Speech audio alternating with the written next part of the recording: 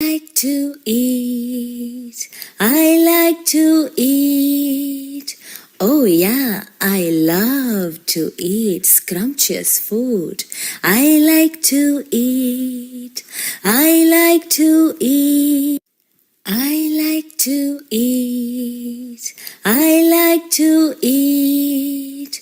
Oh yeah, I love to eat scrumptious food. I like to eat. So, see you online this Sunday on healingourEarth.com.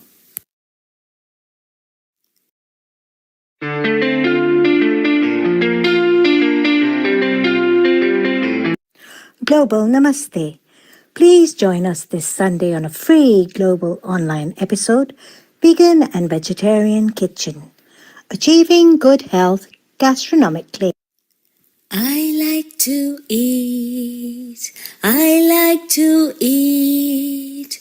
Oh yeah, I love to eat scrumptious food. I like to eat. I like to eat. I like to eat. I like to eat. Oh yeah, I love to eat scrumptious food. I like to eat. So, see you online this Sunday on healingourEarth.com.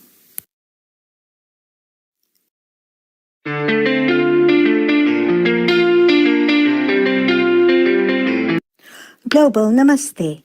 Please join us this Sunday on a free global online episode, Vegan and Vegetarian Kitchen, Achieving Good Health Gastronomically. I like to eat. I like to eat.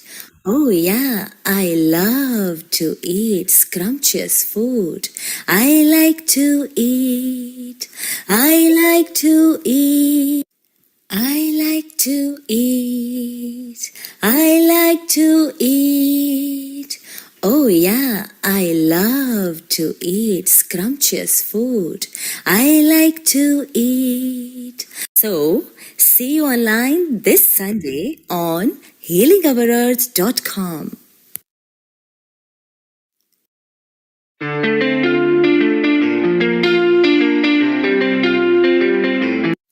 Global Namaste. Please join us this Sunday on a free global online episode, Vegan and Vegetarian Kitchen, Achieving Good Health Gastronomically. I like to eat. I like to eat. Oh yeah, I love to eat scrumptious food. I like to eat. I like to eat. I like to eat. I like to eat. Oh yeah, I love to eat scrumptious food.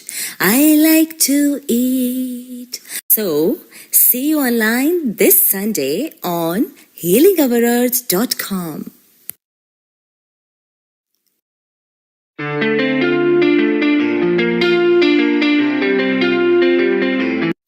Global Namaste. Please join us this Sunday on a free global online episode, Vegan and Vegetarian Kitchen, Achieving Good Health Gastronomically. I like to eat. I like to eat. Oh yeah, I love to eat scrumptious food. I like to eat. I like to eat. I like to eat. I like to eat. Oh yeah, I love to eat scrumptious food. I like to eat. So, see you online this Sunday on healingourEarth.com.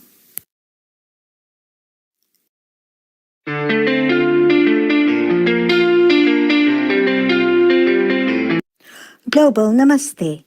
Please join us this Sunday on a free global online episode, Vegan and Vegetarian Kitchen, Achieving Good Health Gastronomically.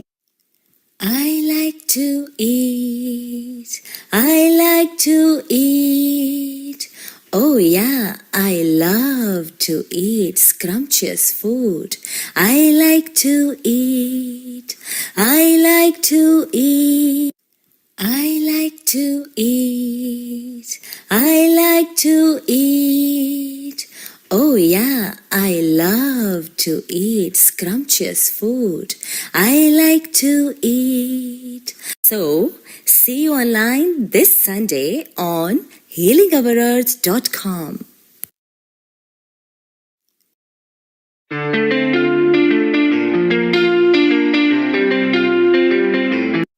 Global Namaste.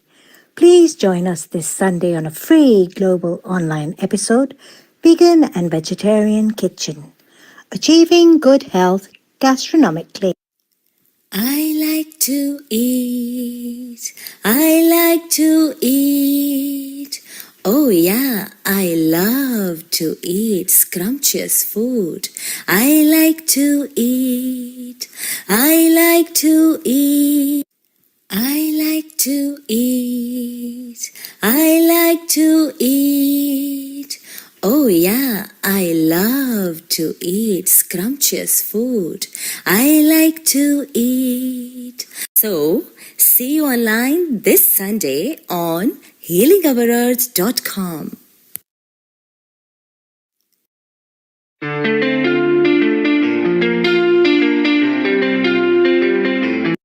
Global Namaste.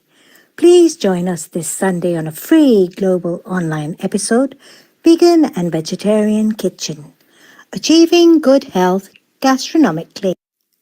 I like to eat. I like to eat. Oh yeah, I love to eat scrumptious food. I like to eat. I like to eat. I like to eat. I like to eat. Oh yeah, I love to eat scrumptious food. I like to eat. So, see you online this Sunday on healingourEarth.com.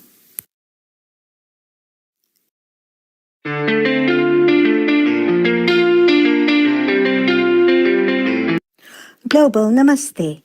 Please join us this Sunday on a free global online episode, Vegan and Vegetarian Kitchen, Achieving Good Health Gastronomically. I like to eat.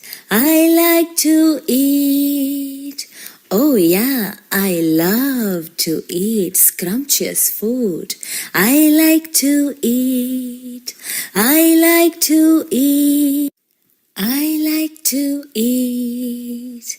I like to eat. Oh yeah, I love to eat scrumptious food. I like to eat. So, see you online this Sunday on healingourEarth.com.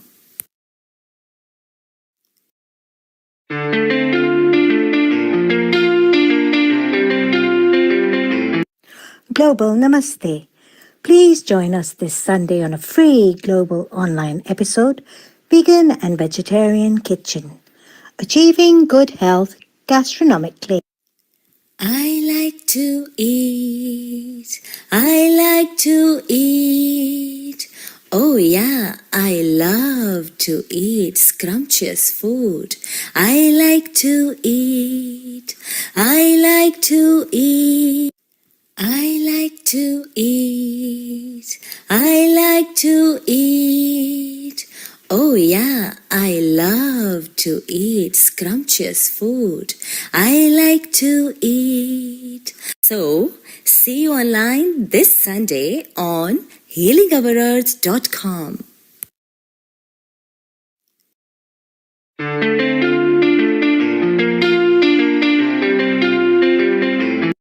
Global Namaste. Please join us this Sunday on a free global online episode, Vegan and Vegetarian Kitchen, Achieving Good Health Gastronomically. I like to eat. I like to eat. Oh yeah, I love to eat scrumptious food. I like to eat. I like to eat. I like to eat. I like to eat. Oh yeah, I love to eat scrumptious food. I like to eat. So, see you online this Sunday on healingourEarth.com.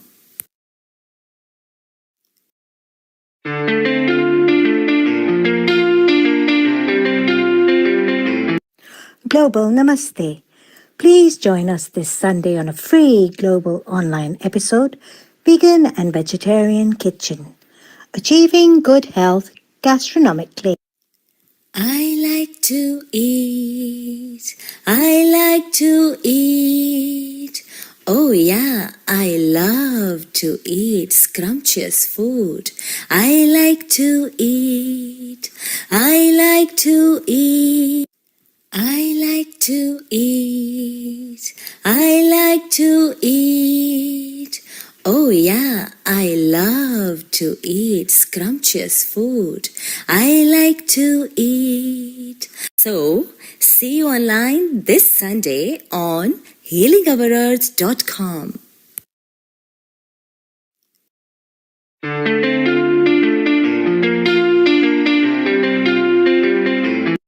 Global Namaste. Please join us this Sunday on a free global online episode, Vegan and Vegetarian Kitchen. Achieving good health gastronomically. I like to eat. I like to eat. Oh yeah, I love to eat scrumptious food. I like to eat. I like to eat. I like to eat. I like to eat. Oh yeah, I love to eat scrumptious food. I like to eat. So, see you online this Sunday on healingourEarth.com.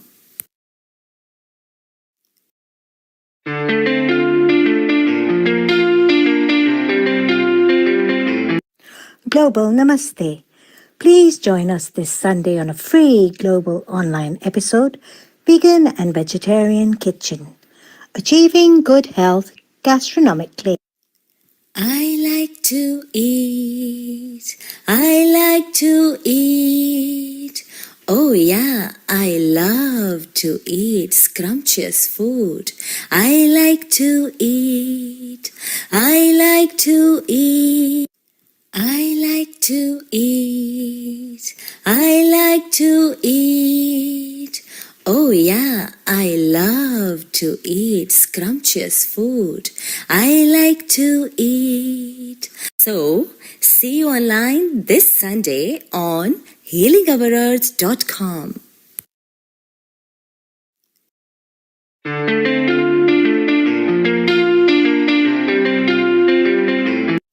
Global Namaste. Please join us this Sunday on a free global online episode, Vegan and Vegetarian Kitchen. Achieving good health gastronomically.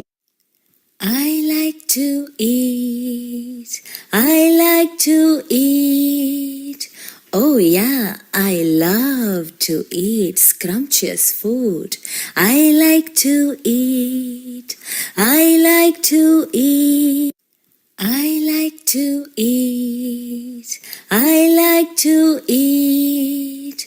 Oh yeah, I love to eat scrumptious food. I like to eat. So, see you online this Sunday on healingourEarth.com.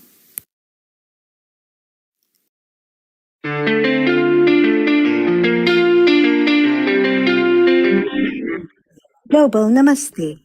Please join us this Sunday on a free global online episode, Vegan and Vegetarian Kitchen. Achieving good health gastronomically. I like to eat. I like to eat. Oh, yeah, I love to eat scrumptious food. I like to eat. I like to eat. I like to eat. I like to eat. Oh, yeah, I love to eat. 10, 9, 8, 7, 6, 5, 4, 3, 2, 1. Global Namaste. Good morning, good afternoon, good evening to all the viewers of Healing Our Earth. Welcome to this episode of Vegan and Vegetarian Kitchen. Before we start, let's start with the universal mantra of Gayatri Mantra. Let's join our hand in prayer.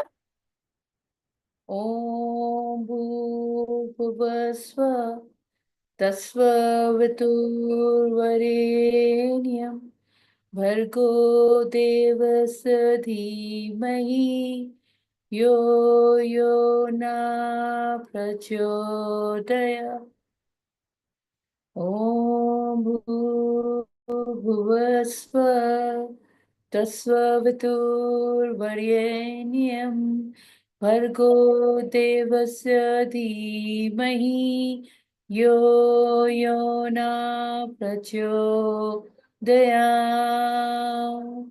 Om Bhuvasva Tasva Viturvarenyam Bhargo Devasya Dhimahi Yo Yo Na Prachodaya.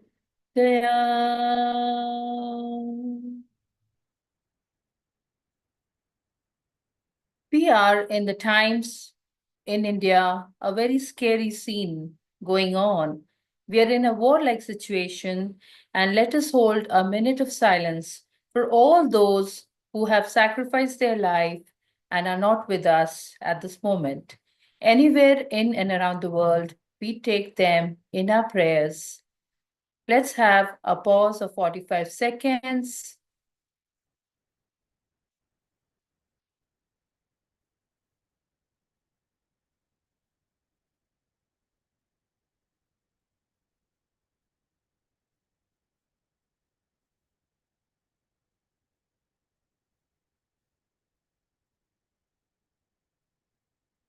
Let us hope peace prevails.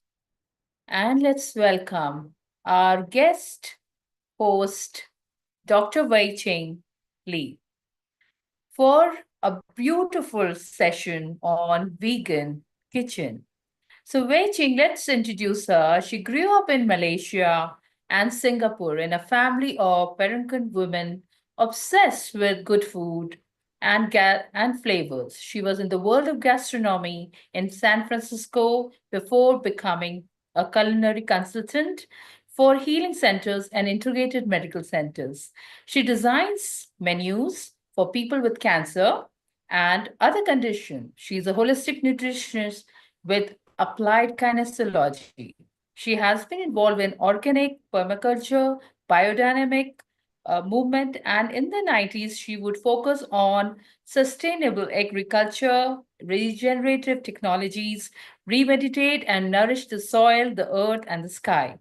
Over to you, Dr. Wai-Ching. Global Namaste. Welcome to Healing Our Earth. And let's hear important inputs from you. Global Namaste, Dr. Anjali, and a global Namaste, Neil Kumar, Nishit Kotak, and to everybody out there. And this is a wonderful opportunity to come together again to share our love for the planet Earth and how we can support and nourish ourselves as well as the planet through sustainable farming and enjoying our culinary creations together as medicine and as joy from the bounty of the earth. So today it is really my great pleasure to introduce Bhagawan Biji in Bali. You know that I've been going around in my adventures around the world. The last time it was Ecuador and Peru. and interviewing chefs and also just featuring the specialties of the land there. So this time I was back in my beloved home. I call that my home, Bali, with my very dear friends from a long time ago. Actually, we have Joshua Gardner here with us, who's the general manager of Veggie, and Andrew Fahudz, the chef. And we were just enjoying such a nice afternoon, just getting to know Veggie. And we would like to share with you, before we bring them on, because they'll be on the video, a video that we created with their in-house video team. Excellent editing and beautifully done. It is an opportunity to tour the place without having to be there. And so I would like to first invite Joshua Gardner here to say hello. Here he is. Hi, everyone. Hi, Good evening Joshua. here from Good evening. Bali. Global Namaste. Thank you so much for the invite. It's a pleasure to connect with everyone. And here he is. And we can actually start, and then we'll bring Andrew on later. You'll see Andrew already on the video. So anytime. Welcome to Veggie.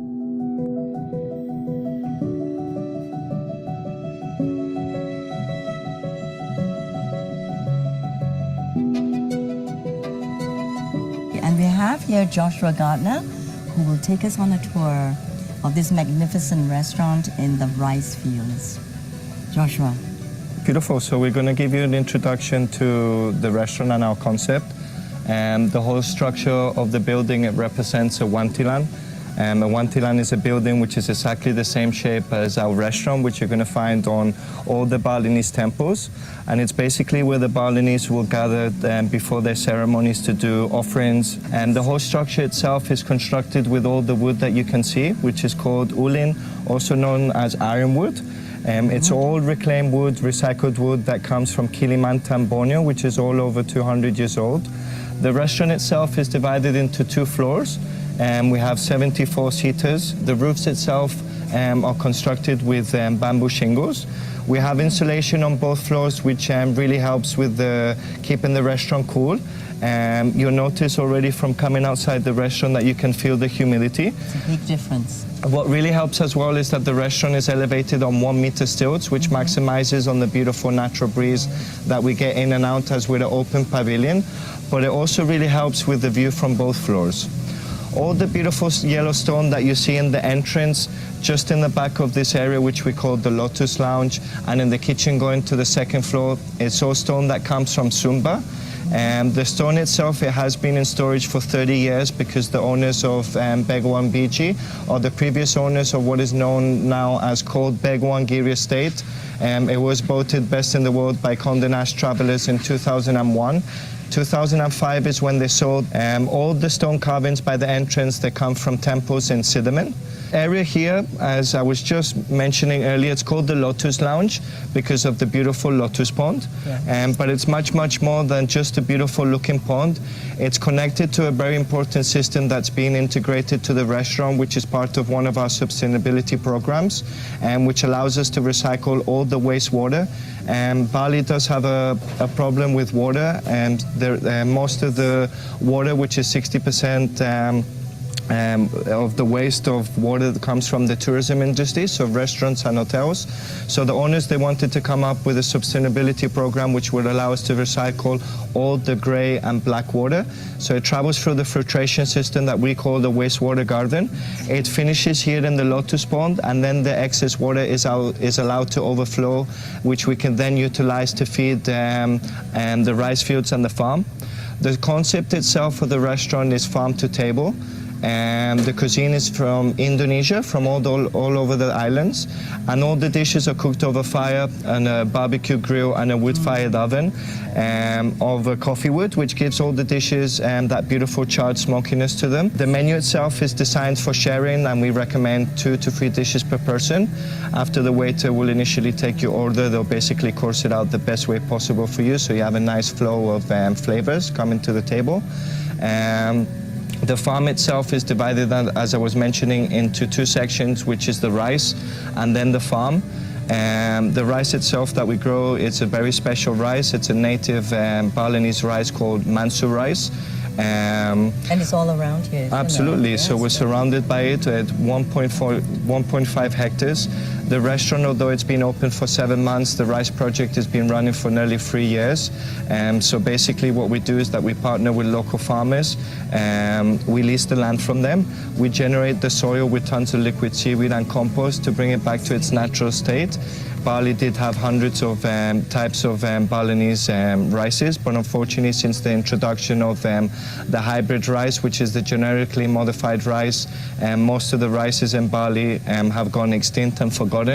Even the rice that we grow, which is Mansu rice, if you ask any farmer about the rice, they don't really know what it is, which is a shame. You need to ask the old generation farmers, which are 55, 58 and above. So the rice is very special for quite some different reasons. One, because it's a native Balinese rice. Two, because it's a very healthy rice. It's a brown rice. Everything that we grow in the farm, we grow naturally. We don't use any pesticides or fertilizers. The pesticides that we do use are all made in-house. They're all organic. After the harvest is done, we do supply the rice to major hotel chains and restaurants, and some of that profit goes back to the actual farmers we lease the land from. So it's all about giving back to the local community. Actually, that's how we want to do it, isn't it? Because we are all one. And the whole movement is really to unite all of us and the planet Earth. All these little trees that go all the way to the bottom is our orange grove area, which we grow local tangerines, which we use for mousses, for desserts, and syrups for cocktails. I remember your tangerine dessert because it looks like a tangerine. We were surprised and thought it was a real tangerine until we cut into it. Absolutely. So that's the most popular dessert for sure. And do you ever harvest from here, like the yam? So we harvest paku from our farms from the other side, yes. also known as pakis. The pakis.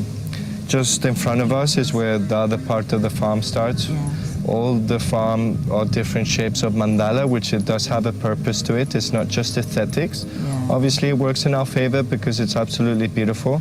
But the purpose behind it is that it really helps with the irrigation, so the roots can feed off nicely from the water. Yes. In the middle, we've got ponds with fish, which gives natural fertilizer into the soil. Mm-hmm. And it seeps into the soil this way, does it? Absolutely. The fertilizer. Yeah, this is very much like in a whole biodiversity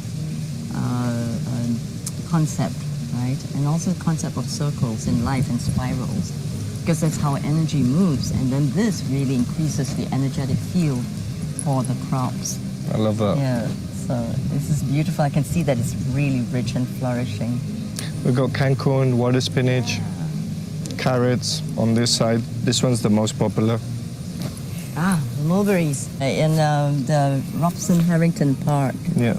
These are wing beans. Yes, wing beans. Oh, yes. What is that called? That one's Winged beans. Wing bean. Very popular also, I think, in Africa and in India. What's it called? Yes. Lovely shape, and then when we cut it, it looked Absolutely. like star Like wings. a star. Mm-hmm. Very good with sambal. We're harvesting winged beans. And namanya, apa dia di dalam bahasa Indonesia? Yeah. Kecipit. Kecipit. This is Speaking Bali, Pak Agus. Pelongkang. He's the farm manager, so he knows everything about this. Okay, we're going to have that for lunch. So we can pick some more. We can have some more. That's it.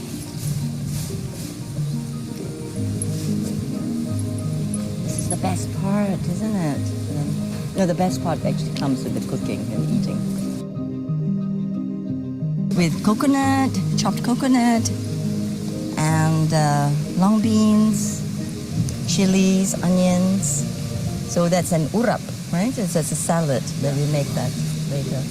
And the wing bean also with the sambal, which is, as we know, in the Sanskrit language, sambal also refers to a combination of spices and sauces.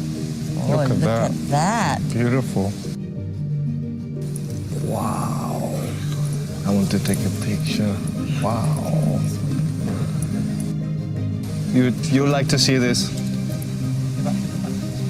Just These are so important for the Absolutely. ecosystem, and we rely on them.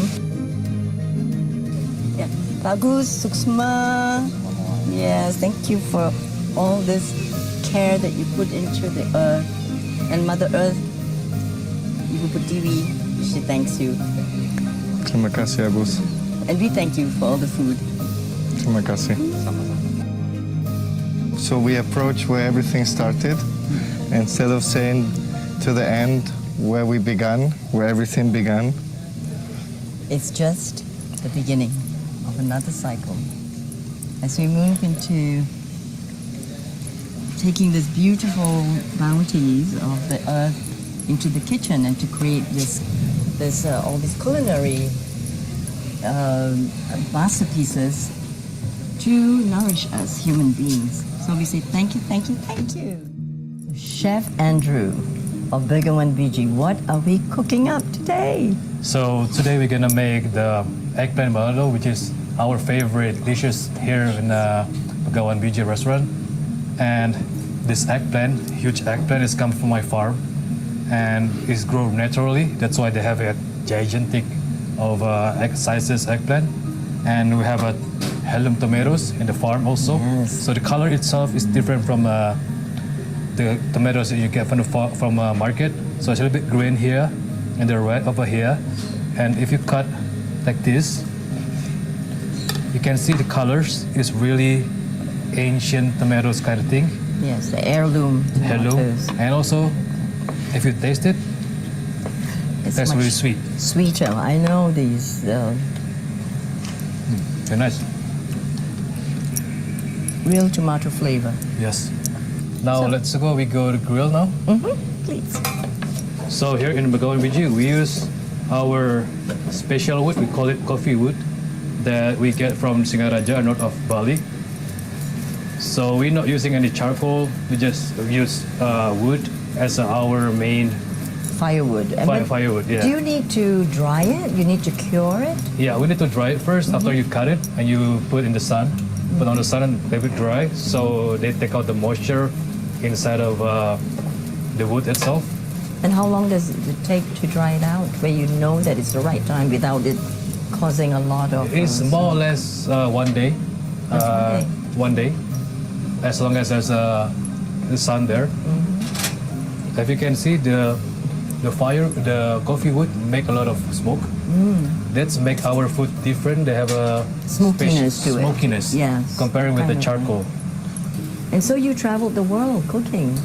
Yeah. And where are you from originally? So basically, I'm from here in Bali. So I born in Bali in Denpasar, but after high school, I went to US for 2 years. I was working in the Colorado and Utah. I moved to Dubai for 6 years at least.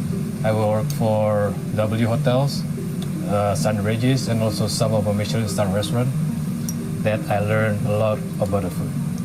I started work when I was 14 years old as a steward. The real food. That's why I'm curious about the food. That's why I want to be chef. And you know, eggplant works very well for vegan, vegetarian dishes because of its meatiness, right? And the texture. Yeah. The jackfruit is now very popular Yes. in the vegan dishes. So Yeah. do you make nangka here as well? For now, Veggie? for now, not yet. But in a couple of months, we're gonna have a new menu because we always changing the often menu do you change? depends of season. Now we have a wet season menu because we have a lot of rain here in Bali. Right, and it is the also rainy depending what we have in the farm. Because up to the table itself, we cannot push the land to grow what we want. And we need to respect the land, what they give us. I And like then, what you say about that. and maybe in the dry season, the jackfruit gonna be there, and I'm gonna make the jackfruit menu. I'm gonna make a jackfruit food in the menu. So this one is balado paste that we make. Inside of this one, there is shallot, garlic, big chili, small chili, and also a little bit of and a little bit of candle nut inside of this one. Nice, and it gives it a nice hearty Yeah, base. nutty flavor. Yeah, nutty flavor, very nice. This one I make is not that spicy because we have a lot of guests from Western that cannot eat spicy food. And Can train them. And this one is they have Chombra and a chombra. torch ginger, my very favorite, and I love cooking with it as well because we cook a lot of that in the Peranakan cooking. Oh yeah. So this one I always take out the first layer because this one is very old. This one, if you eat it, it's like a little bit chewy and stringy. So I take from the second part. But this part is really good for boiling into a syrup. Right? Yeah, yeah. And small slices. Enough. Now we start to plate it. The eggplant, just like this.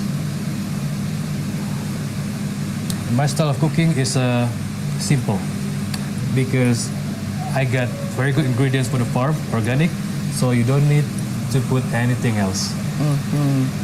And So I've been holding on to this beautiful sprig yeah, of Brazilian spinach or Malabar spinach. And there's also a purple Malabar spinach.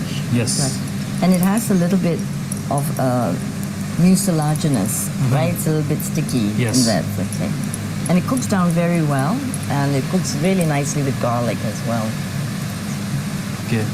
Over here we have a pumpkin puree. The pumpkin itself I get from a farm, and we make a puree for this one. The pumpkin purees only have a garlic, shallot, and pumpkin. That's all, nothing else. And everything from the garden and the heritage tomatoes from the greenhouse here. Yeah, we have beautiful flower. Yes. We call it marigold. Marigold. Or calendula too, no? Yeah, Wow. some people say that. Yes. And that beautiful pink one that we just Yeah. picked. Like that. From Beautiful. the garden. And this is called Oh yeah, we have a paku also here. the paku, our favorite paku. My the favorite ferns. also. You know, my mom cooked this one always when I was child. Yes. How did your mom cook it? So easy, it's just garlic and chili, that's all. Nothing Just that. else. And yeah. nice in santan in coconut milk as Yeah, well. the one also, yeah. Yeah. And don't forget, We cook it like that with the coconut oh milk. nice. Yes.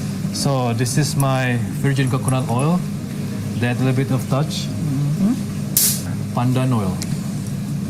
Now that is amazing. Pandan oil. Pandanus is the long leaf, and it's highly aromatic, and we use it in a lot of desserts, right?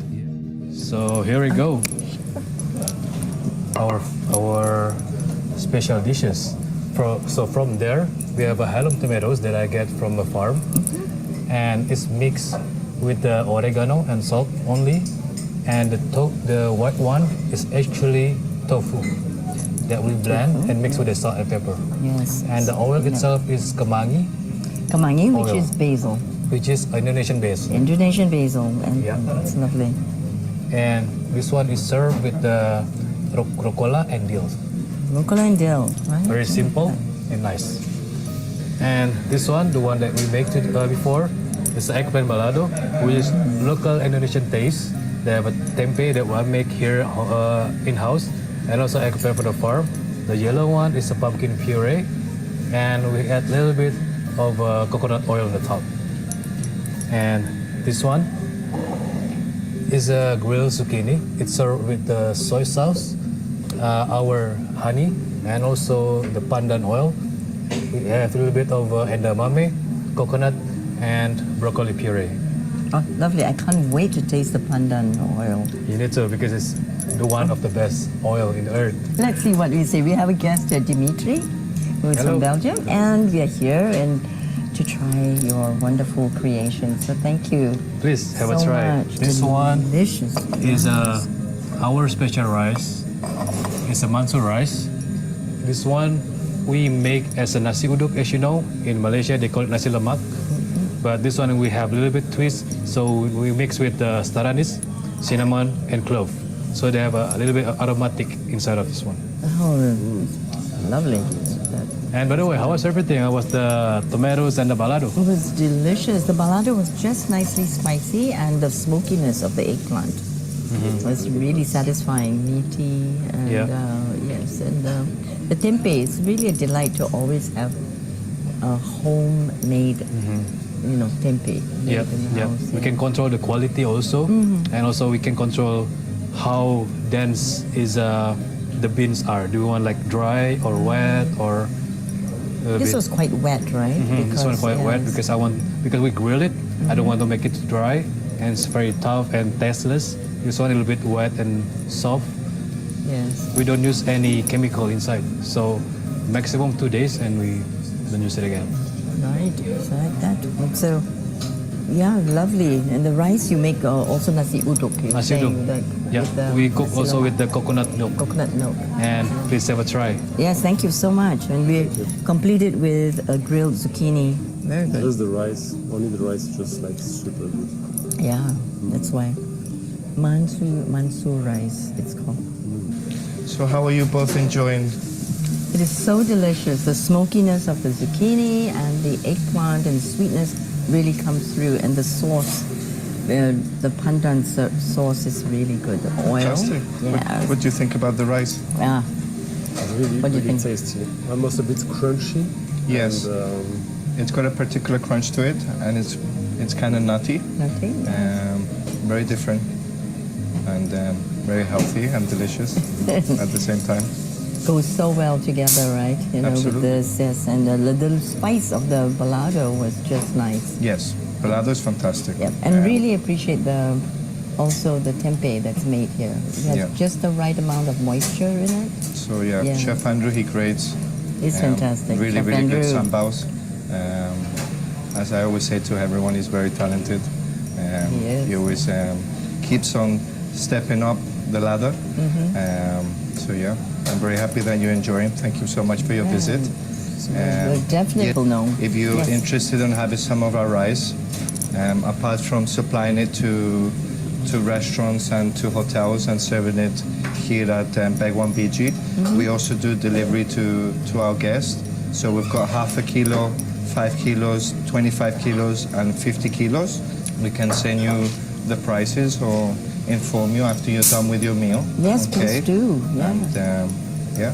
Definitely. You've got all order the a lot of cooking this. recipes on the side, and you've got a beautiful story behind, which it was the one that you've been filled in earlier today. Yes. So I just wanted to come over, give my gratitude. I'll let you finish off. Thank you so much. Yes, and then Pleasure. our gratitude also for tending to the earth like this so lovingly. Well, Really, as truly. I say to everyone, it's a team effort. Thank you again. And here we are in Bayat Malinggi, Kelot, Payangan. So we are just so pleased to be here in Begawan BG and really have this tour of the compound, the property, and it is truly a beautiful experience which you must actually come. You are invited. It's a wide menu and featuring all the fresh vegetables from the farm. And so we hope to see you here in Payangan in Bali. And saying thank you. This is Wai-Ching and my guest Dimitri. And we are enjoying this meal so very much. Let's heal our earth together. And thank you, Chef Andrew. Thank you so much for your expertise and your sensitivity to the flavors. Thank you all for joining us.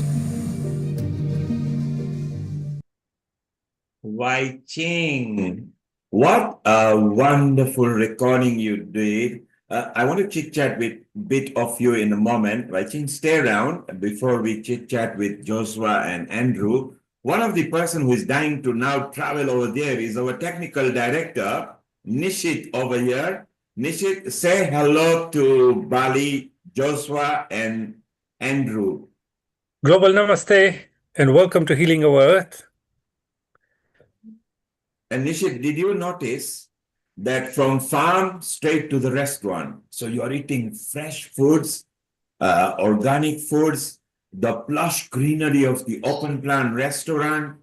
Andrew and Wai-Ching put a touch to it in an open plan kitchen. And later, Joshua came and did his hospitality as well. So I think that kind of energy is so beautiful.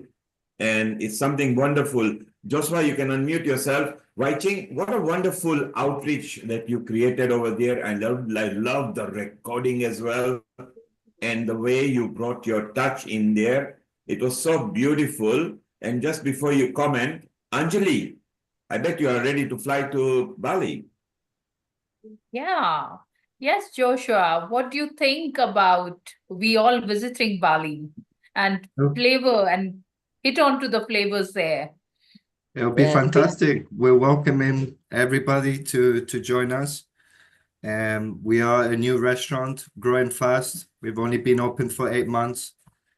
So we love welcoming new people and experiencing Chef Andrew's flavors that are handly picked every day, straight from the farm, which are basically a couple steps away from our beautiful restaurant in an incredibly isolated location.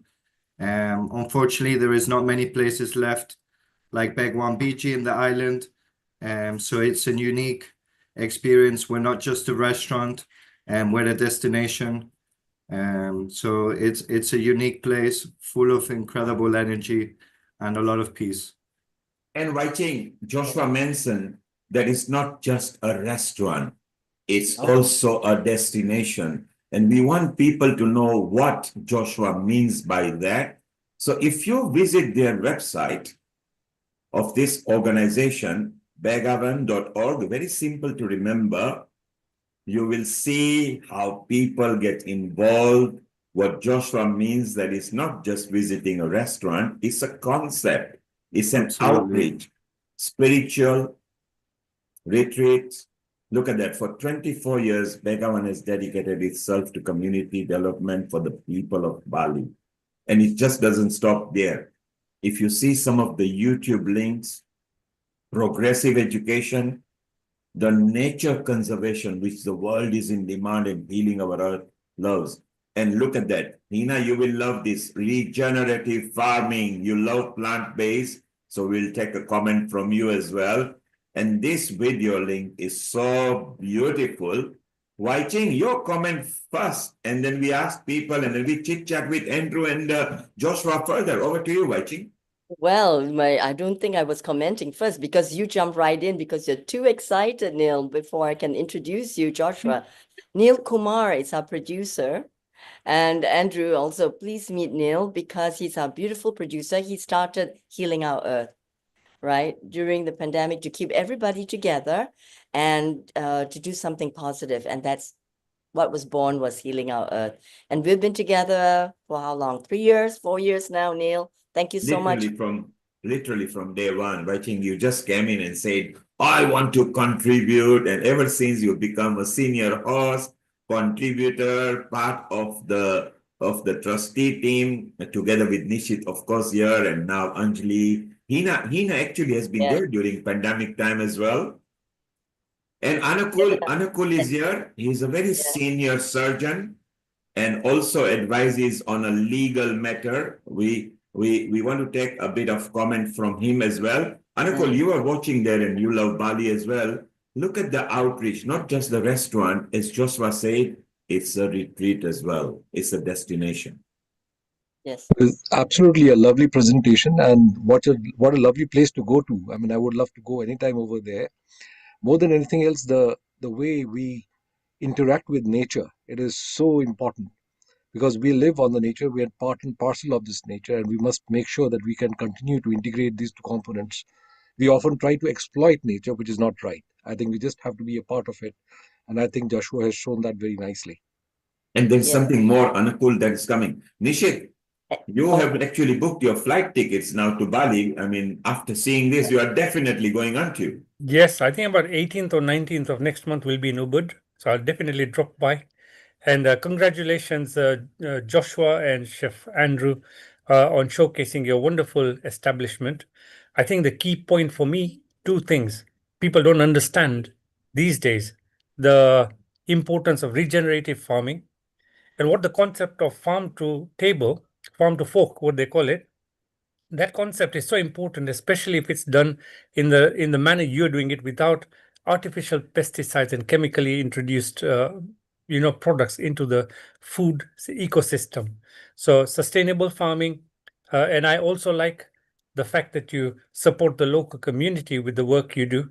So as you grow, you pull others up with you. So that is a really good concept. So overall, very happy. Looking forward to coming to visit. And Nishit, maybe when you visit there, if you could do further recording as well, and if Wai-Ching is there, then we can do further and maybe we YouTube it as well, because the energy that Andrew put into food while talking with Wai-Ching, and then Joshua came round because he wanted to know how gastronomically appealing it was. So talking about that, Wai-Ching, we are jealous. You enjoyed the food and we were just watching it. How was it? Yeah, absolutely delicious, like I said. And then, it's time for you to go. And Joshua and Andrew, this episode will go out to Africa, Hong Kong, the home country, to the USA and to UK. So it's going out to the world. So expect a nice little flow. You already have a few people coming. And so, Andrew, what do you think of this? Are you ready? Yes, absolutely ready. Do you have something to say? Because, we had so much to talk about during that. And that video clip actually could have gone on for an hour and a half, right? It's very well edited. Do you have something to say that you come think about now? Say, oh, I should have said that. Do you want to make a comment, Andrew?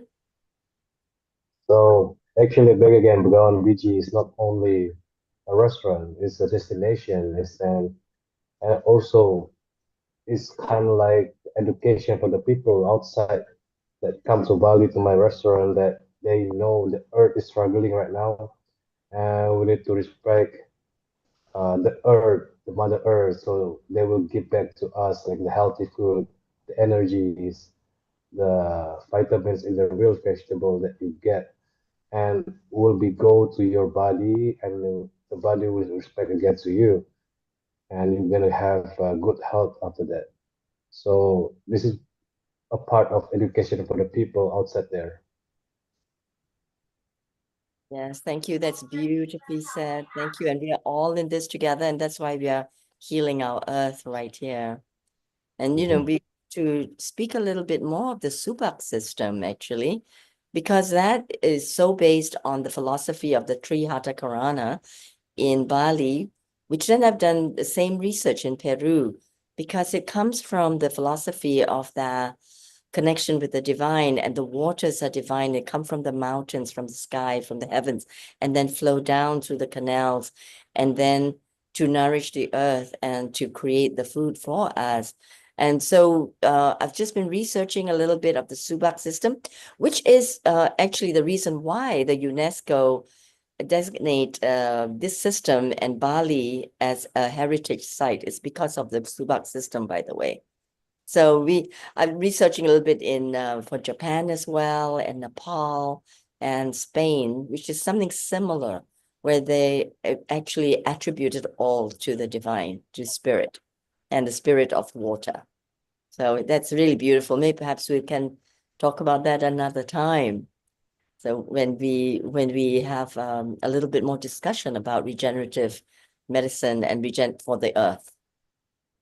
Isn't it wonderful, Wai-Ching, that you actually visited that, you experienced, I think you know the part of the family as well for a long number of years too. So how have you seen this developing? Because the project seems to have 24 years history. Yes, I've actually known the family for this long. I knew Joshua when he was a little boy. And so I'm just divulging this, Joshua. Joshua is still young. He only looks about 16 plus VAT. Thank you. So yeah, he was the youngest of the three, right? Yeah, Joshua. Yeah, he was running around, in the estate. It was a bigger one, Giri estate, beautiful estate, absolutely gorgeous, with 300 steps down to the waters, and it was a home. I really miss it. And well, the thing is, may I make a turn for some negative news, is that since that time, there's been a lot of contamination by glyphosate. That's Roundup in the waters, because it just takes one farmer to use it, and it contaminates all the canals coming down. And that has happened glyphosate was introduced by Monsanto in 1974. And there's been a tirade, it's during the Green Revolution, and that's supposed to green the rice. It happened also in India. And Vandana Shiva is a really outspoken person against it. And we are now trying to turn the tide, so to speak, with going back to organic farming and just using natural systems, like using the ducks as a way of pest management, you know, without having to contaminate. So we are backtracking and really educating the farmers again to go back to the traditional way of farming. And that's what we're trying to do in Bali and in other countries, especially in Asia, in the rice system and all the other farming system. So we are succeeding, aren't we?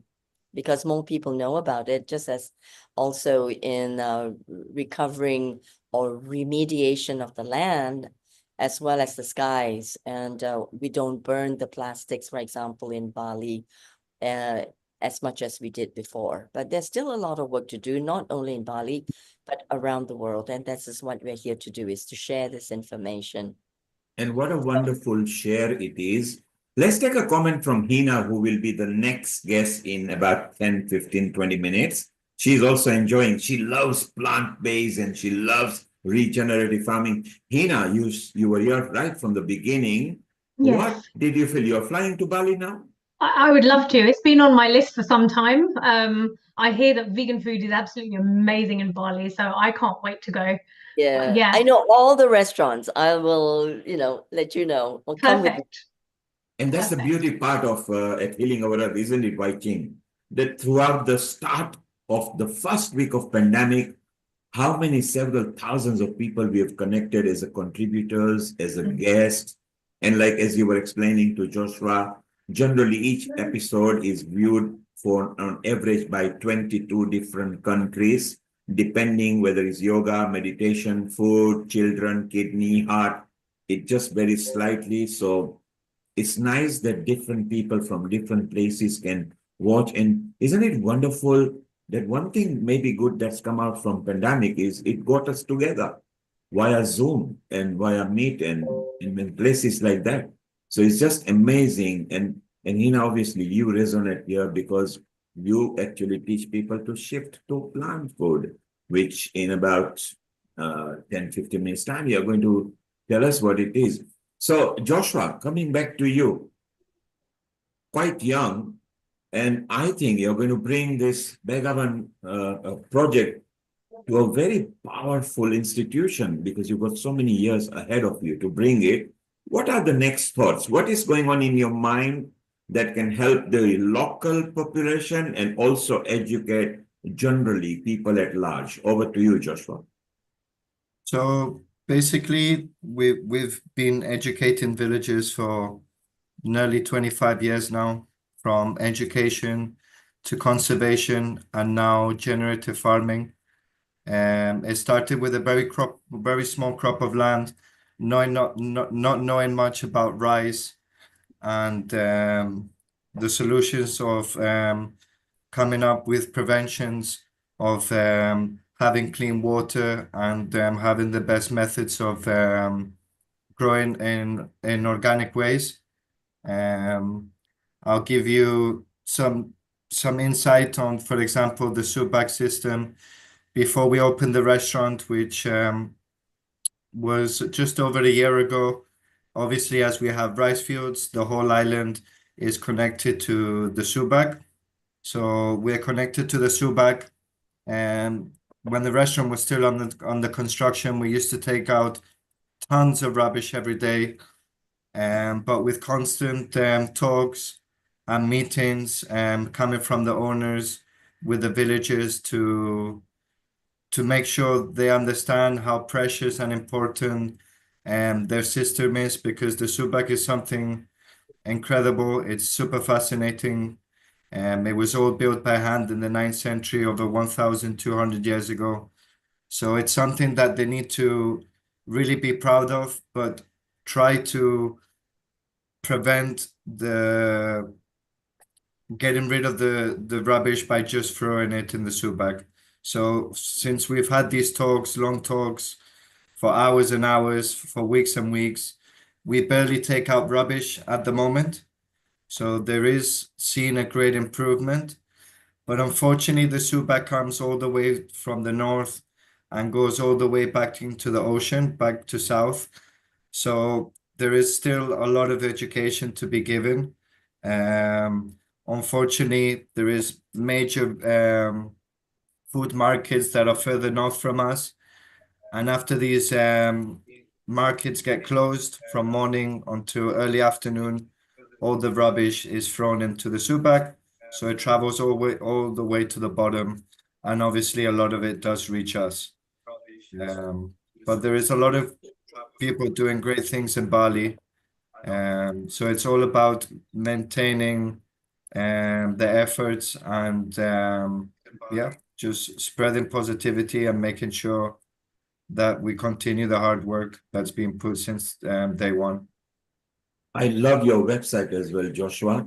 It is Thank actually you. sectionized and it's so educative. Your website is for those people who are listening to us on YouTube, Facebook, website, Begawan, BEGAWAN.org.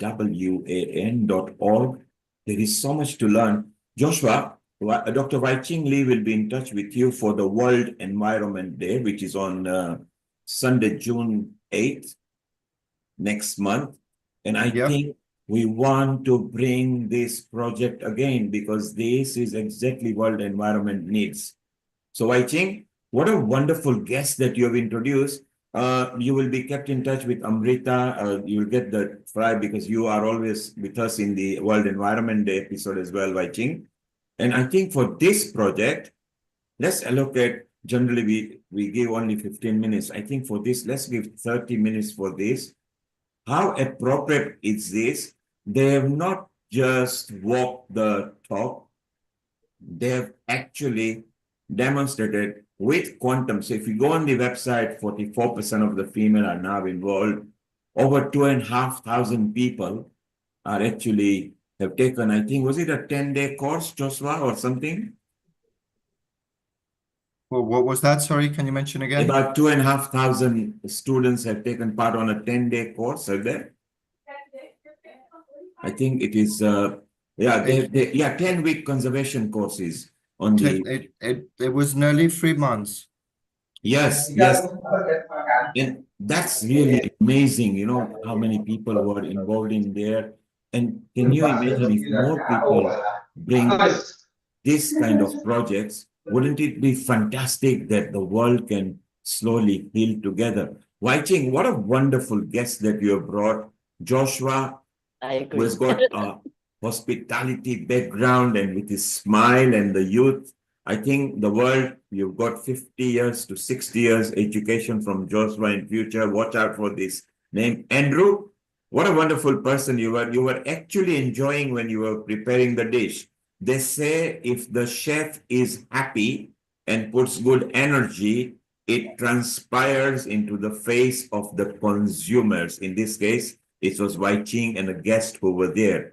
Anjali, you've obviously been sitting quiet and enjoying what was happening. Was your mouth watering when the dishes were being prepared? You love food.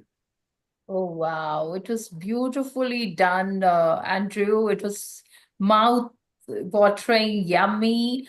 The way it was presented, the style of presentation, the energy of the food. The food was talking to us, you know, the colors and even though Dr. Wai-Ching, you were enjoying the flavors, I could feel the flavors.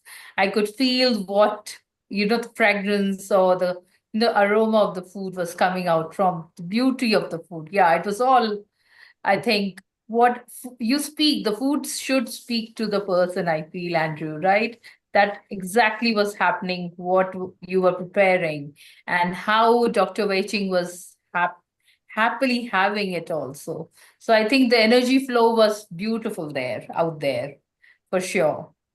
Thank you very much Yeah. for such a compliment. Yeah, I look forward to coming over to the, you know, and just have that beautiful meal which you prepared. And Yes, Anjali, and as it's you good. noticed that Andrew garnished it so well, and that's also appealing. gastronomically, that's when the juices start flowing in the body and you're ready to tuck into the food, as Wai-Ching did. And she enjoyed all the flavors. It's so wonderful. Andrew, thank you very much for taking time. Wai-Ching, your last comments for Andrew and Joshua before we move to Heena, who is also beaming with a smile, and maybe she's only dreaming when she lands into Bali. But over to you, Wai-Ching. Well, let's plan a trip to Bali, all of us. Yeah. Yeah. Oh, look at the nods. Yes, everybody, thumbs up. Yeah. And then And we'll make. remember, it's not just a restaurant. It is a No. destination. Joshua, I love the way Yeah. you say it. I'll take you on to the spas and all the lovely sacred sites, right? And it will be so much fun. We'll meet again as we met in UK, Neil. So we'll get Yes. a chance to meet everybody again. So Maybe let's you can say. you can inspire Seema on this, because she loves food and Alicia loves food, who is in India, Yes. and Meena in Kenya. Maybe as you said, next year a retreat can be planned within the vicinity where we can include well-being and wellness. So keep in touch with Alexandra as well. Yes, I'm going to one in Sri Lanka in September. So I'll let you all know about this in integrated healthcare. Yes. So it'll be very nice to see everybody there as well as in Bali and elsewhere. It'd be beautiful. And so to taste and enjoy in person. Anakul, yes, you want and to our come. Anakul is He's got his hands up. Anakul is Coming in. Anakul is going to visit India, hopefully, if there is no problem, because he's also into mind, body, and consciousness, isn't it, Anakul? Absolutely, absolutely. I just wanted to ask two small things. I do not know if you've heard of a place in Kolkata. It's called the East Kolkata Wetlands. Has anybody heard of this? Is Kolkata wetlands? Anybody knows? Yes. Kolkata. Yeah, Dr. Anukula. Yes, Kolkata. Yeah, there Now, is a beautiful place there. Yeah. yeah. Now that is interestingly done exactly on the same grounds. It came out of sheer neglect actually. But the entire sewerage of the whole of what you call Kolkata used to go to one particular place of Kolkata, and it was never treated. Ultimately, the entire bioecosystem made it such good that it's one of the purest water you can ever get, and it thrives with numerous kind of plants and foliage, and it's been considered one of the wonders as to how it really happened. And there's somebody called Debabrata Ghosh. He's one of the ecologists over there, done extensive research work on this particular field. And when you go to Kolkata and some of the places that people grow food over there, and they sell it on the next to the road, they just make fresh, and they're superbly beautiful.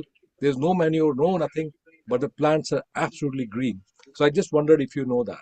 So, Anukul, why don't we do something? Anukul, Yes. Amrita will introduce you and Wai-Ching and Anjali, and then that project can share notes with this project and this project with that project, and they can have a collaboration and understanding how they can. And you are, of course, managing trustee of a big place in Kolkata, so you'll be able to expedite the situation.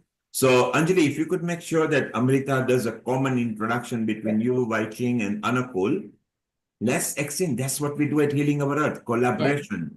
So it's a wonderful thing. The network. We'll network Exactly. together and visit and learn. Neil, that's exactly the point. Now, I have spent a lot of my time in villages, and particularly when I was in the army, and I used to be all in the areas completely away from general civilization, as I would say, and I never saw electricity for many, many years. And let me tell you, the type of environment that Joshua that showed exactly the type of environment I lived for many years, and we lived on the ground, and we used to occasionally get some ration, but most of it was from the forest and garden. And of course, it would be in isolated areas in the forest. They were fantastic, and they're unbelievable because we used to cook also in the bamboo. We never used to have utensils many times. We used to cook in the bamboo. It was fantastic food which I've never eaten anywhere. So anyway, I really want to replenish some of the things, because when I go to my village now, there's a lot of muck everywhere. So it makes me feel very sad, and that's why I think we really need to get this kind of things back, because we need to see cows and sheep and goats in the fields so that they can give anywhere between 8 to 12% of organic material to the soil, and we need that to get good food. Otherwise, it's all manure and this kind of stuff, which is no good. So, Anukul, let's get this twinning happening.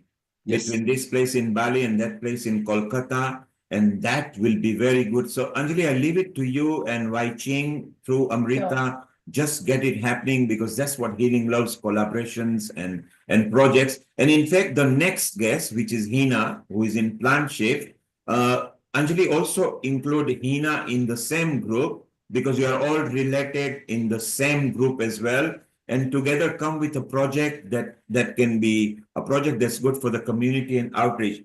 Dr. Wai-Ching Lee, if you're okay, stay around. Joshua and Andrew in Bali. Joshua. What a wonderful outreach that you shared with us. Begavan.org. We love you guys, and you're going to meet Nishit, our technical director, next month, which will be so beautiful. And hey, let's get a joint twinning project going where we exchange knowledge, so how we can enhance our projects in our area. Thank you very much. Thank you Sure. so much. Really, it's been an honor. Nice to connect with everybody. And I hope this can just be the beginning of a great relationship, which we all together can make a change. Very well said, Joshua. Exactly. It's just the beginning. Right. And thank you for coming on with your time and heart. And please stay on if you like. Thank you very much. Thank you, very much. Andrew. It's a pleasure. You stay on Thank if you like. Even if you are available, stay on, because Heena is going to share something different, plant-based. So Anjali, let's welcome Heena. Tell us a bit about Heena. I mean, she's quite dynamic. She's also appeared on the TV. She does outreaches as well. She also is a well-being coach for food, etc. Let's welcome Heena, Anjali, and Wai-Ching, and we'll see her presentation and we'll chit-chat with her. Over to you, Anjali and Wai-Ching. Yeah, welcome. Our next guest is Heena, who can facilitate us all to become plant-based lovers. And she has been transiting into veganism from 2008. And she has compassion and the practical approach insight into topics of going vegan and staying vegan in a form of diet, which is quite, beautiful and quite easy for all her clients. She is also a natural health practitioner, and she is here to burst some myths, whether the sports person can have vegan diet or not, whether vegan food is healthy or it's boring. No, it's boring or healthy. She has been appeared on several TV channels, and one of them is ZTV, Out and About. She has 2 recipe books, which are very, very focusing on food, how to prepare food from the scratch, usually very using simple, easy ingredients. So over to you, Heena. I love to hear from you and love to understand how simple food can be prepared. Hi, thank you, and global namaste to everyone. Global. I'm just going to share my screen. Let me know if you can't see it properly, okay? Hold on.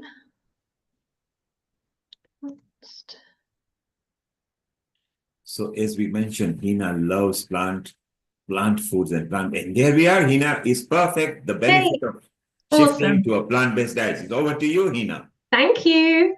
Okay, so today I'm going to talk to you about the benefits of shifting to a plant-based diet.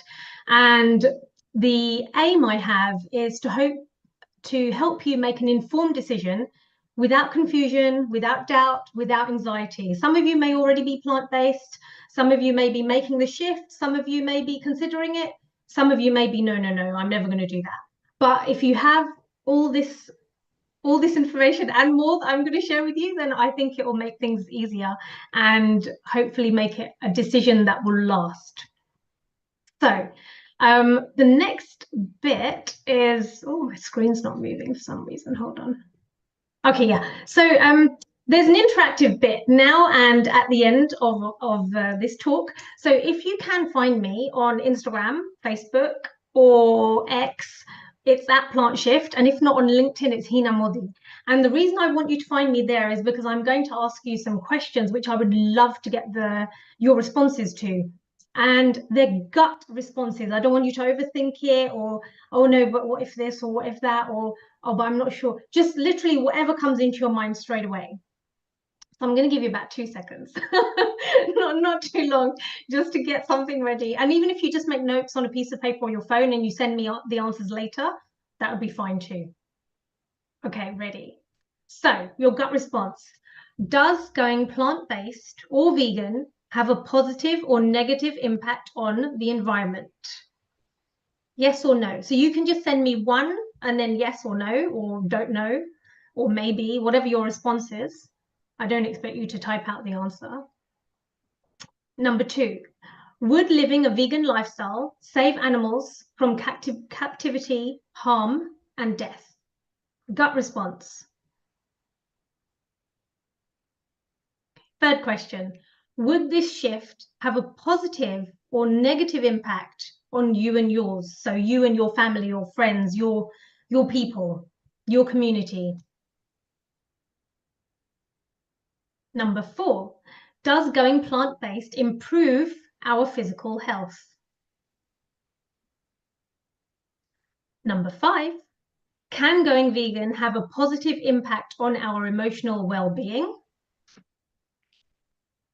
And number 6, the final one, is performance and recovery improved when our diet is plant-based? Okay. I'm looking forward to receiving your responses.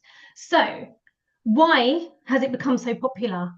Like, you can see the trend here from 2015. Now, these numbers are from Veganuary. So it was the words vegan and January combined to make Veganuary. And it's a campaign by a charity that started a few years ago, encouraging people to go vegan for the whole month of January. And you can see how these numbers have increased hugely. I mean, it's amazing. So I'm going to talk about a few reasons why people go plant-based.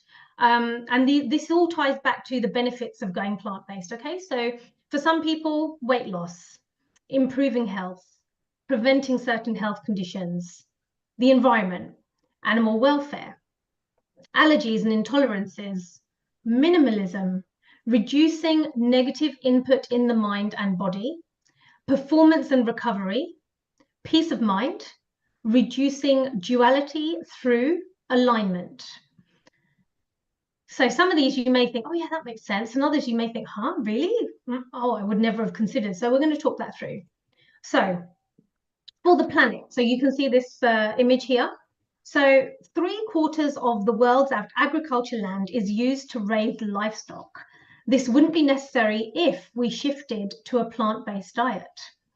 Forests are often destroyed to make space for raising animals or to grow food, not for people, for the animals. So that's not great, is it? This leads to a loss of habitat for many different species.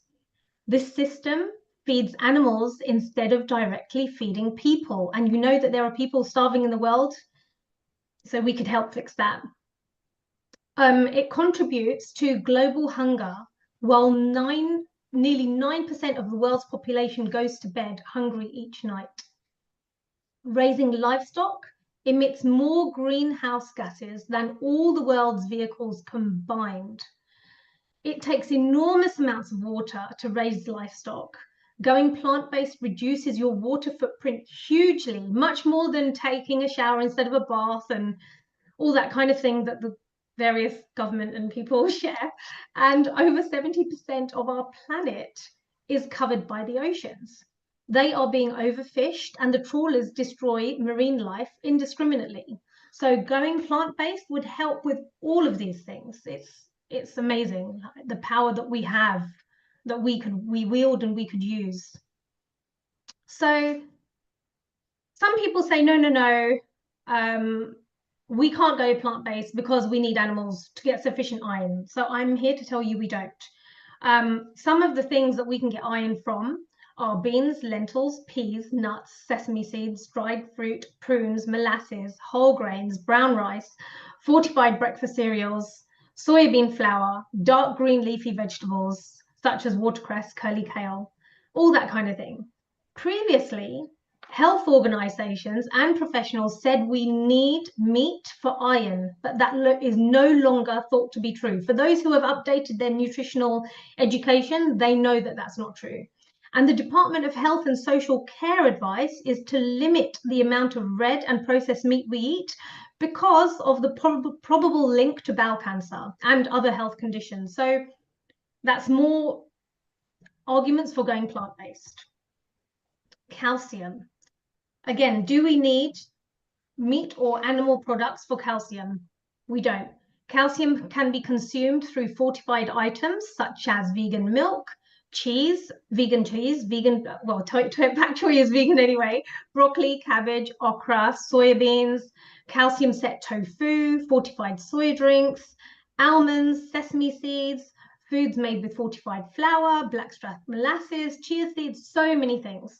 And for those people also, in case I fail to mention it later, feel that they may not be able to plan their diet accordingly, or, you know, even regardless of whether they're vegan or not, even vegetarians and meat eaters, if you're not eating properly, you're not eating, I shouldn't use the word properly, if you're not having a balanced diet and you're not making sure you're not just eating junk food and processed food and fast food and all that kind of thing, then no one will be, those people are unlikely to be having the calcium and iron and B12 and all the other things that they need. So you could take a supplement. There are some that literally it's just one capsule or a couple of tablespoons of a liquid, and that will give you everything you need. So there shouldn't be a fear about changing your diet and thinking that, oh, I won't get all these things. It's not something you should be concerned about nowadays. Okay, so moving on to B12. Vitamin B12 is naturally found in fruit and vegetables and grains, but it can also be sourced from fortified breakfast cereals, fortified yeast extract like Marmite. I love Marmite. There's also Vegemite and supermarket-owned brands of the same thing, as well as nutritional yeast and fortified vegan milk or plant-based milk or non-dairy milk, whatever you want to call it. Protein. This is a huge one. I have heard so many people say to me they can't go plant-based because they won't get enough protein, or they want to work out, or they want to build muscle. It's not true. So protein can be sourced from beans, seitan, which is wheat gluten, tempeh, tofu, which we talked about earlier today, peas, black eye beans, chickpeas, kidney beans, lentils, chickpea flour, soya mince, soya milk, cashews, almonds, peanuts, pistachios, pumpkin seeds, sunflower seeds, sesame seeds, wheat, oats, buckwheat, millet, quinoa, amaranth, pasta, bread, whole grain breakfast cereals. There are so many ways to get protein. Some foods contain all the essential amino acids. Some foods that contain all the essential amino acids include soya, buckwheat, quinoa, and amaranth. These are known to be complete proteins.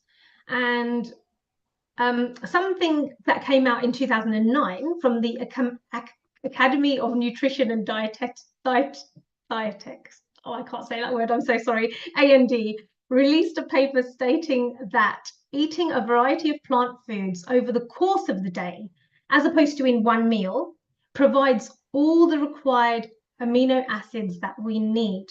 The Centers for Disease Control and Prevention agrees with that and discredits the rumor that was previously lingering for a long time that humans need to eat certain proteins together to get the adequate nutrition. So you don't need to have it together in one meal. You can have it across the day and you'll get what you need. There's a new study that's come out, and it says that there's no difference in the synthesis of muscle fiber protein between those who follow an omnivore diet and those who follow vegan diets. That shows that eating animal products has no inherent benefit for people who are looking to maximize their muscle gains. The randomized controlled trial also found that variable protein distribution, quality, and digestibility had no impact on the participants' muscle growth. So there's more detail about that, and you can look at it. There's an article on plant-based news, and if anyone wants to know any of my references or where I'm quoting these things from, or this article or any other links that I refer to, I can send them to Nil Kumar and he can send them out maybe. I'm going to move on. So more about protein. So I don't know if you can see these images clearly, but seitan, for example, 4 ounces has 24 grams of protein. It tells you about the carbs and the fat and the calories. Tempeh has 21. Beyond Meat has 20. Black bean burgers, 13. Corn, and then it has all these other things, tofu. It's got all these things about seeds. Like it is really not a big deal to be able to get the protein you need from your diet. Got a whole thing here, a whole chart here. Again, I can forward these things about different types of flour, different types of beans, different types of milks. And here are some of the athletes who are vegan. Athletes and other things. So, for example, Lewis Hamilton, the British Formula One driver, has been vegan since 2017. He makes headlines for his activism and almost as often as he does for winning races. Venus Williams, the iconic tennis player, holds countless titles and 4 Olympic gold medals, making her one of the most successful players in history. Patrick Baboumian, you can see him bottom left. He's kind of got stance like this. He is known as one of the strongest men on the planet, and look, he's vegan. Lisa Gawthorne is in the middle. She's got a black cap on. She's a long-term vegan and is living proof that you don't need to eat animals or animal products to be at the top of your game. There's just so many. It goes on. So hopefully that will reassure you. A lot of people I've met said they can't go plant-based because they love cheese and they can't live without cheese. I understand that. I definitely appreciate there are certain things that we like, we've grown up with, we've learned to love, and we don't want to give them up. So what I would like to put to you is, we're not born loving cheese, and we're not born loving all types of cheese. Whoever looked after us, parents, grandparents, aunties, uncles, friends, whoever, babysitters, they introduced us to cheese, and they may have given us, I don't know, a strong cheddar, and we may have gone, I don't like that. We may have spat it out. We were young, whatever. We may have pulled a face. Then they may have given us goat's cheese, and we were, oh yeah, that's quite nice. And then they may have given us, I don't know, red Leicester, and we were like, okay, that's delicious. I really love that one. There are so many different types of cheeses, dairy-ly, all that. And I'm not trying to brand drop. I'm just trying to explain that there are different. There's soft cheeses, slices, there's blocks, there's all, and made from different milks. We don't like all of them. And it's the same thing with vegan cheese. It's that some people will try one vegan cheese and go, oh no, I can't do this. I don't like vegan cheese. But in the same way that you were introduced to different dairy-free cheeses and then tried them and decide whether you like them or not, we have to do the same for vegan cheeses. So try a few, taste them, share them with other people. Maybe try a bit on its own, try it in a pasta dish, try it in a sandwich, try it in a toasty, different ways to use it, and then see what you think. And I think that's the way you will find out which one you like. I've written 4 articles about vegan cheese. One is called What to Do If You Can't Go Vegan Because You'll Miss Cheese.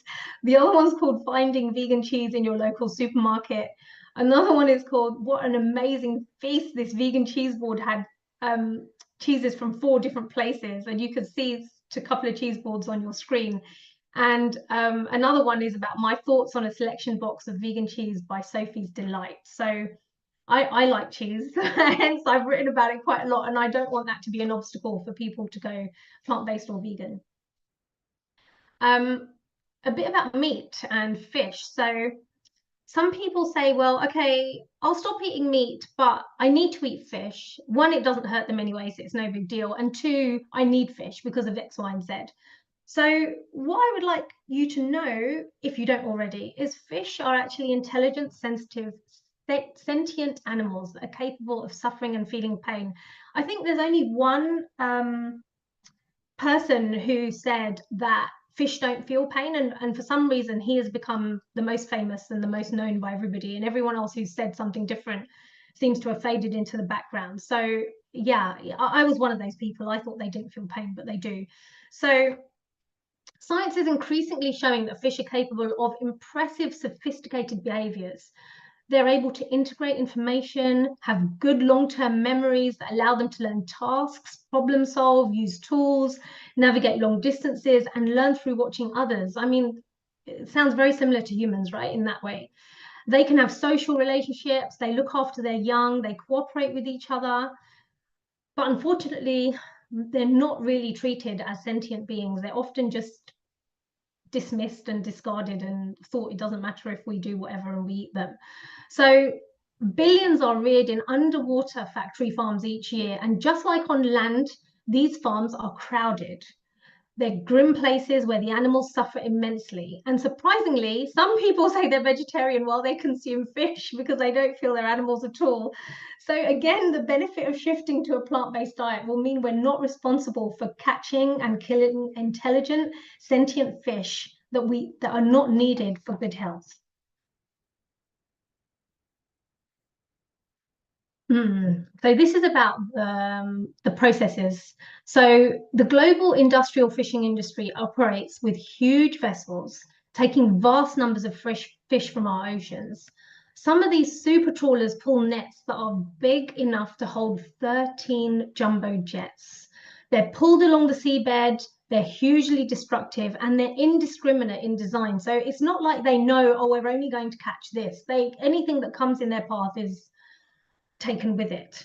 So it means that not only are the oceans being stripped of the fish intended for capture, but they're also losing devastated numbers of other marine life, such as dolphins, whales, and turtles.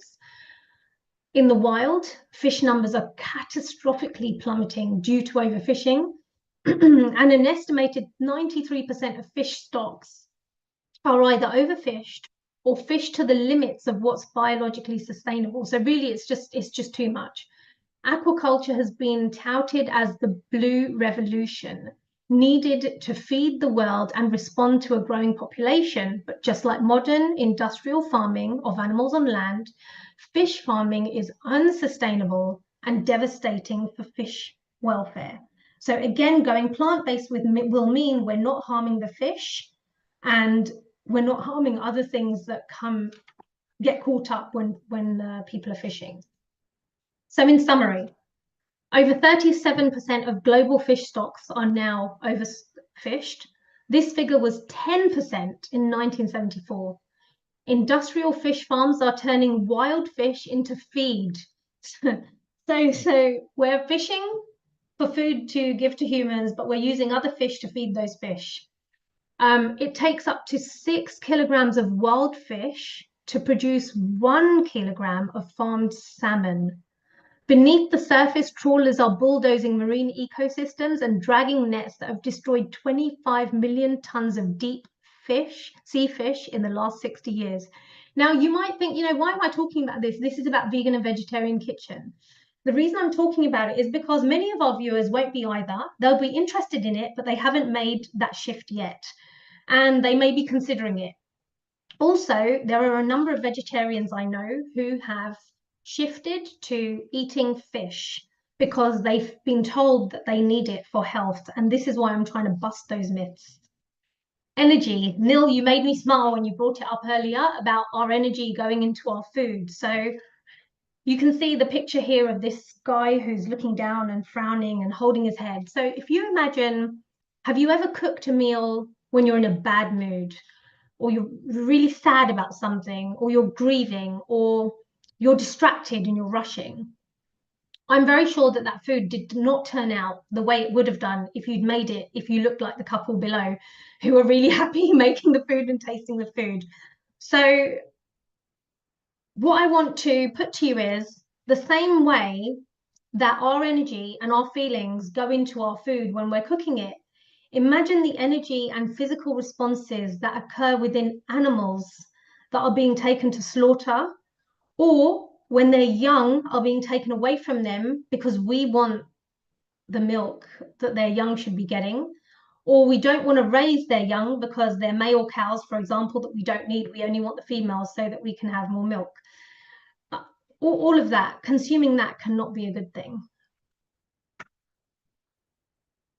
All right, so I'm going to go through a few objections that might help you navigate these thoughts. So some people have said to me, but plants also feel pain, so why bother going plant-based? It's not helping anything. So some faiths believe that plants have souls and feel pain, but they also believe that there is less harm in eating those foods made from plants than others that are made from plants that have multiple seeds when compared with 5 sense beings. So in summary, yes, some people believe they feel pain, but they feel less pain than the 5 sense beings that I've been talking about moving away from. Another school of thought is plants do not have pain receptors or nervous systems or brains, which are essential for experiencing pain as animals and humans do. So while they can respond to stimuli and communicate through chemical signals, these actions do not equate to the subjective experience of pain. So according to a plant-based biologist, Dr. Elizabeth Vockenberg, the concept of pain as it applies to animals does not apply to plants. So she's not saying it doesn't apply at all, she's saying it's different. And that highlights the crucial difference in suffering between sentient beings and plants. While it's true that some animals hunt other animals in the wild, oh yeah, so this is the next question, sorry, it's not natural. In nature, lions hunt and eat. So yeah, that's true. But it's important to know that humans have the capability to make ethical choices that are not purely based on instinct. Lions hunt through instinct and survival. They don't just hunt and overeat and store food and all the things that we do. So unlike unlike lions, humans do not require animal products to be healthy. A well-planned vegan diet or plant-based diet can provide all the necessary nutrients we need.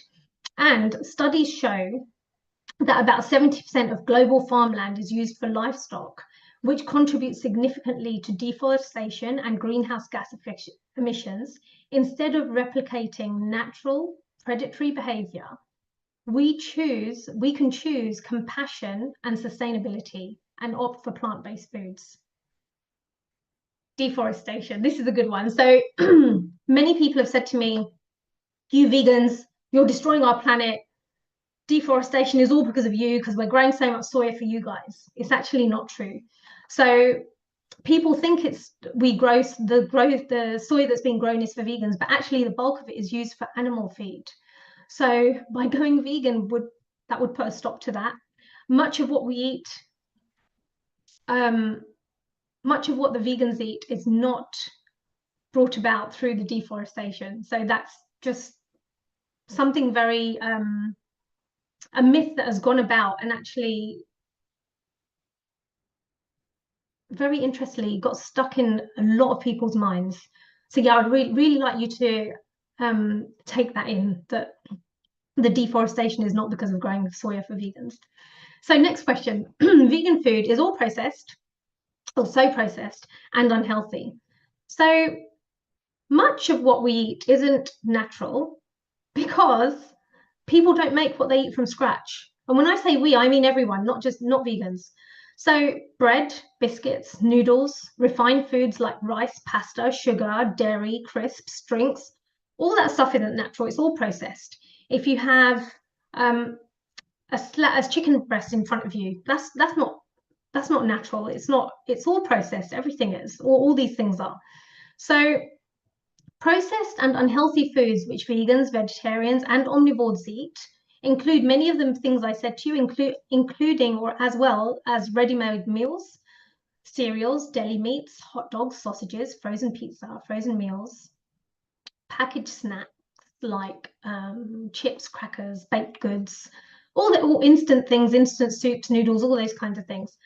But natural, minimally processed foods include fruit, vegetables, fresh or frozen, it doesn't matter, without added salt or sugar, nut butters without added salt or sugar, nuts and seeds that aren't salted or sweetened, tins or jars of vegetables, beans and tomatoes that have low sodium or no salt added. All those things are classed as not processed and natural. Okay, a few more objections. So vegan food is expensive and only for privileged people. It's actually very affordable, and staples such as rice, beans, lentils, potatoes are among the cheapest food options. If you feel that vegetables are expensive, frozen vegetables are often much, much cheaper. Globally, in fact, many people who live in poverty-stricken regions rely on these inexpensive plant foods. So that shows you it's not for just privileged people, it's for anybody and everybody, and they eat well. A study by the World Food Programme highlights that in the world's hungriest countries, animal products are often seen as a luxury, making a vegan diet more accessible for many. It's essential to avoid framing veganism as a privilege when plant-based eating can be financially sustainable for everyone. Okay, canine teeth. Are we designed to eat meat? Having canine teeth doesn't justify the need to consume meat. Humans are biologically capable of thriving on a plant-based diet, and many studies show that vegans can live long, healthy lives without animal products. In fact, the American Dietetics Association states that well-planned vegetarian and vegan meals or diets are helpful and nutritionally adequate for all stages of life. Therefore, just because we can eat meat doesn't mean we should, especially when there are so many alternatives available. Okay, dairy. Now, especially to do with India, I hear this all the time. Dairy is a 1,000-year-old tradition, or thousands of years old, in India and in other places.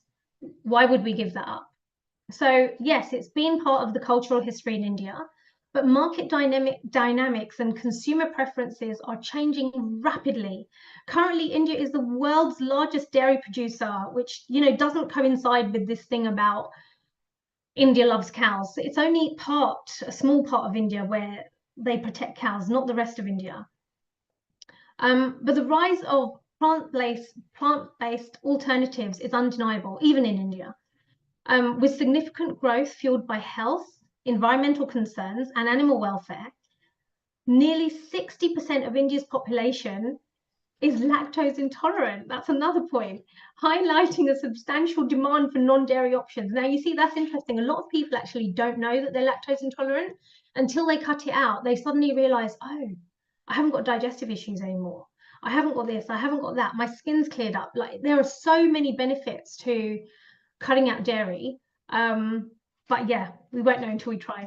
So transitioning to plant-based products not only supports healthier diets, but also reduces the environmental impact that's associated with dairy farming. And we've already talked about greenhouse emissions. Okay, so cows are worshipped in India and well looked after. Yes, they're revered in the Hindu culture and the Jain culture, and their so-called cow protection movement has been, unfortunately, heavily politicized, often resulting in violence against marginalized communities, particularly the Dalits and the Muslims. Recent years have seen numerous instances of lynching and aggression under the guise of protecting cows, with Muslims being the target of 84% of cow-related murders. Now, how can we say that we're compassionate and non-violent if we're doing that? It doesn't make sense. Additionally, despite the perceived reverence for cows, the dairy industry is responsible for the suffering of millions of cows in India each year. Over 1 billion chickens and 300 million cows are bred and slaughtered annually for food. That's such a huge number. True animal welfare advocates must focus on promoting non-violence and a plant-based future rather than reinforcing harmful ideological narratives. All right. Cows need to be milked, otherwise they would die, is not true. Cows produce milk primarily due to artificial breeding and are often forced to continually become pregnant to maintain their milk production for us, not for their calves, for us. In natural conditions, cows can actually live 15 to 20 years, but dairy cows typically only live about 6 years in the industry. That's such a huge difference. And that's due to the stress and health issues that are caused by intensive farming practices.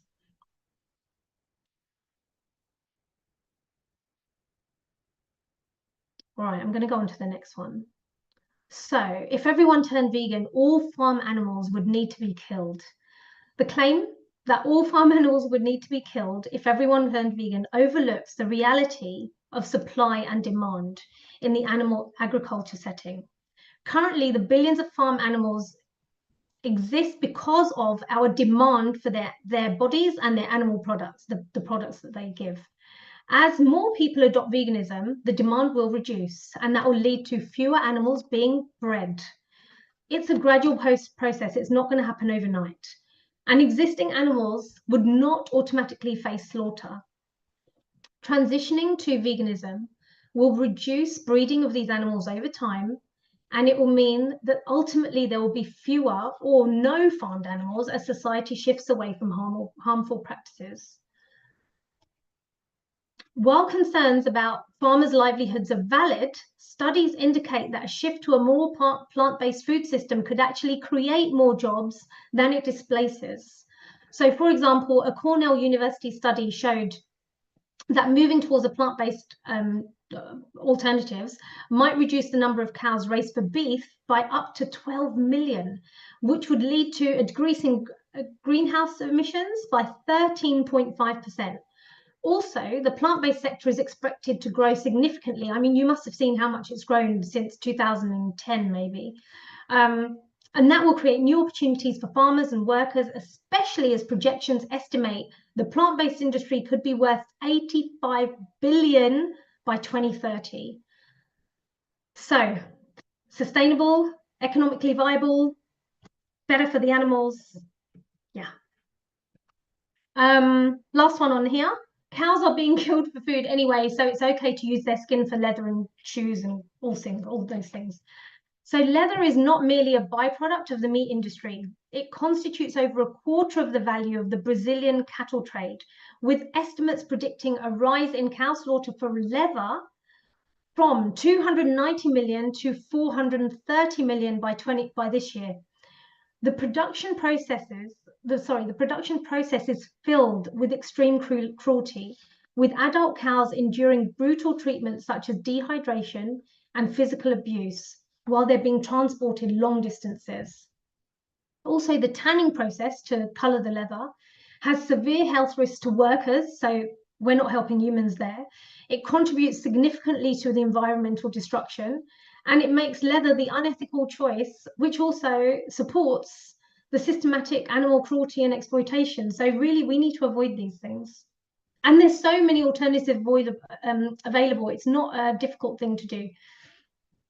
All right, ghee is required for brain function. Oil is a processed product and ghee is natural and requires less processing. So, yes, ghee may be considered less processed than oils, but it still comes from the dairy industry, which relies on practices that involve significant animal suffering, as we've discussed already. In the US, dairy production contributes to the death of over 9 million calves annually, babies, as many male calves are sold for veal.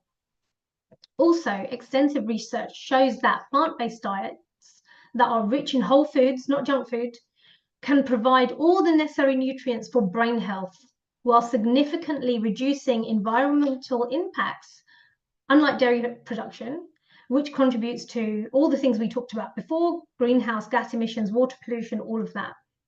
Vegan sources of omega fatty acids and antioxidants are available from plants, eliminating the need for animal-derived products. Okay, this one about Krishna, I love this one. So Lord Krishna loved cream, so why would we not do that? We need to do it because he did it. So an alternative view is he loved cream over milk because the milk represents a wavering mind that's full of impurity, which also, actually, to go off on a tangent, milk can have hormones, antibiotics, pus, blood, all sorts of things in it. So it's impure, definitely. But anyway, the milk represents a wavering, impure mind that's full of doubt, whereas cream represents a mind which is stable, purified, and has become one with him. So it's an analogy. It's not literal that he loved cream and just ate cream all the time. It's more about him loving for us to progress spiritually and have a stable mind. Okay, so we have been consuming dairy for thousands of years. Why shift now? So yeah, centuries, no doubt, it's been happening. But the concerns about its effect on health and animal welfare, we've discussed. Nearly 68% of the global population is lactose intolerant, we've discussed. That causes things like gas and diarrhea for many who consume dairy. The animal welfare issues include calves being separated from their mothers shortly after birth, causing distress for both of them. Now, again, remember I talked about energy before and it going into the food.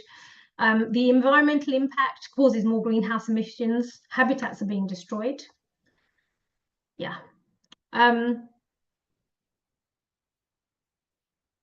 Food. So now I'm going to go on to the next one. Food can be cooked at high temperatures when using ghee, and oil becomes carcinogenic when cooked at a high temperature.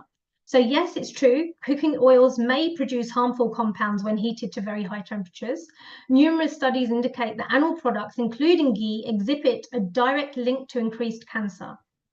The World Health Organization categorizes processed meats as a group 1 carcinogen, meaning there's sufficient evidence to conclude that they cause cancer, whereas plant-based diets have been shown to lower the overall cancer risk.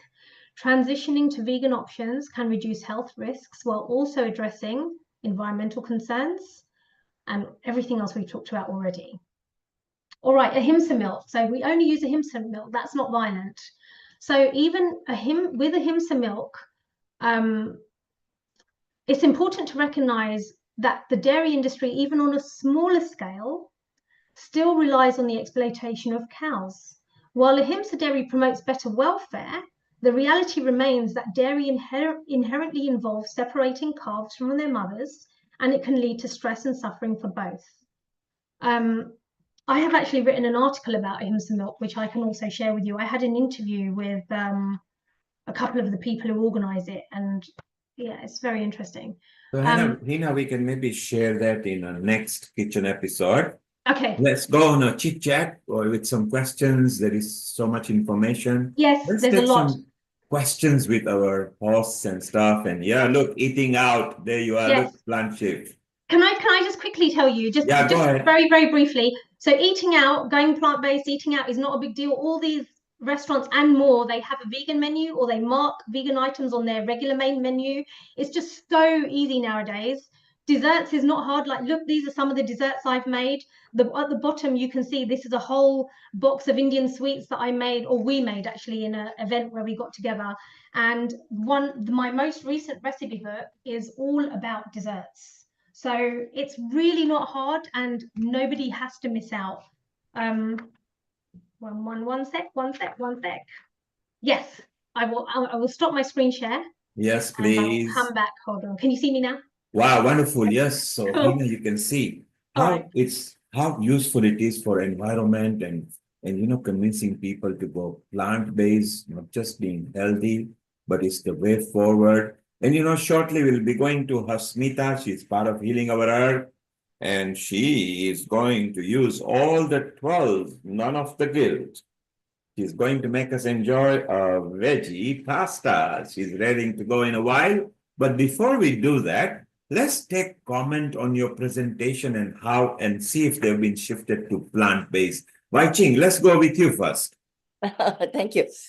That was really a beautifully researched piece. I've done a lot of the similar research for humanitarian religious reasons as well. So, and I have done a lot of it. I so agree with a lot of what you've said, really.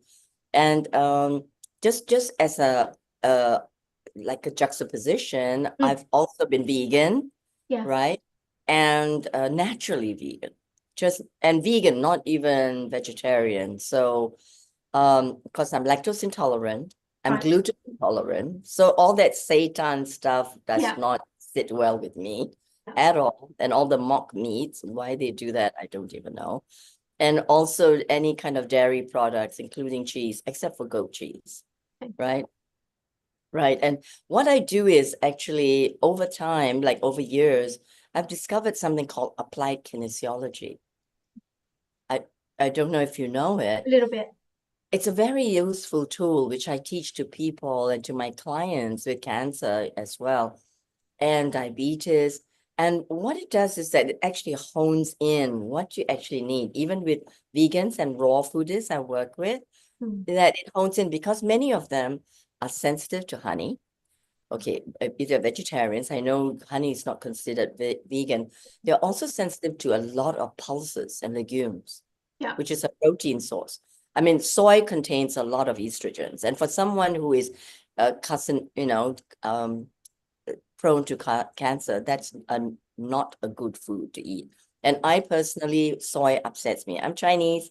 I grew up in tofu, but it's not the best. And also, so much of it is GMO, genetically modified, right? Which builds up with metabolic syndrome, and it causes a lot of inflammation in the cells. So I think to be a vegan vegetarian, one has to really study not only the food choices, but also to know one's constitution extremely well to really get to the potential. Like the athletes, they have experts really calculating everything, the frequency, the amount, and the suitability of the food. So that's what I do. In my consulting, I do like optimal nutrition. I call it holistic nutrition. So also for some people, they need a little bit of animal protein, right? Like milk and like eggs, but also some of the flesh. And I found that very interestingly with applied kinesiology, that there's some missing element. Like I find a lot of vegetarians are obsessed with desserts. I don't know why. From Macrobiotic Society to Indians, they talk about desserts all the time. There's something missing. I think, like sweets. I just noticed that personally in my research. Okay, so that aside, that's one thing that's a phenomenon. Maybe we can research together. Now, as for protein, so agree that we need protein. One of the protein source that I've taken as a person who really is basically plant-based, I would say I'm 98% plant-based, is that spirulina. And spirulina has all the amino acids that is not in any of the plants, and it has B12. So important because, a lot of vegans, vegetarians are deficient in B12. Right? So, and it's also 18 times the amount of iron than liver, right? And 12 times the amount of beta carotene. That alone, together with a synergy of vitamin C, can really support vegans and vegetarians, which many don't know, because not mentioned, spirulina. So these are just some of the thoughts that we could both share and go on, going forward. And Wai-Ching semolina is so ripe and akin to the spirulina, yes. So it's just look up on it. It's got so many benefits and so much advantage to use as well. Very good point to bring over there, Wai-Ching. Heena has also got a nice website, and Judith wants to learn to make oatmeal cookies and desserts. So she loved your desserts page. Judith is our resident team. Let's remind people, plantshift.com. If you go there, you will actually see this. Very simple, plantshift.com. And recipes, Judith, you can see the recipes here. Eating out. Heena mentioned this. She's smiling. She's enjoying her own food over there. Shopping, fitness, so much to read there. So, Heena, very well done. Thank you. It's so wonderful. Let's stay around. Let's take a quick comment from Anukul Goswami and then move over to Hasmita, who is ready to go and make some recipe for us. Thank Anukul, you. your comment. Thank you, Neil. It has been very, very nice hearing this thing because nearly 3 years ago, my brother told me that you have become overweight, very heavy, and your blood sugar has gone haywire. I said, hang on, that's not good for me. That's amazing because a few months ago it was looking all okay. And then I spent 3 months studying extensively about food. There are a few things I learned, and they have learned interestingly after reading all the things of the Western literature. I went back to our traditional Indian systems, and it's amazing. I got almost everything from it completely. And coming to the fundamental concept of, this body is annamaya kosha, and life comes from life. So you have to recognize few things, that we have to eat something living to survive. Otherwise, we would have been eating minerals and soil. So reality is that you have to live on something living.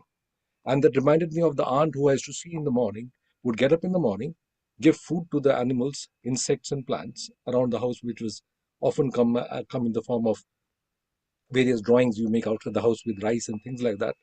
But before you touch the plant, she always worshipped that I'm going to take your life for the purpose of my life, for my sustenance. But I will not take a single leaf extra more than what I need for myself. It's a central aspect of our life that we never want to destroy anything which is not necessary. So the concept of prana, where we get the life from, whether that be seeds or everything, is very, very important. So without going too much into anything, I'll simply say that this human body is meant to digest the simplest type of food. The lower you come in the evolutionary channel, so the plants are the lowest in the evolutionary channel, take it from there. Do not try to overdo too much and don't go too high up in the channel. For example, whether you take lamb or beef or anything like that, yeah, they are much higher in the channel. So what you need to do is take lowest in the whole concept. But I will not speak too much about it. The simple thing is, first of all, you got to work on your mind, because your mind influences the food and your food also influences the mind. So therefore, important is focus and concentrate on what you're eating, because your thoughts will ultimately make the food digest and you absorb it, and that alters your mind. So it's important to work on your mind first. Then number two is to think of prana, that what life you're taking, what nature of life you're taking. Number three, type of foods. I'm very interested if you know of this Khader Wali. He's been very much a person involved in the use of millets. And I've been part of the Millets Research Institute. Not a part of it, I've been studying much more about it extensively. The third thing is sequence of eating. They all have a very great importance. What you should eat, when and how. And therefore, when you see the South Indian thali is exactly made for that. You start with a certain type of food, and start with vegetable, then start with papad, and at the very end you added rice with a bit of ghee, things like that. But I will not go too much into it. More important than anything else, I've learned about microbiomes, because you fundamentally eat for the bacteria and intestinal flora. Therefore, when you have an intestinal flora which is made specifically for vegetables, as opposed to non-vegetable food, the type of digestion and the type of bacteria you need for each one of them is different. And therefore, you're able to really treat the food very differently. And finally, use of millets and the frequency of eating. Frankly speaking, I eat 1 meal in a day. But whenever I get a chance and I'm very lazy and don't do anything, then I land up eating too much, which is not necessary. So in reality, you need to eat when your body thinks, yes, it is necessary for me to eat, but it's not something that has to be completely filled up with time and things like that. So I've seen priests and yogis and things, they said, yes, I think I'll need to eat something, I'll need something. But it's not necessary that you have to eat all the time on a very regular basis. I think I'll keep my mouth shut there. It's lots of information there. Thank you, Anakul. And you are right. Thank you. Listen to your body mechanism. It's been trained. If you are hungry, it will tell you. But before you feel the hunger, take a glass of water because you might be thirsty. Yeah. After that, you can do that. Now we're going to go to Hasmita in a 30 while. minutes before. Sorry, Neil, can I just quickly say one thing, please? I just wanted to say thank you to everyone for hearing me out. And also, I think I was quite conscious of the fact that I started late and I didn't want to spend too much time. So I was rushing when I was speaking. So if I spoke fast, I apologize. I also wanted to say that I forgot to mention something really important, which is everyone's bodies are different. So there's no one rule fits everybody. There's no one thing that will fit every single person, regardless of whether they're the same gender or class or race or anything. And also in response to what Dr. Wai-Ching said and Uncle said, like I obviously I can't respond, but my silence doesn't mean that I have nothing to share. It's just we haven't got time for that. So thank you and take care. You will have time in a private group because you are all now connected with each other. No, I just meant publicly. I couldn't, obviously.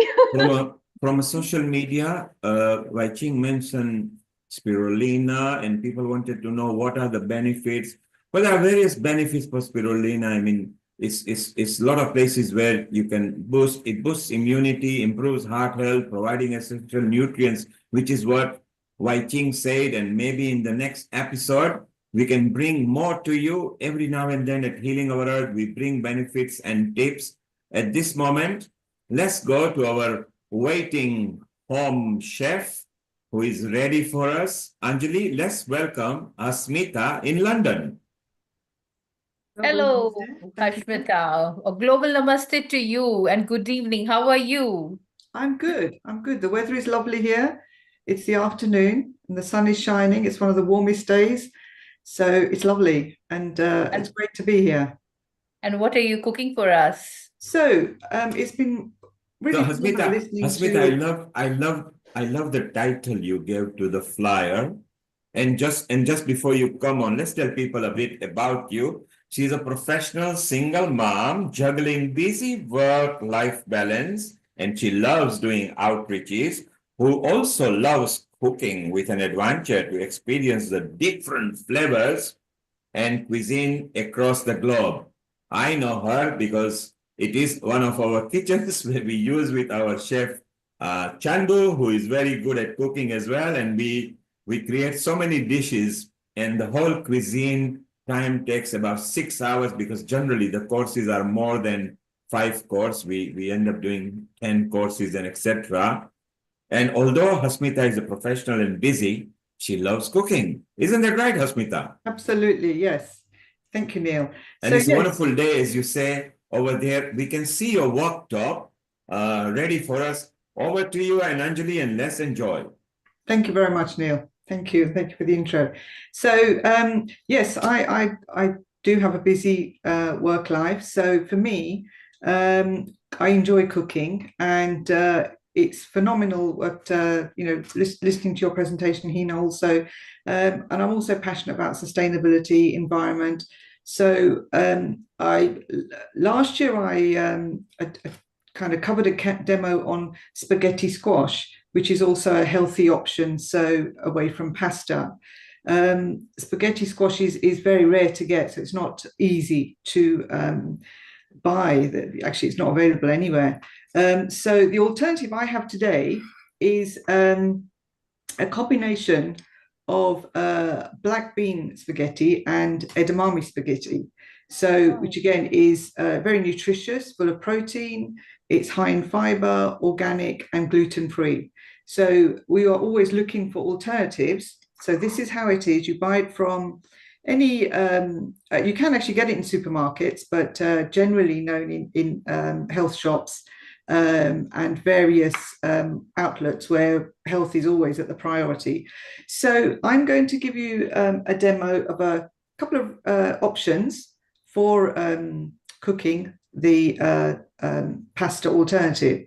And we are all focused on healthy eating. So for me, what I'm going to show you is an option of having with various vegetables that you enjoy, or you can simply have it with a sauce that you enjoy. So the example I would give you is flexible. You can actually mix and match, and some people don't eat various things. If you don't eat garlic, if you don't eat ginger, then there are alternatives, and you can add flavor to whatever you're cooking. So one of the things we are looking at is we're always looking at improving our health, our diet. So this is an opportunity to actually have a healthy diet, but also enjoy and have fun cooking along the way. Can you see my screen properly? Can you see the cooking area? Yes, we can see the worktop. Not the cooking area, but the worktop we can see very clearly. We can see you. Okay, yes, you can bring it to the... Is that better? Bit more. So it goes towards the cooker, the cooking plate. At the moment, worktop is more. The cooker is less. What do you want to show us, the worktop or the cooker? Is that better? Yeah, we can see the cooker as well and the worktop. Okay, so what I'm going to show you is, so what I have done already is to prep. What I have done is prepared the pasta already. I've mixed the pasta together, but you have an alternative. You can actually just have one or the other. You can also use spaghetti squash when it is in season. Spaghetti is a winter squash, slightly different from butternut squash and sweet potato. It's more stringy, so it's a good alternative to pasta. So do you mean to say they are pre-boiled? There are here, what I've done is I've mixed the edamame, which is, I have mixed these two together. Okay. You can have one or the other. or you can mix them together. It just brings a little color to it and different flavors. So I've already prepared that, and this is simple to do. All you have to do is boil water, put some sea salt in, and you can put some pepper in if you like, and then just boil this for a few minutes. It takes very little time. So to boiling water, add the pasta, spaghetti, and then leave it for 3 to 4 minutes. You don't need to cook it too much. It's very good and quick to cook. So I've got that ready. In my pan, I've put some olive oil. I'm going to turn the heat on. There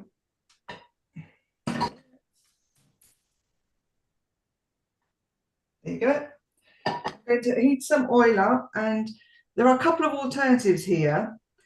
I'm going to add a couple of bay leaves in there, and I'm going to add, I've chopped some onions, so I'm going to add onions. So olive oil is the best option, correct? Healthy option, is that why it is there? Olive oil is a very healthy option. It's also, some people do use sunflower oil, but I think olive oil it's healthy for you, I think, and I've always used olive oil, so yes. And I think, Heena, you touched on oils, didn't you, earlier? Yes, a lot of people use olive oil or coconut oil as the better options compared to vegetable oil and others. Yes. Yeah. So just finely chop the onions and saute them. And whilst I've done that, what I have also done is I've prepared some black beans, and some edamame beans. So whilst you've got the black bean pasta, spaghetti, and the edamame spaghetti, I've also got the beans as well, which we're going to add. And all that alternative is, if people don't want to use any pasta, you can actually use courgettes and vegetables in the same concept, which we'll add shortly. Very healthy then. Yes. And I'm going to add some bay leaves. Again, you can add the herbs that you want. I always like bay leaves in my pasta. And what I've done here is pesto is with some pine nuts, chopped garlic, and basil in some olive oil. So that's already prepared. And what I've also done, so we're short of time. So what I do is I grill aubergine, peel the skin off, and that's all I've done. And it's ready chopped. So I'm going to add some aubergine in. Aubergine is quite subtle because you can mush it up. It's full of iron and it's flavoursome. That's what Wai-Ching likes. She likes bringing minerals, vitamins in the food. So you're getting your protein, your fibre, your iron. So a multitude of kind of flavours, but also nutrients.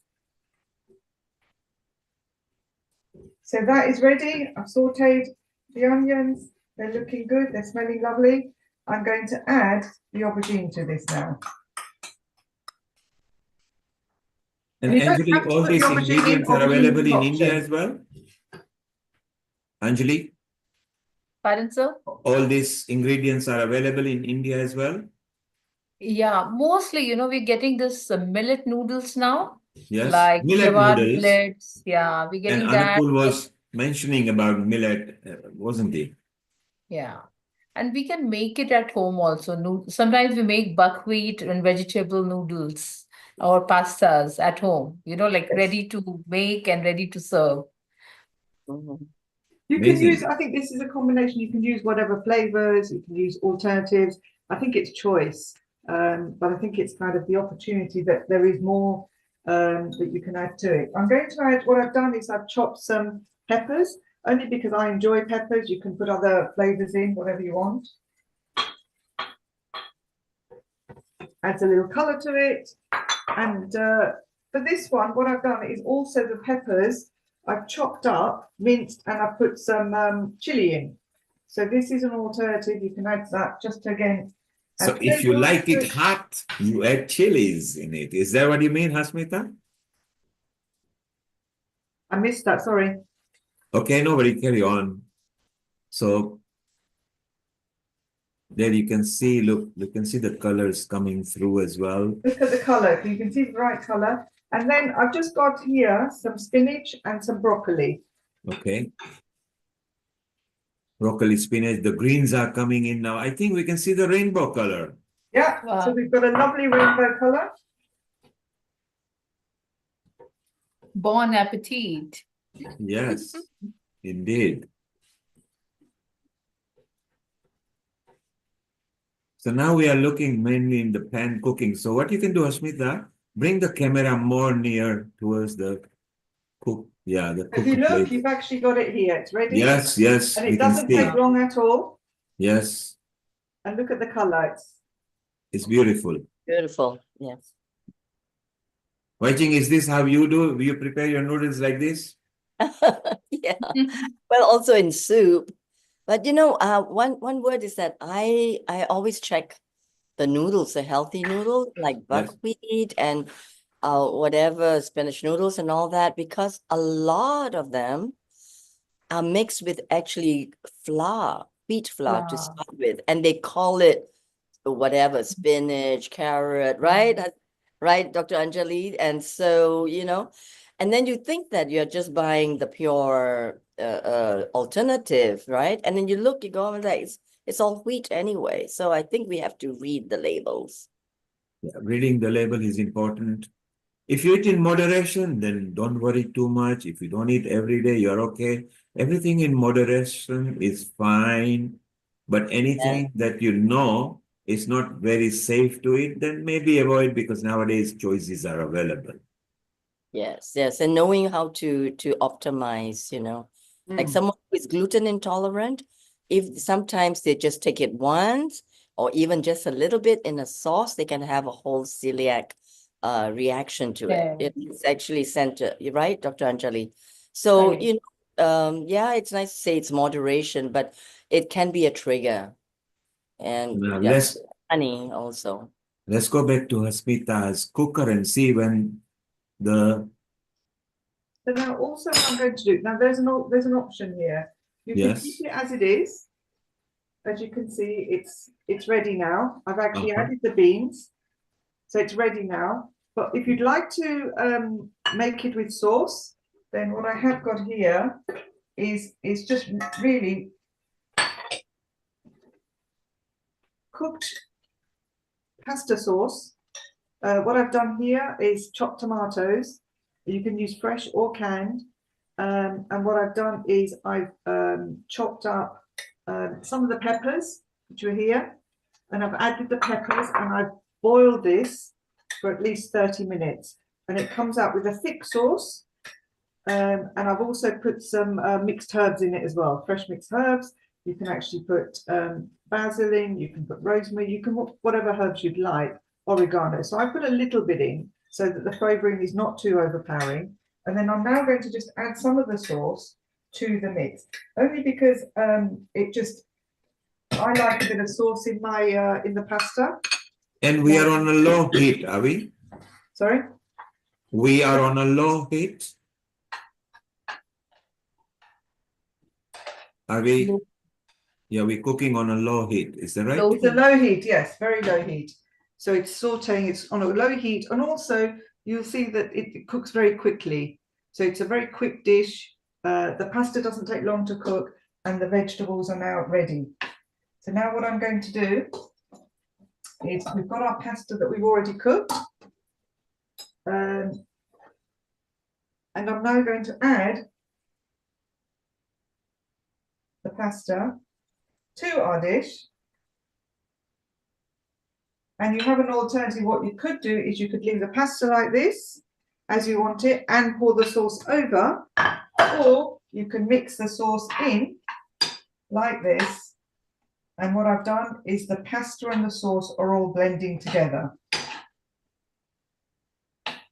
I'm going to pour that into a dish now. So here you have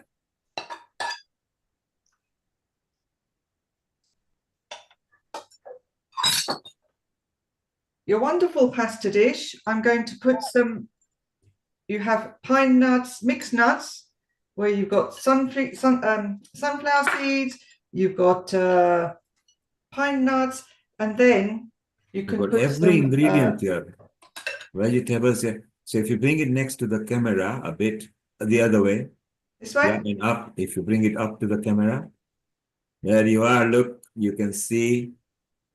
And you can either put the vegan cheese or you can put the vegetarian cheese. The choices are yours. So whatever you like to top it with. And then here we have some basil. We put some limes there. And there you go. Your dish is ready. Looks How's that? delicious. Beautiful. So where shall we ask Uber driver to drop us? Yes, please. We Now, need what I an. did do is I've kept it I quite think she's simple. not big. Hasmita, can you hear us? Hasmita, are you able to hear us? The sound is not very good. I can hear you now. Okay, she can hear us. So we said, where shall we ask the Uber driver to drop us? And then Anjali said yes. Anjali said yes, please. She's in the war zone in India at the moment. Please send me some. We'll send a special jet for you. And Yeah. Heena is with us over here in there, and Wai-Ching is in Malaysia. Wow. And Anupul is in All come north of over. England. Yeah, it's time for my snack, almost midnight snack. Yes. Yeah. I love the idea of the slice of lime, the slices of lime on your pasta. Yes. Yes. I like that. Oh. Try that. Bring it closer, Hasmita. Bring it closer to the camera. There you are. Wow. To the This viewers stuff who are is just watching, this is a yummy. complete prepared dish. It was spaghetti, then mixed with vegetables and sauces and nuts and greens and rainbow. Completely healthy. Heena, your mouth is watering. What are you thinking at the moment? I'm thinking it'll be good for an early dinner for me. Thanks. Come over. Really, there's plenty.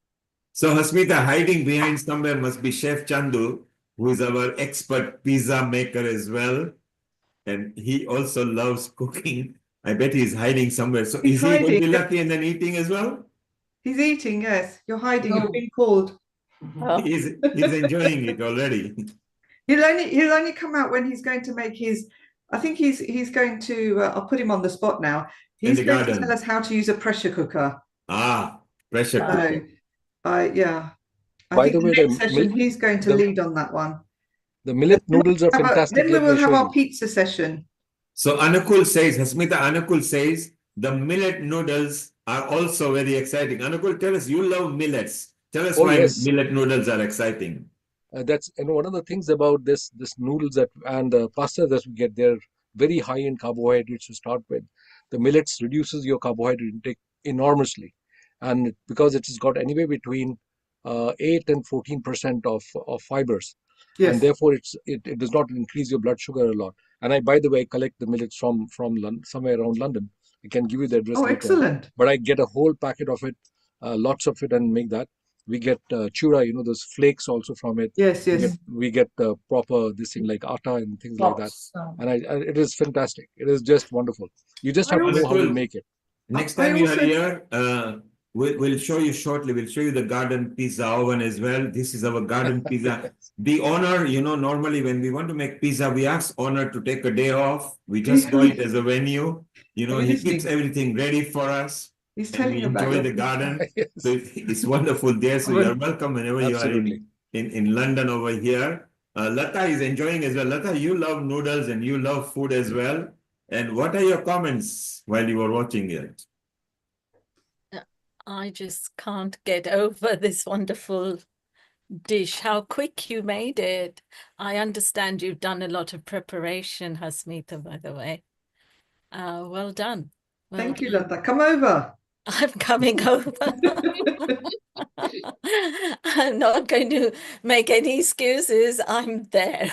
And it doesn't take long to make, actually. And we have most of the vegetables, don't we, generally in the house?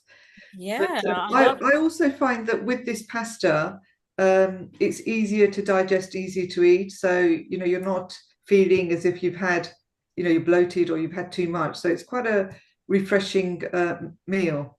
And it wasn't just pasta because the all ingredients you mixed, rainbow, you see all different kind of vegetables there, and then you sprinkle with the nuts, which is also very good for your daily intake. And I think it was very healthy dish. Earlier we were in Bali, where Wai-Ching actually got our gastronomical juices going because they had wonderful rice dishes over there, garnished. And then we had a chit chat with Heena, and now we are having a demonstration from you later. Shortly, we'll be going, in about 45 minutes with Sharon, where she's going to make some crackers for us, which will be so good, seeded crackers. So we've had a wonderful time in our journey. So Wai-Ching, tell us, how do you guys make noodles in your country, in Malaysia? Is anything different or? That will take eons, we have oodles of noodles in Asia. You love them. Asians love that, don't they? Oh my goodness, yes, we do. And our rice, yes. And I love rice noodles. So being gluten intolerant, rice noodles and any noodles like spelt or real millet, whatever, I just say. And Hasmita is showing konjac. us. So Yes, this is what do you brown rice noodles. So that is also an alternative. Exactly. I take, and now there are a lot of Italian brands that are also gluten-free, and they don't clump together like they used to, right? right? Now it's much, they've got the formula right. And I like konjaku also, that's the Japanese one, konjaku noodles. I haven't tried those. Yeah, it's very low calorie. It's a little chewy. It's a little bit like the mung bean noodles. And I it's think Seema would be more keen to talk about the Pan-Asian noodles and everything. Heena says oodles of noodles. She loves oodles of, that's her tagline over here. Yeah, Cool. yeah. I do cook a lot of noodles. And Anjali, okay, you are in the war zone. Are you guys safe? Is it okay there where you are? Yeah, we have a power cut. So And is the drill going on? Is the power cut? Meaning, is there sirens or announcements? I mean, you are in a middle part, so safer area. So I'm in the safer area. So touch wood, we are just safe as of now, but worried for Amrita. She's in the war zone. Yeah. Isn't it amazing that in this century, at this time, part of the millennium, India is actually under power cut and everything. I mean, what's going to happen to the earth? We just don't know. And Anupul was supposed to be flying in about 2 weeks' time or so to the conference where Amrita is one of the lead at the IIT. Isn't it? And it's still on. It's not cancelled as yet, but I don't know what's going on. Anupul, you are part of that delegation. I don't exactly know, but I'm sure I'm actually, I've got to complete one of my papers and send it very, very quickly. I'm already a week late, but yes, I've got Amrita's to help to take on. But I have one question for Dr. Anjali in particular. Could you please tell me, in the Ayurvedic sense, what is the cause of lactose and gluten intolerance, the way we understand in Ayurveda? So I think Amrita would be the best person to Correct. answer with Ayurvedic and science. But I do feel what we are seeing is a lot of intolerance happening because of the gut microbiome changing completely. When a child is born, C-section versus normal delivery, that's one of the phenomena.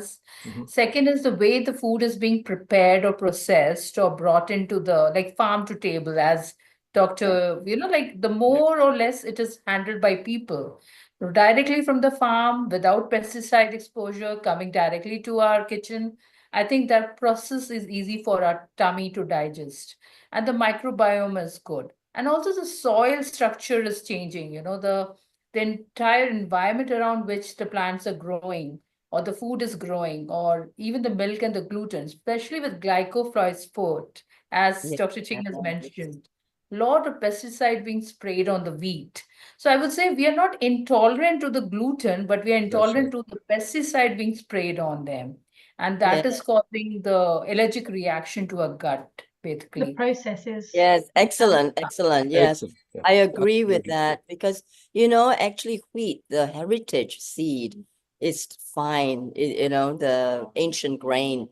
it was in the 1930s that they started genetically modifying it in the 30s. And so now we are eating this wheat that is hybridized.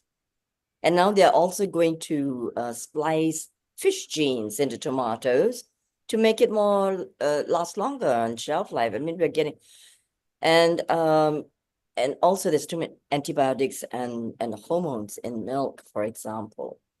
You know, Yeah, so exactly. basically that's why I avoid this. But Chinese people, I don't know if you know, genetically do not produce the lactase, and so we have you know, we are lactose intolerant per se, but you know, and a lot of the Chinese people now are just loving cheese. When I was living in Asia, in France, when I was eating a lot of cheese, milk, bread, and lots of course, beautiful baguettes, and having lots of course, the wines and so on, I was feeling fluey. For the most times, I felt as if I was, you know, below par. But when I would eat Vietnamese food, like lots of vegetables and rice and even a little bit of meat, you know how it is. We don't eat a lot of meat, just sliced in. I felt so much better. So that led me to doing what I said, applied kinesiology, you know, to see which one matches the most. So, yep, we have to go back to the. I have similar experiences both in India and over here. But when I was in India, I never knew people having allergy to food. I was a bit surprised. And when I came over here, I said people having allergy to peanuts. I said, how is that possible? Because I've never seen anybody having allergy to peanuts. It's all in all kind of food in India, and you've got allergy to this and allergy to that. And when as an orthopedic surgeon, I used to be using bone cement, which also has got interestingly peanut oil. The bone cement has got peanut oil as a part of the component, and some people have peanut oil. What has peanut oil in it? Peanut oil is used in even in bone cement that we use for operations, for joint replacement. Bone cement. Yes, okay. yeah. That was what I didn't get. Sorry. So one of the things that we have to inquire is that the person allergic to the peanut oil and things like that. Yes, And I've had one. Go into seizures. Yeah, and yes, exactly. So they can develop allergic reactions to this kind of bone cement.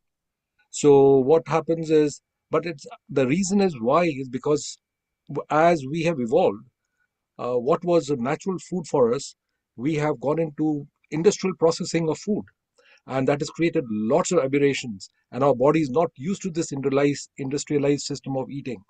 And I would suggest that since I've been worked up very much on this food systems, it is quite interesting to note that almost 90% of food that's available in the supermarkets are not actually worth eating. They can possibly be creating more problems rather than, and you have to be very careful. Even what is classified as organic food have got many problems because there are many issues in the organic food as well. So what grows natural and without putting lots of things is far more important than making food so-called organically. So I'll not go into that. It's a complex process again.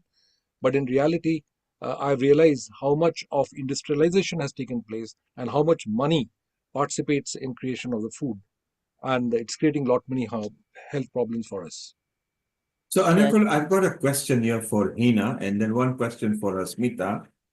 Two questions for Heena. Lucinda wants to know that she loves yogurt. What would be an equivalent for a daily milk yogurt plant-based? What is an equivalent on a plant-based? So there are a few brands. There's where is she actually? She's in UK. So don't mention any brands or anything, but just what ingredient would be equivalent into a plant-based yogurt? So pretty the two main ones you get, what they're made of is soya or oat. Soya or? Yeah, soya or oat, and there's different brands that make soya yogurt or oat yogurt. Yes. But there's one brand that I particularly love that when I've made like chas, the yogurt milk drink, or lassi, some people call it. So when I've made that for non-vegans, they've said, "What? I thought you said everything was vegan." Like they couldn't tell. Yes. But you don't want me to say the brand, so. Well, if they're common brands, it's fine. You can just mention which supermarket does it. So they can... It's in Tesco. It's actually Tesco's own brand. So Lucinda, go to Tesco on brand. In fact, Waitrose on brand, Tesco on brand. They've got it. Somebody has just put up again that coconut yogurt is good as well. Made Oh yeah, I from forgot about coconut. that. Yes, yes, there's coconut yogurt as well. I forgot about that one. And the a lot of these yogurts, they'll have just yogurt, and then they'll have flavored yogurts like raspberry blah blah, and they also have Greek style yogurt. So there's no missing out. And this one is bit. This is from South Africa. I think it's a bit too technical, and don't know whether you have to answer. Okay. What is an equivalent on a plant-based for supplement for B12? I think a lot of people suffer from B12. Yeah, Maybe not just Wai-Ching and you can together Heena. answer for this on a plant shift. So Heena, you go first, and then Wai-Ching goes. Yeah, I was going to say not just vegans and vegetarians. A number of people, even omnivores, suffer from lack of B12, and often Yes. it's actually to do with absorption as opposed to getting enough. So if it's an absorption issue, this answer won't deal with that. But if it's not that, then you don't want me to show a brand, right? So there's various supplements you can get which have everything in one tablet. We can mention brand, but as long as we don't defame any brand. We Okay, don't- fine. Yeah, no, I won't defend. Okay, so there's one called Veg1 by the Vegan Society. There's Yeah. another one that you can actually get on Amazon, which I'll find it and then I'll share I it. think Holland and Barrett also do, don't they? B12. Yeah, but they're not. vitamins. Oh no, I'm talking about the type that has everything, not just Everything in B12. it. Like B a one complex. supplement hits. A B complex. Yeah, or even just one supplement that hits everything, like iron, calcium, B12. Like one of those. Yeah, it depends on what you think and how you whatever. But the one I was thinking about on Amazon is called Vegan Vitamins and Minerals, and it's by Nutravita. So yeah. Yeah, and Wai-Ching or Anukul, your thoughts on, do you like taking supplements unless it's not urgent? What would you do, diet or lifestyle? Oh, I I think it's both more of at a first. sorry. Sorry. Yeah, Go go ahead, Wai-Ching. Oh, I do both. I mean, very important. First the diet and then the lifestyle, since I teach it in lifestyle medicine. But supplements, I find is really necessary at this time, and I don't take it all the time. Even my spirulina, I've been taking for 40 years, and I learned that it's a synergy with vitamin C that's potent. And spirulina actually covers pretty much of the spectrum. And I just recently did a test, and very fortunately, my supplements or vitamin panel is near perfect. And just so it's something that I'm doing is doing well. But I really highly recommend spirulina, but also test yourself with applied kinesiology to see if it really suits. Anyway, because there's no one food that is an ultimate for everybody. Now, So before we go to Anukul, let's go to Hasmita. There was a question here. Somebody loves pasta. They like your toppings and your sauces. They want to avoid cheese. Can they replace the spaghetti with pasta and use your toppings and sauce and method? Yes. Yes, definitely. I think you can, the beauty of this is you can mix and match and change. You can use whatever, but whatever you enjoy. So that's for Sarla in Birmingham, Sarla. You can use this for pasta, doesn't matter. And if you love the Indian touch, put some hari mirch, which is a green chilies as well. Hasmita actually used a chili paste, which brought out the flavor, which would be very good. Anukul, you had a comment on vitamin and supplements and B12. Yes, this is very, very interesting because I'm talking from the research that has been done in the food and nutrition from India. In reality, in our current day's world, when we have so much of food available and food is actually being thrown out and not having consumed, there's no reason why we actually should be having shortfall of various vitamins. In reality, the vitamins are made by the microbiomes, and we are not possibly taking care of the microbiomes and other things, which is causing all this problem. So one of the reasons that is the question that is coming up time and time again is why and how is it that our intestines are not able to produce the right quantity of vitamins, despite the fact there's abundance of food. We are not living in a world, and yet we find the maximum number of people who are consuming supplements are so-called from the developed nations. So there is something going on in the type of food. I cannot say and pinpoint because I'm not a dietitian that way. But in reality, it's also that the dietitians who give the information to many of the patient in the hospital is not necessarily more holistic. So I'm not always very careful. I'm now very careful in what I hear from the patients, and I tell them various things about this and that. But in reality, that there's much more to it than what meets the eye. So basically, unless you've been medically advised to take supplements because you are definitely diagnosed with deficiency, then maybe take some expert advice, try to change your diet, try to live naturally if you haven't got any health ailments. Let's go for a question from Neil, may I say something about that, please? Yes. So it's not just medically advised, because a lot of doctors don't know, and they prescribe chemical synthesized supplements like iron. That is not the natural way to do it. Like, you want to get it from broccoli, you want to get it from spirulina, right? And that's much better. So I would not emphasize the word medical. So you mean no, don't take medical advice, do your own medical. No, I mean, you get the right holistic naturopath would probably be a better person. So that's what I meant. If you can do it from your diet and stuff, it is better. But if medically you've been diagnosed, then maybe you have to take medical advice, isn't it? No medical advice? You don't believe in doctors? They don't know much about supplements. Well, Dr. Anjali, you don't know, you are a medical doctor, you don't know much about what you're talking. Your comments, please. Neil, Yes. in the UK, even though doctors go under 5 or 7 years of training, they do maybe 2 days or half 1.5 days on nutrition.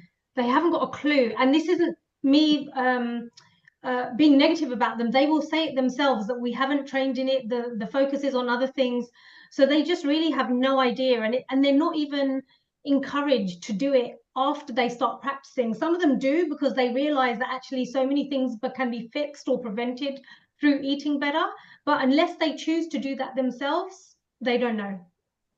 I have I have one comment to give over here. Thank you. Neil, is that okay? And I think you're absolutely correct. Doctors do not have any idea about food. Let me put it very clear and cut.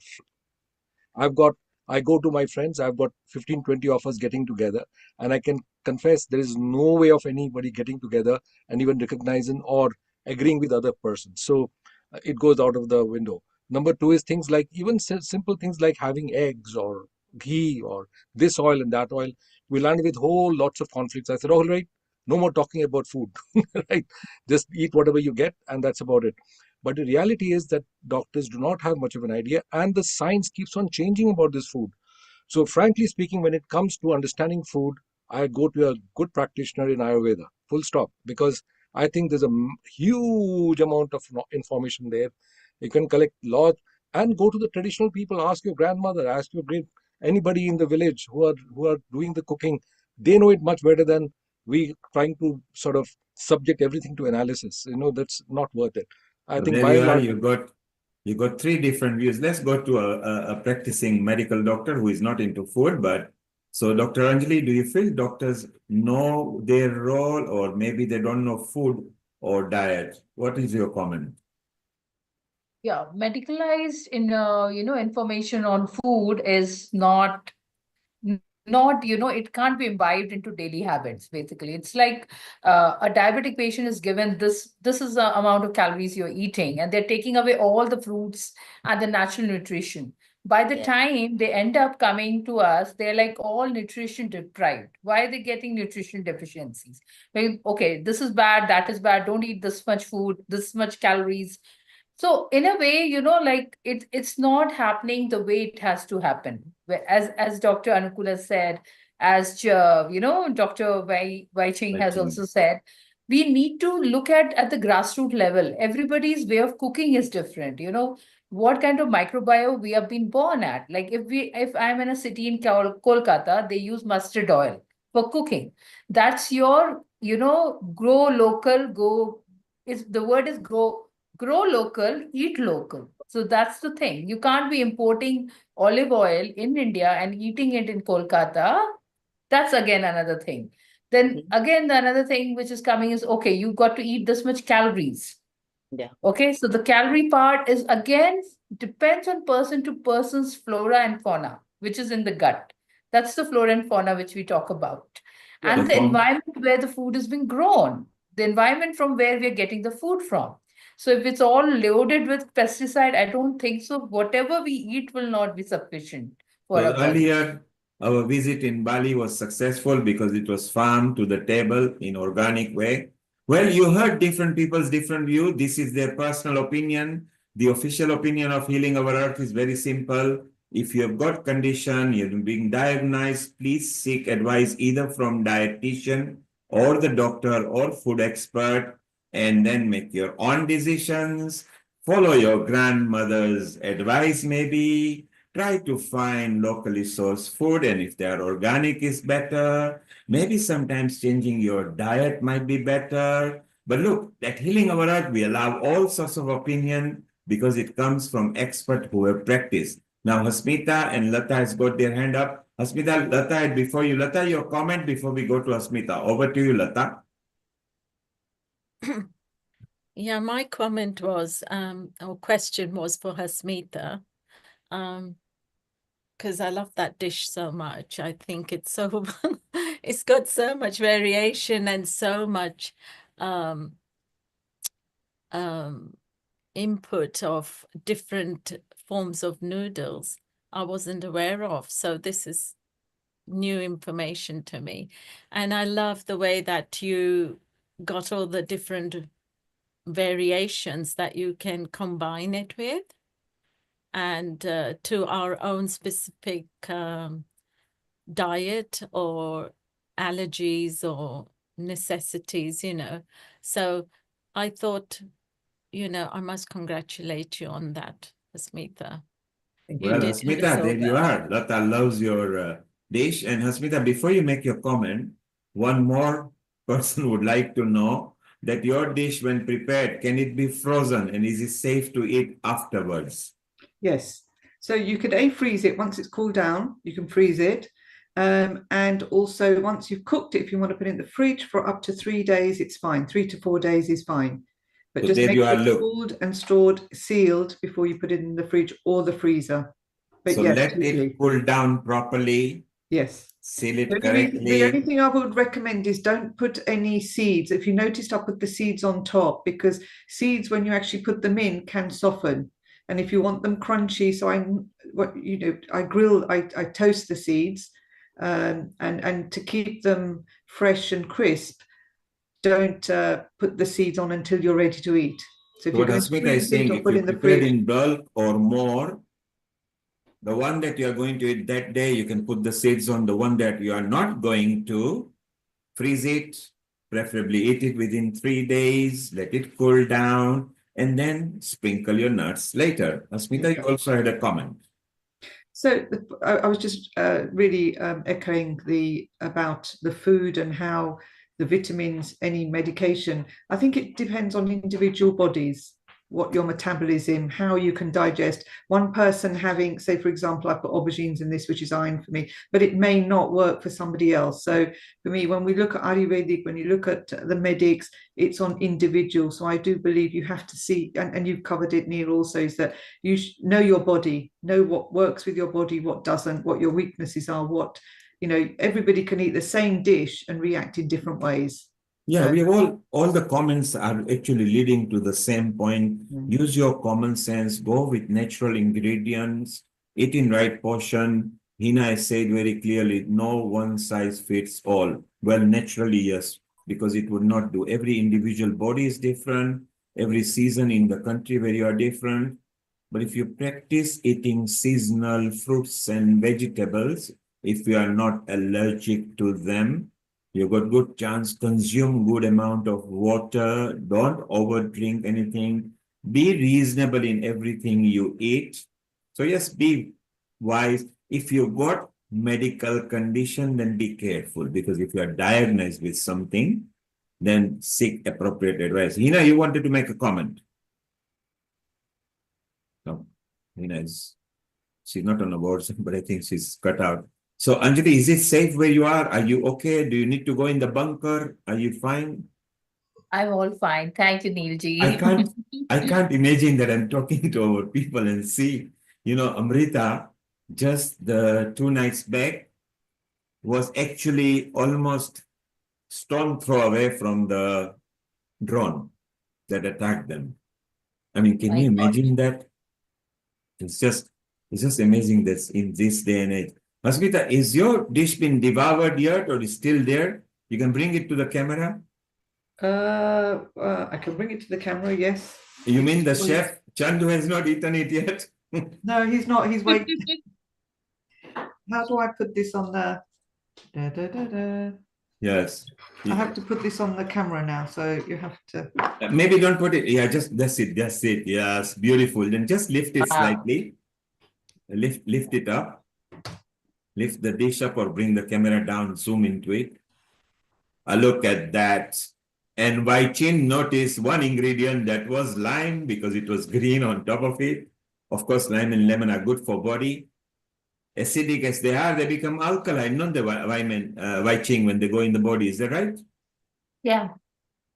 And so beautiful. But So Lata is still drooling because she's still, fantasizing having this meal up there. This is not fair. I need to reach that place very quickly. Yes. Well, Wai-Ching started it, didn't she? She was nice.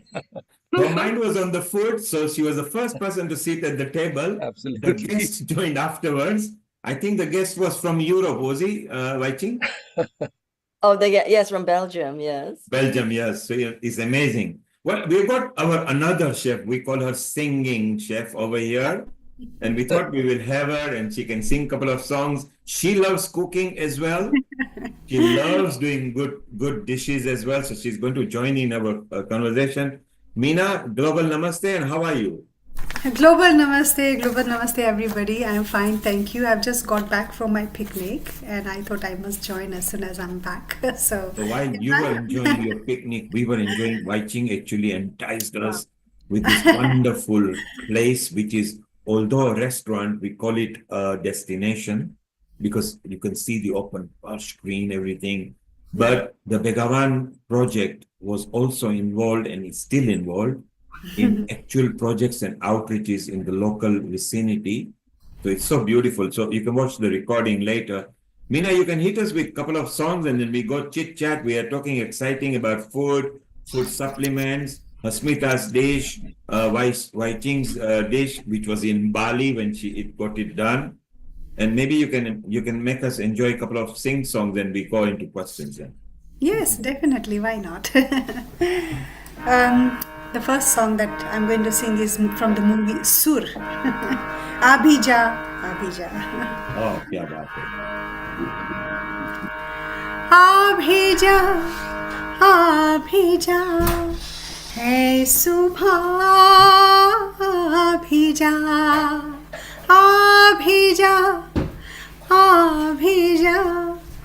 hai subha. रात को कर बेदा दिल रुबा भी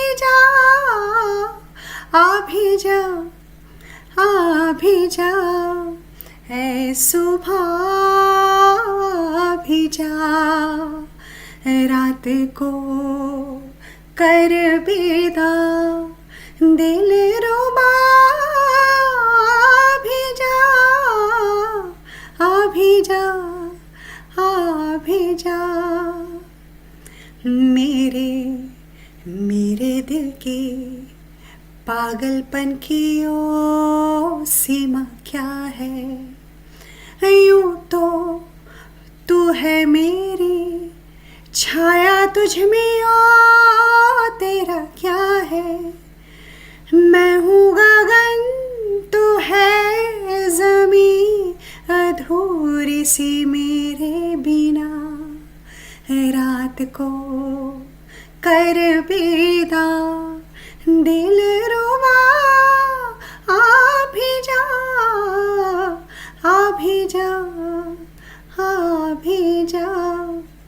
है सुबह भी जा देखूं चाहे जिसको कुछ कुछ तुझसा दिखता क्यों है, जानो जानो ना मैं, तेरा मेरा रिश्ता क्यों है, कैसे कहूँ कितना बेचैन है दिल मेरा तेरे बिना, रात को कर विदा दिल रुबा, आ भी जा आ भी जा आ भी जा, है सुबह आ भी जा, रात को कर विदा दिल रुबा, आ भी जा आ भी जा आ भी जा. Yeah, that but was- wonderful.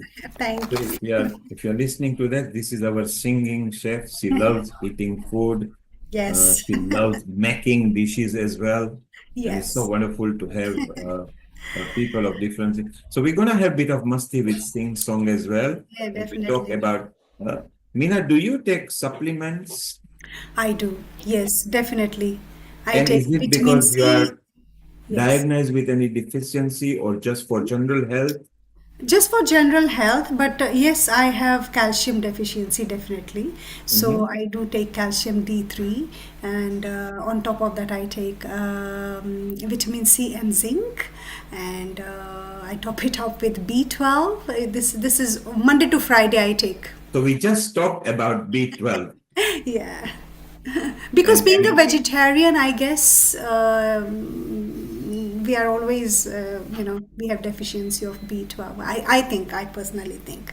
Generally, Indians do suffer from that, and I think maybe I don't know whether it's our diet or something, or just generally.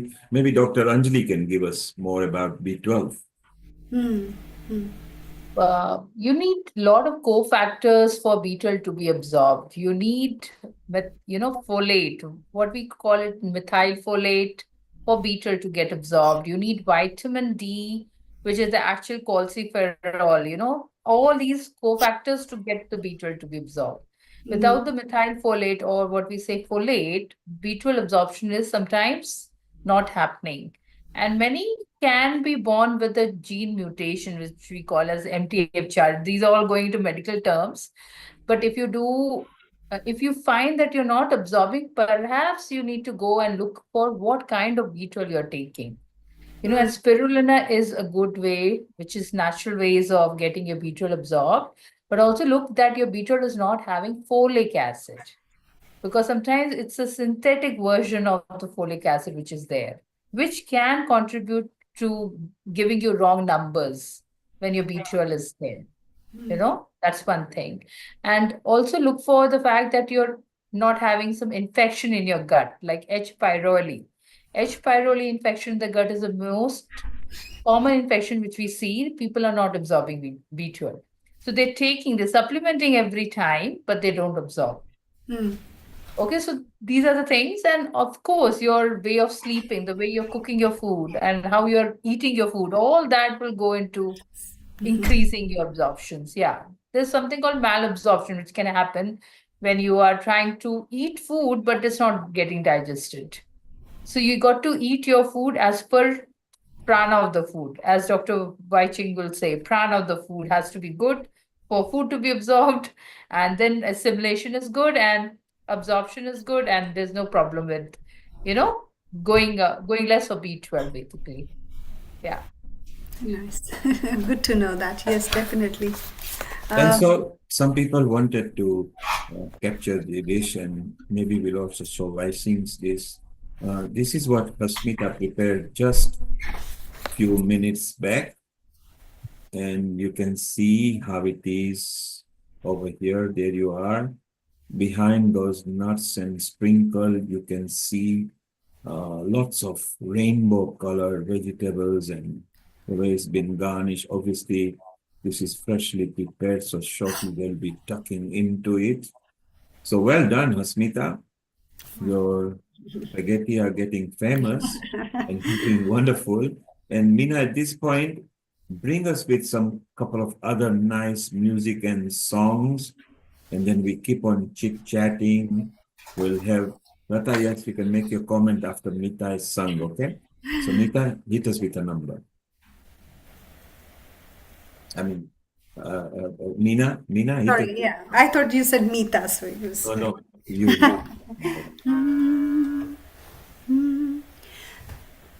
बैरी पिया बड़ा बेदर्दी इश हो बैरी पिया बड़ा बेदर्दी दिल का दर्द न जाने सौदाई हर जाए जुल्मी राम दुहाई कैसे कहूँ कासे कहूँ हाय राम दिल का दर्द न जाने न जाने न जाने न जाने जाने जाने हाय बैरी पिया बड़ा बेदर्दी हो बैरी पिया बड़ा बेदर्दी तू दूर जो था तो पास ही था अब पास है तो दूर है क्यों न जाने जाने जाने जाने जाने तू दूर जो था तो पास ही था अब पास है तो दूर है क्यों आ पास तो आ पहना भी दे ये कंगना ना सता अब मान भी ले ये कहना कैसे कहूँ कासे कहूँ हाय राम कंगना कहना न माने न माने न माने न माने माने माने हाय बैरी पिया बड़ा बेदर्दी हो बैरी पिया बड़ा बेदर्दी क्या बात है, beautiful. We got Prince Muhammad there who says, do drink warm water. And I agree with him. Obviously, not with the food if you can avoid, but if you eat before and after the food, after half an hour, either way, before half an hour, after half an hour, or not very hot, but certainly not cold. I agree with him. Warmer the water, the less fighting the body has to do to bring it to the body temperature. I like it. You can eat room temperature. You can bring room temperature as well. So it's so beautiful. So thank you, Prince. Lata, you had a comment again. Let's go to you. Wai-Ching also loves drinking water, and she also agrees that it should be well before and well after. Lata, your comment. Yeah, I was going to say, how are you, first of all, Meena ji? I'm good, thank you. Fine, thank you. I think, Neil, you forgot to say that she enjoys eating as well, enjoys good recipes like Hasmita's, didn't you? You know what? I And love Wai-Ching. cooking.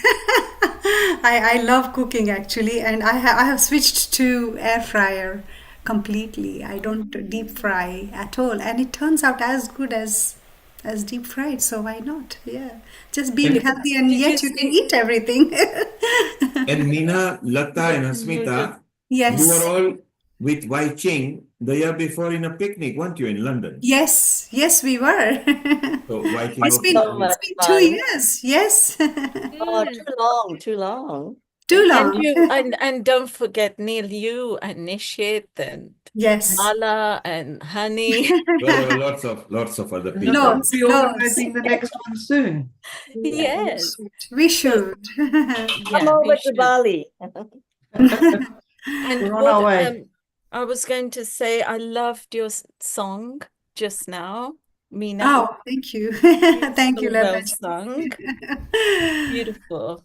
How I, much? I love cooking and I love singing. These are the two things I love doing. And I'm always singing while cooking.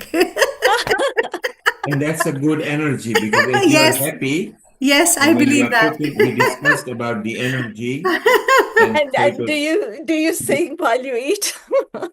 I wish I could. But I definitely think of music even when I'm eating. Yes. so the golden rule is don't talk or sing or do anything because the air gets into your mouth. Eat your mouth. Then you will really enjoy it. That's good if you digest it in a right way. So, I, Meena, I keep start talking. I start my day with a glass of hot water in the morning. Every morning. I've been doing it for many years now. And it Yes. really helps me. I don't know what the benefit is, but it really it works for me. And so Wai-Ching In actually which way do mentioned, you think Ah, it improves your yes. digestion? Yes, it does definitely. Yes. Are you sensitive in your?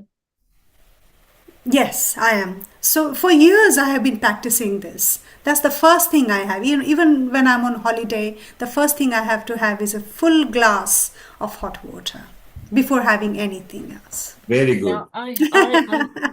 I'm similar because I think Wai-Ching as well would agree that I I fill up my flask in the morning, and then I'll take a cup of tea with that. But then throughout the day, I'm drinking that water, because especially when it's cold in this country, you need Yeah. something to warm us Yes, up. to So warm I it. won't drink more tea. And when it is very hot in summer, drink Yeah. room temperature, which is cold enough, yet warm enough because you are at the same temperature as the room. Yes, yeah. Body has to be at 37.4, but you are fine. So the less your organs, there is no scientific test because some people do drink cold water, but warmer water is better. Prince Mohammed likes it. Prince Mohammed, if you landscape your video, Well, I'm we also take drinking a hot water comment from just you now. and I will invite you so we can speak as well. If you could just landscape your video. I think Dr. Wai-Ching, Prince Mohammed is known to you, correct? Yes, a very good friend Yes. from Malaysia. Prince Mohammed, can you try to landscape your video? Just flip it and you can unmute and make your comment. You like warm water as well, correct? Does he understand English? He's okay? Yes, Correct. Yes, Correct. he's there. Yes, everyone retouching. And today, as especially day, I'm planning for the Mother Days. I wish all mother, everyone, and touch in the heart, especially Reverend Dr. Wai-Ching. We solve of the whole course. I will thank you and invite me to solve of the thing and blessing for the whole brotherhood and sisterhood. I will with you all because why? Because I always say warm water. Because sometimes with you warm water very fast and the blood circulation and to the nerve they will push on. We push off very fast and the heat on together with successful blood circulation and push back to the cleaner. This is what I say something because I already many times to let them to clear and let them to learning about. It's true before food also can. When they put food, maybe you drink, then will be cleaner everything. For the very fast, everything body done. Yeah. Wow, wonderful. So look, Mm. even Prince Mohammed thinks that warm water is good, and I think we all agree it does help. Meena loves it first thing in the morning, which is very good. It is nice to drink water because you hydrate yourself. All organs get hydrated. Dr. Anjali, you like water in the morning. You are in a hot country right now. What do you drink in the morning? That's my warm water. Right now. Yeah, right now.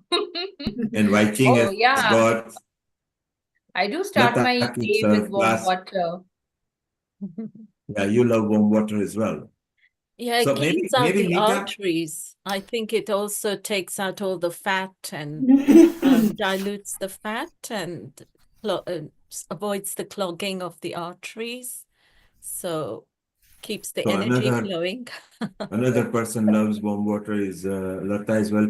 Meena, maybe we can sing a song with the water, maybe Thande Thande Pani Se Nahana Chahiye, something like that. As soon as you said something to do with water, this song came to my mind. Pani pani re khare pani re. Let's go ahead. Let's sing. That's Let's it's a sing a lovely song. song from the movie Machis. Yeah, Machis, if I'm not mistaken. Hasmita, do you have a preference of a song that you like? Go ahead. Okay.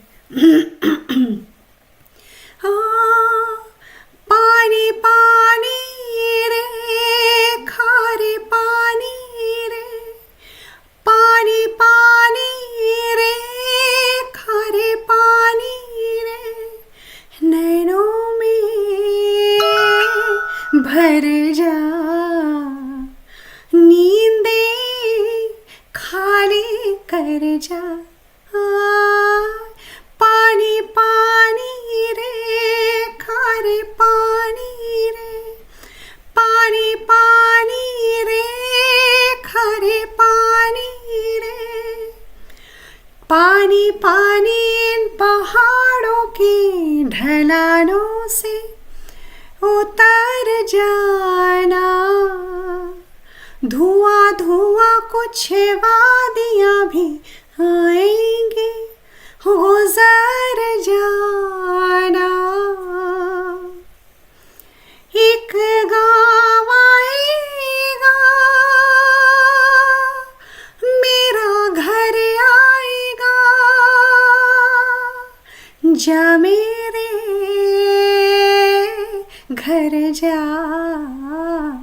नींदे खाली कर जा पानी पानी रे खारे पानी रे पानी पानी रे खारे पानी रे नैनों में भर जा नींदे खाली कर जा Yeah, baat hai. So Pani Pani always makes her choice on that. Meena, what are your tips for cooking? My tips for cooking, depending on what I'm cooking. What are my tips? What is healthy cooking for you? Healthy cooking for me is, like I said, I have switched completely to air frying. I don't deep fry. I try not to at all. And So if you try not to deep fry, yes, isn't it wise not to have oil in home full stop? And then maybe just keep the dressing oil? no, not completely oil free, because to give that glaze on top of the food that you want as So it's that's fried. the So you garnishing. just brush it little bit on top, and then So so are it you gives that talking- crunchy So are you talking about the garnishing oil or the dressing oil? the dressing oil. Yeah, so that bottle you need to keep, because if you completely stop oil for your joints and everything is No, good. completely I can't stop. But No. actual oil, if it's not in a home, you are not tempted, because if it's at home, then you Yeah. fry the samosas, you fry the chips and mogo. Yes. If it's not available, you have no choice but to oven cook them and or air fry. Yes, but I do sprinkle some oil on top just to give that crunchy. So it's not completely zero oil, Yes. but it's certainly better than deep frying, And which has is it made full any of oil. difference in your life? Yes, it has. It has definitely. Will. I'll tell you. I went to India in December, and in India we eat in the morning, afternoon, evening, night, anytime. Okay, so I had put on about 4 kilos when I came back from There is India. no choice, because even if you want to avoid, the neighbors, the family, Everybody. they're all stuffing themselves up. Oh, eat this, eat this, eat that, eat that. Okay. So when I came back, I was like, my face was quite like, I felt my face was quite plumpy and all. Yes. So because I have a round face, if I had a long face, then it doesn't really matter much. But because I have a round face, my face goes just like that when I put on a little bit of weight. And so you So got you get I've got tempted. rid of it, as you can see now. Well, you're almost reduced, so you're okay. You're back to the normal Yes, Meena. I am. I am. Wai-Ching, do you get these binges of wanting to overeat? Do you find that you're muted? Do you find that you want to overeat, or do you get a binge spree? I feel I want to overeat. I would love to overeat. But do you get that? Do you get those binges where you actually do it? Yeah. It's like, it's great. When you want to do it, do it. And what So, are your you know, tips after that? How do you either recover or bring yourself back? recover, rebalance, knowing what you eat and how you're eating it and why you're eating it.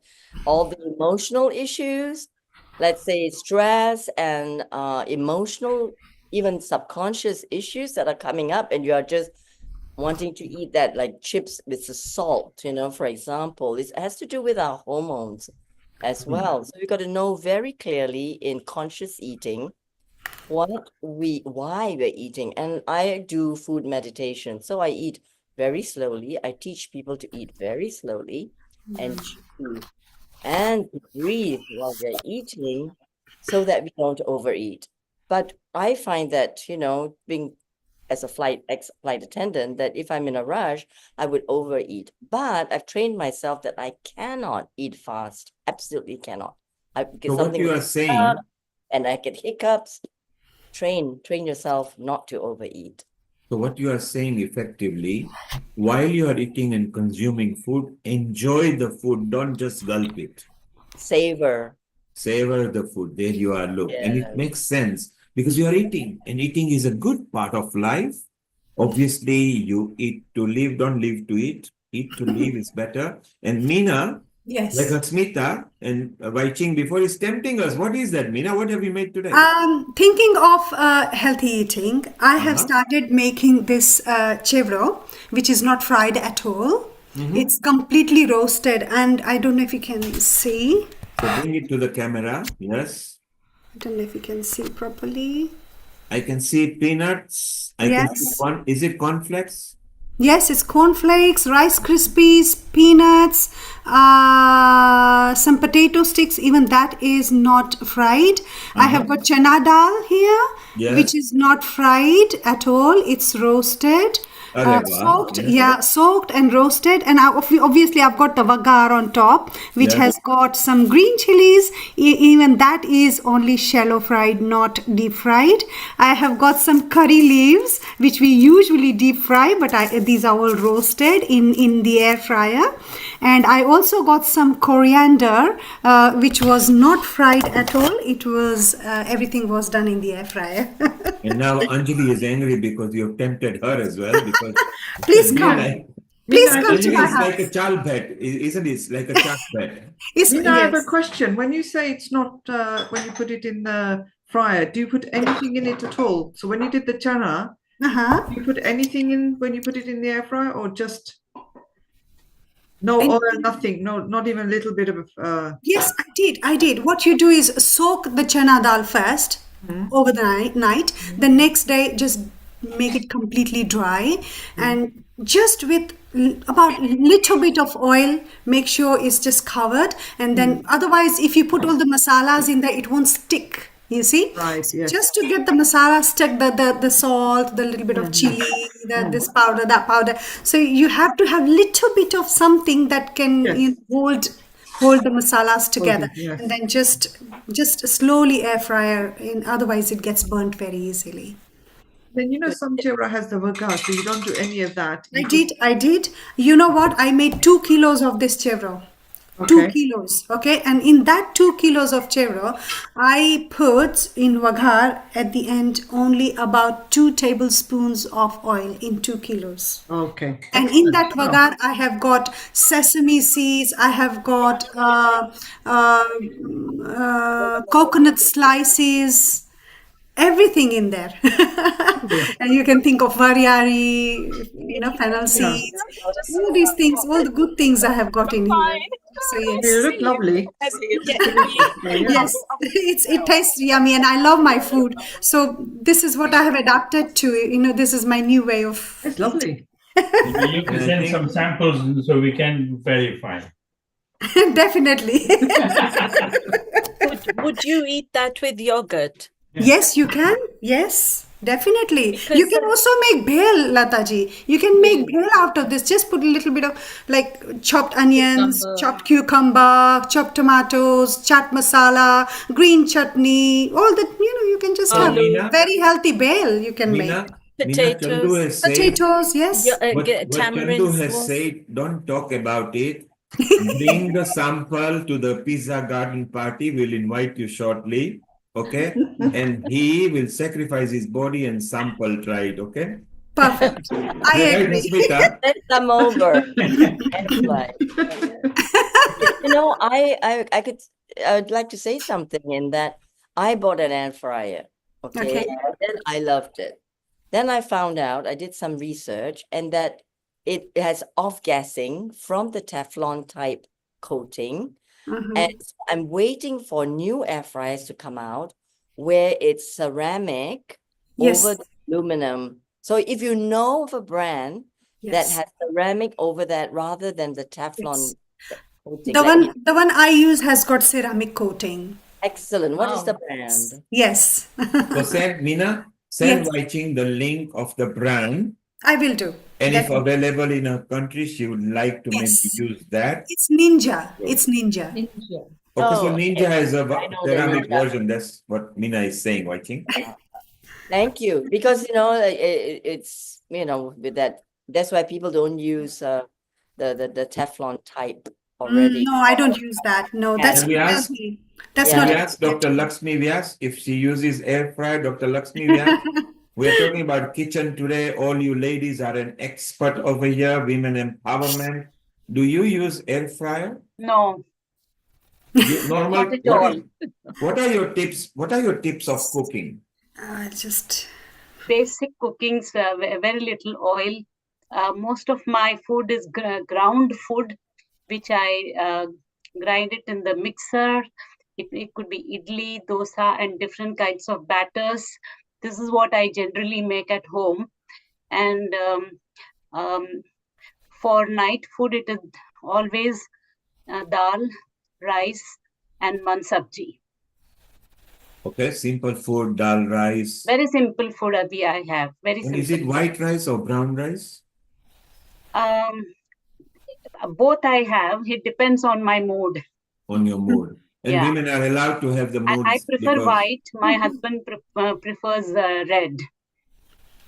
Okay, and then husbands are never right, are they? Because when there's a woman, it's a No. woman's choice. They say you are a husband outside, but at home you are just a husband, Whatever you are, you get a Half professional the guy. time for him, half the time for me. Yeah, it's a big story that they always talk about the husband. Meena, keep a couple of songs ready. Yes. And do you know Dr. Lakshmi Vyas sings as well? Don't ask me to sing. My voice is not good. And Anjali sings, and Wai-Ching sings, although on a Sunday she refrains because on a Sunday she takes a singing day off. Otherwise, if you see her on the weekdays, she's full of flair and singing. Mhm. And even Lata sings on the weekdays as well. But our Sunday singers are Meena and Anjali. Anjali, what is your favorite number? Mine. Isn't it nice to have a sing-song and cooking Sorry. session? Yes. Sorry. I thinking of talking about air fryers. Here's the maru bhajiyas that I made in air fryer. I don't know if you can see. These are crispy bhajiyas that I made in air fryer. Hasmita, I hope you are watching this. I was watching. Yes, absolutely. You have to come and show us. I also have a ninja, so Okay. we will share Sorry. together. Yeah, so that's the picture of my crispy bhajia, maru bhajiyas that I So when you, again, the same concept, you just put a little bit of oil and then just cover it with a little bit of oil, just for the shine, nothing else. For the oil is very simple. You can use the spray And this spray Yes. is so easy that it was equivalent. So let's say goodbye to our Dr. Wai-Ching Lee, because you may be surprised to know the time there already has gone past 2 o'clock in the morning. And so she's going to prepare a breakfast. But before that, she needs to sleep for a while, don't you, Wai-Ching? Yeah. For breakfast then? What am I making for breakfast? It's actually I hardly have breakfast. Miso soup is my staple. Yeah. Soup in the morning for breakfast? Yes. I go intermittent usually, but I don't eat anything till usually about 11 or 12. I And just, Dr. Lakshmi Vyat is going to do idli sambar, which is a soup as well. oh, idli. I love idli. You know the safe thing to eat idli and sambar always, very less chance of E. coli 1, E. coli 2, salmonella, listeria, as long as the sambar is heated. So in the food industry, we classify it as a safe food, less contamination. Of course, in a hot country, because it's a rice-based, it can go off. But if heated correctly, very less chance of any cross-contamination or any kind of contamination. Really, it's fermented too, so that's really good. When I was at Bangalore, my friend Amrita took me out to a idli shop, and it was like layers and layers of idli steaming. Yes, yes. Wonderful. I was in heaven. It's simply exciting. And they nowadays started putting the drumsticks, which is classified now as a superfood. That's right, moringa. Moringas, yes. In sambar, we put that.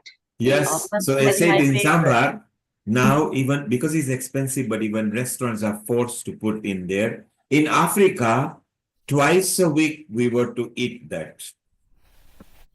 Nice. And We put it in our Sindhi curry. Never make it without it. You call it I didn't know it was called moringa. Yeah, We used to call it drumsticks. Drumsticks. We call it drumstick. But you call it murugai. Moringa. Right? Murugai, right? What is it? Murugai. The moringa sticks, the drumsticks. And What do we call, Meena? What do we call in Hindi? I think in Gujarati, I know it's saragwo. Saragwa. Saragwa, no, yeah, that is. Saragwa, yes, yes. In Hindi, what do we call it? Sajun ke patte. Phalli. Some sort of phalli. Drumstick is easy. Phalli. Some sort of phalli.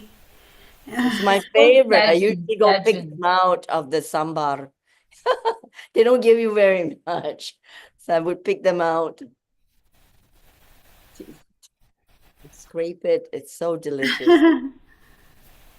Yes. We used to get them in England when we came. Oh, sahajan. They call it sahajan. Sahajan. In Hindi, it's called sahajan. Yeah. Good idea. See, Anjali, we even know Hindi in our part of the world, okay? We are laughing, but Anjali is in a war country at the moment. She has got no idea what's flying over the country at the moment. Do you get power cuts, Anjali, in your area? We were not getting, but I think for the past few days it's happening because of the weather. It's like stormy now. It's raining and hailstones and all, yeah. Amrita messaged and said there is heavy thunderstorm. And of course, they are in the complete war zone area because the drones were flying. So it's so amazing what's going on in India at the moment, even in this day and age and time. But let's hope things subside and peace prevails. Dr. Wai-Ching, thank you very much. You've been here since the start, before the start. You are coming to, I think, 2 o'clock in the morning. Am I right? It's 12:12, everyone, the magic number. The magic number. Oh, okay, 12 o'clock. So there you are, 12:12. Yes, it's 12:12 actually.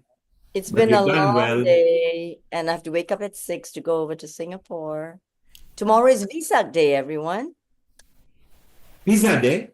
Yes. We've got our pizza group. Look, where Hasmita is, there is actually in that garden a pizza oven. Hasmita, why don't you take a stroll and show us? Okay, let's go. The weather is good. It's not pizza day, it's Vesak. Okay. I thought you meant pizza and I was excited, you know.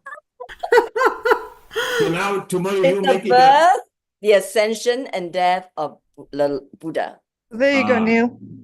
Well, there, look, since I'm we sure he mentioned, would have loved some pizza as well. she's going to show us now. She's actually going in the garden right now.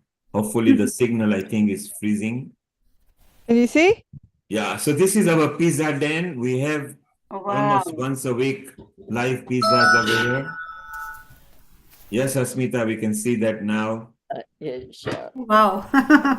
Wow. So someday we will invite you all over there. You have to, Neil. Yes, It's we not get, fair we're missing out. we get a lot of Beautiful people sunny who day, have so visited us over there. One day we'll have a session from there. So it's very nice. The pizzas come out very nice. Chandu, who is shy today, otherwise he's also, Hasmita is one of the best pizza makers, as is Chandu. and So Neil's also very good. He And what manages about everything. you, Neil? I don't count. I don't count in the industry. You don't see me anywhere. And how do you cook? I've got a question. You want a question, Hasmita? Lata? Go. Question, go on. No, I've got two questions. One for Hasmita. So when are we coming over? Pick the date. When Meena and me want to come along Neil and arranges it. Dr. Lakshmi. And what about Meena? How do you cook these curries then?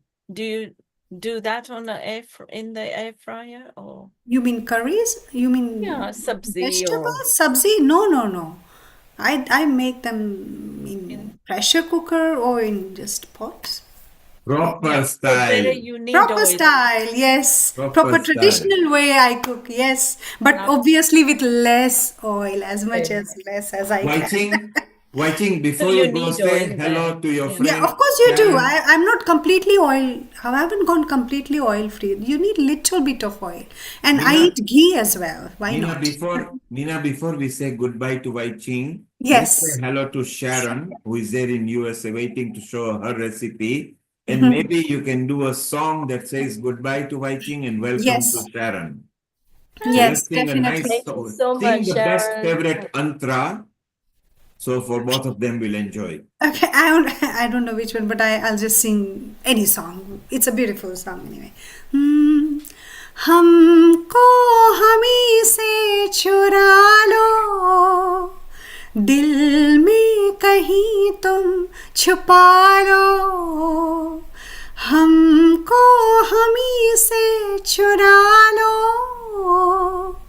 दिल में कहीं तुम छुपा लो, हम अकेले खो न जाएं, दूर तुमसे हो न जाएं, पास आओ गले से लगा लो, हमको हमी से चुरा लो, दिल में कहीं तुम छुपा लो, हम अकेले खो न जाएं, दूर तुमसे हो न जाएं, पास आओ गले से लगा लो.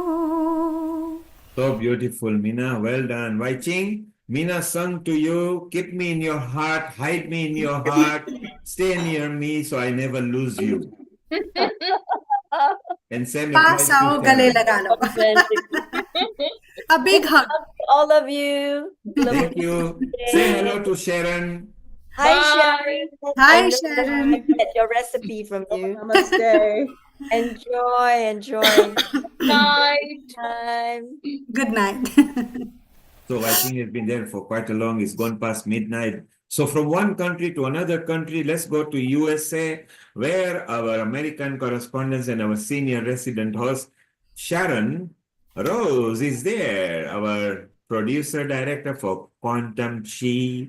She makes wonderful movies, but she is also a well-being wellness coach, and a top dancer. Sharon, Global Namaste, and how are you? Global Namaste. As always, it's a joy to be with you all today. And today, we're gonna fire some crackers. Is it right? That's right. I found this recipe. You know, I was on a no-carb diet, right? We all like to lose weight, and that's one of the ways I do it, is do a lot of exercise and try to stay away from the carbohydrates. So I used to make these crackers. Oh, here's the cat. Is that Raja? Was that Raja? That's Soma. Soma. Hi.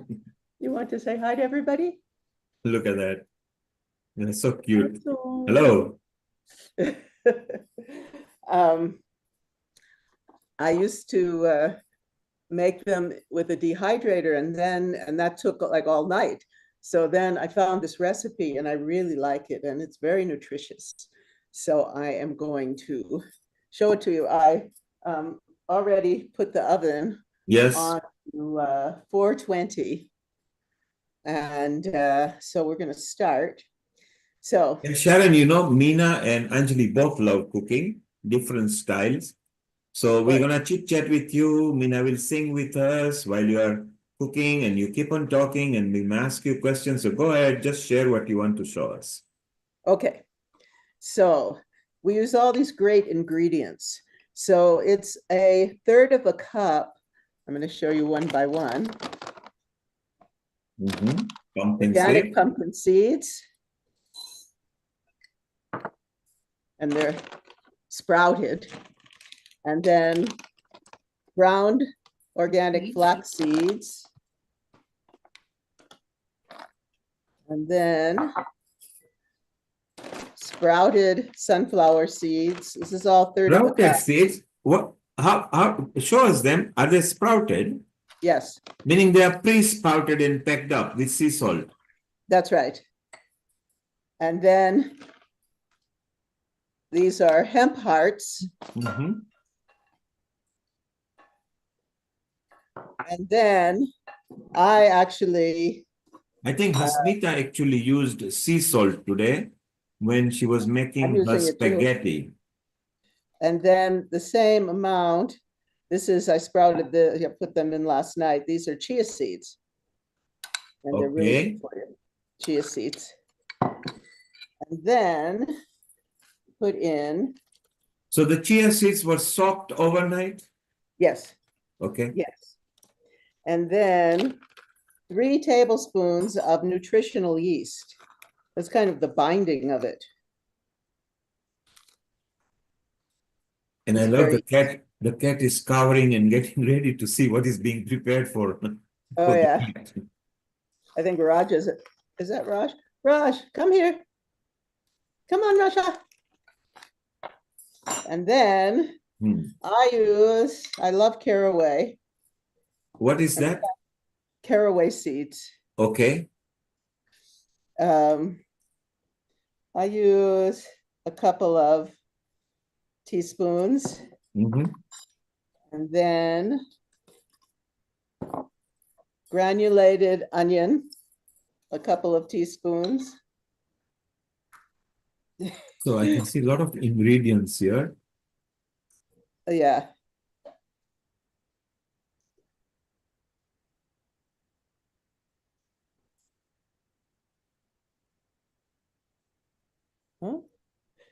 Okay. And then garlic powder. Garlic powder, okay. It comes out very tasty. In some ways, you know, I come from Jewish tradition, so in some ways I'm trying to make Mr. Cat, you are blocking my camera. Hey. Move. Soma. You know, the cat is getting so jealous. It knows where the camera is. And look at eagerly waiting and watching your mixture. Look at that. Okay, garlic powder, then salt, sea salt. This is sea salt? Yeah, Himalayan sea salt, pink. What's the benefit of Himalayan sea salt? Anjali, what's the benefit of Himalayan sea salt? I don't actually know. I like it though. It has good potassium. It's a very good. But I say the white salt is also important because it's got more iodine. Himalayan salt is more you can mix. electrolyte friendly in the sense more potassium. So you can mix white and sea salt, so it's more healthier then, is it? Okay, so we have all of this. Yeah, And then you can. 3/4 You should of a cup actually. of water. Water. Yeah. And then just mix We're it. mixing this. Okay, so this is not the topping. This is where the crackers will be made from. So we are going to bake that. We are going to bake afterwards. Is that right? Yeah, like 20 minutes, 25 Okay. minutes. Already this is sort of it's going to turn out crispy and snacky, and it will have a bit of salty taste to it. Is that right? Yes. I mean, you can adjust if if you have a salt issue, you don't need it, but. Well, 6 grams of salt is okay to consume. So a human being should not add more than 6 grams because other foods have got it.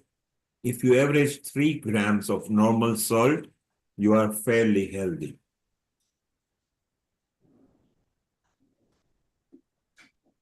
So the oven is already preheated. Now she's going to layer this over here so it doesn't stick.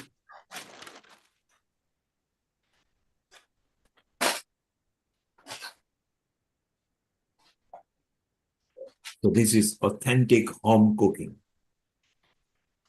All right.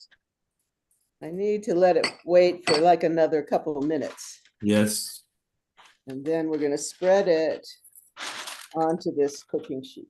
So do you have a tool? Are you going to scoop and spread or spoon and spread? What are you? Aha, yes.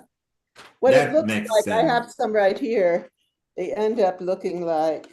You had prepared earlier. Aha, okay, yes. I can see a bit of bulk in it as well. So yes, yes. Lot of nutrients. I eat it with, I really like it with hummus. I like it with guacamole, anything like that. So easy to carry food too. Yes. Yeah. Now you see the essential part of cooking is when you are making it as well, it's an exercise. So no wonder women are very flexible and multitasker. It's fun because you are going to feed with people. If your energy is clean and you are enjoying what you're making, so to feed to the people will be fun as well. And the whole process is like a hobby. It's an enjoyable hobby. And people should cook daily if they can. Okay. Then you just take it. So you're going to spread it all over and then slice it. Is that right? After you cook it. Yes. Okay. So it's not individual portion. It's spread and then. Yeah. Presumably the cutting is through a roll cutter, is it? I just use a knife. Okay, Although simple I knife. haven't tried that. I could use my pizza cutter. Yeah, I was going to say a pizza cut is a very good tool to get even, equal, as long as you don't scratch the utensil. Yeah.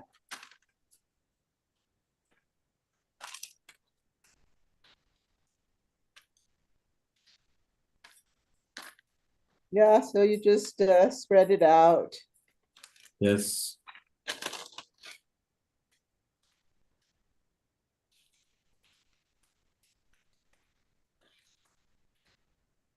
Meena, have you ever made crackers at home? You're muted. No, I haven't. We do. I think generally biscuits are done, and then we got this tray in which we put them, and we got these special die cuts of different shapes, isn't it? Yes, that's right. Yeah. And I remember in Africa, biscuits were not purchased from factories. 50, 60 years back, they were homemade. Everybody used to make biscuits Correct. at home at that time. Yes. Yes. It's still very popular actually in Africa. Correct. It's fun. But society has changed so much. Everybody is busy. Busy, yeah. Anjali, do you Okay. bake? There. Look at that. Wow. Lovely.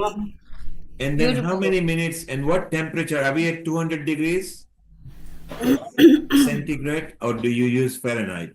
It's 420 and around 20, 25 minutes. I always have to watch it. You know, I'm up very high. And So you are at Fahrenheit, is that right? You use Fahrenheit there in America. yes, I just look to after about 20 minutes, I see that the ends are not burning. I want to show you. I'm going to show you how beautiful it is here right now. So there you are, to the people who are watching, is 420 Fahrenheit, 220 Celsius roughly, which is standard guess mark. I think is a standard guess mark over there, which is good. Where are we going now? We're going in the garden?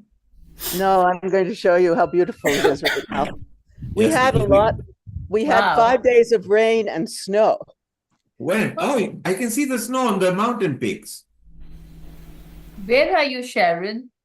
This I'm is in Crestone, Colorado. Colorado, Wow. Beautiful. called the Shambhala of the Rockies. Yeah. It's Shimla of Colorado. Yeah. Yes. Rockies. Look at that.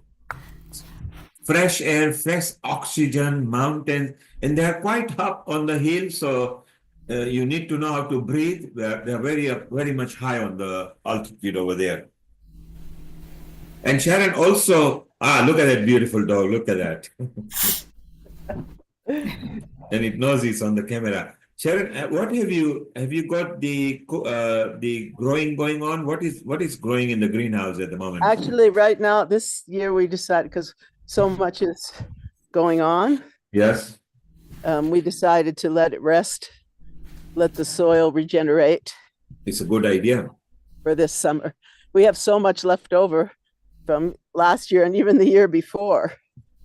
So, you know, I'm very, very busy right now preparing the movie for distribution. Yes, the exciting movie coming sometimes this year is going to be so exciting. Yeah.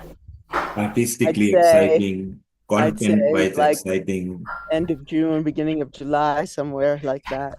Yes. Yeah. And such a beautiful view over there. Presently, for those people who are in different parts of the world, at Sharon's place is 10:30 in the morning, I believe. Is that right? Yes, 10:30.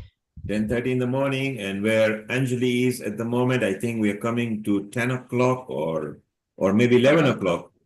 10 o'clock. Yeah. 10 o'clock over there. What a different time zone. We here in London are in early evening at the moment at 5:30.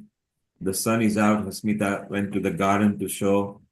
So Meena, look at the picturesque view over there. What song comes in the mind? Silsila song.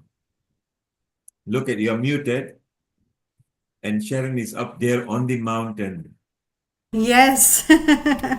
देखा एक ख्वाब तो ये सिलसिले हुए. Yes, because that's what you're watching there. Look. Yes, definitely. Shall I sing a few lines of Yeah, that? sing a few lines because Sharon is in that zone at the moment. Why not?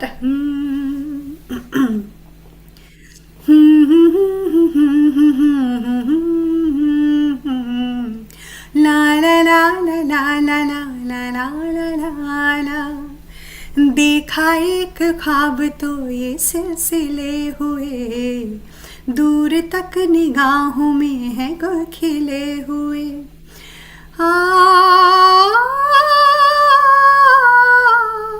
ये गिला है आपकी निगाहों से, फूल भी हो दरमिया तो फासिले हुए.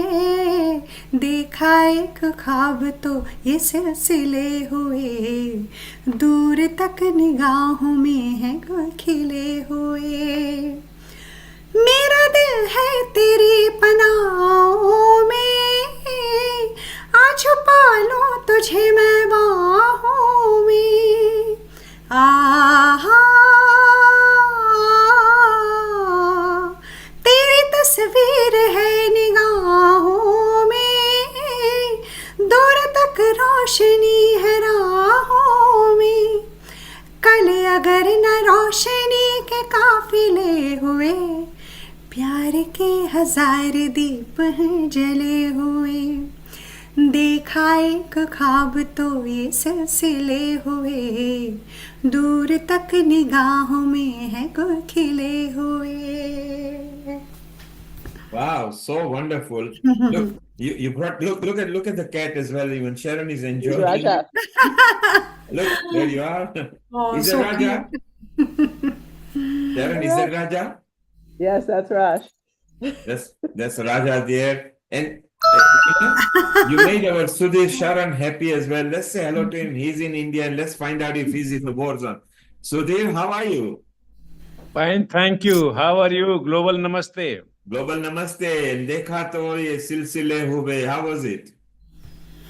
Simply beautiful. And yesteryear and Simply memory. beautiful. Which city are you in? Where are you? Evergreen song. Always makes Evergreen. you romantic and, lost in thoughts. And where are you at the moment? Bangalore. And are you on a power cut or any situation over there, or is it safe down there? It is safe now for last 5 days. First 2 days we had to go for practice, drill for air attack. And Anjali is not too far from you. I mean, it is because she's in Hyderabad. Yes. Yeah. It So so where- happens that very close to me, there is a very prestigious institution called Indian Institute of Science. Okay. Yeah. So that raises the threat level. Yes. So we And had to where- be extremely particular. Where Amrita is, although it's Jalandhar and Amritsar is near, the drones Yes. nearly came to stone throw away from her balcony. Oh, So she's not here today because Sharon, maybe you may not be aware, but there is a potential war which is I rife know. between India and Pakistan. So well, it is the last I said- read, there was a ceasefire. Trump was, there was a trying to ceasefire, so negotiate. President Trump can claim that I created a ceasefire, but it was never there, and the thing started again. It started again.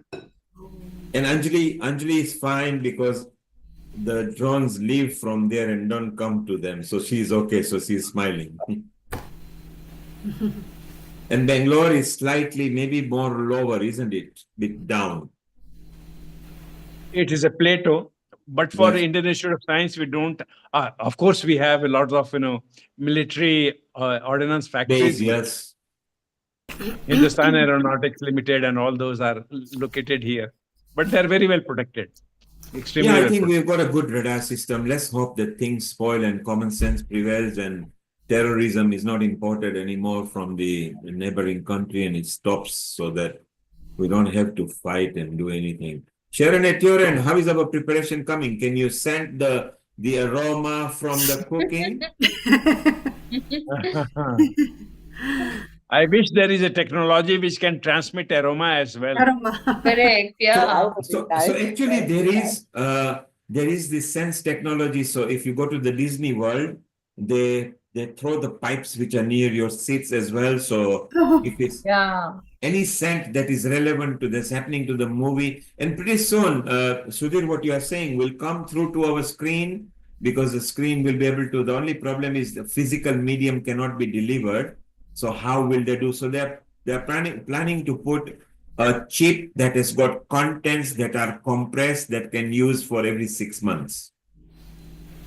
If they can link AR or VR with 3D printing technology, I think this should happen. They are doing. They're doing. So that's what I mean. Compressed things. So like if you want the gulab smell coming from the rolls, it is already in there in a concentrated form. This is you just insert it into your instruments, which will then have an outlet. So technology is changing so fast. Yes. And look at that, because of pandemic, we are connected. Sharon in USA, Meena here in London, Anjali in Hyderabad, you in Bangalore, me in London. I mean, how else would we have met? Yes, precisely. We would never meet. So Sharon, you also love singing, but you love dancing more because your Sitara Devi was your guru. Sudhir, you may not know. Wow. So many decades back, she used to come to India to learn I classical actually lived dancing. with her, which was quite a blessing.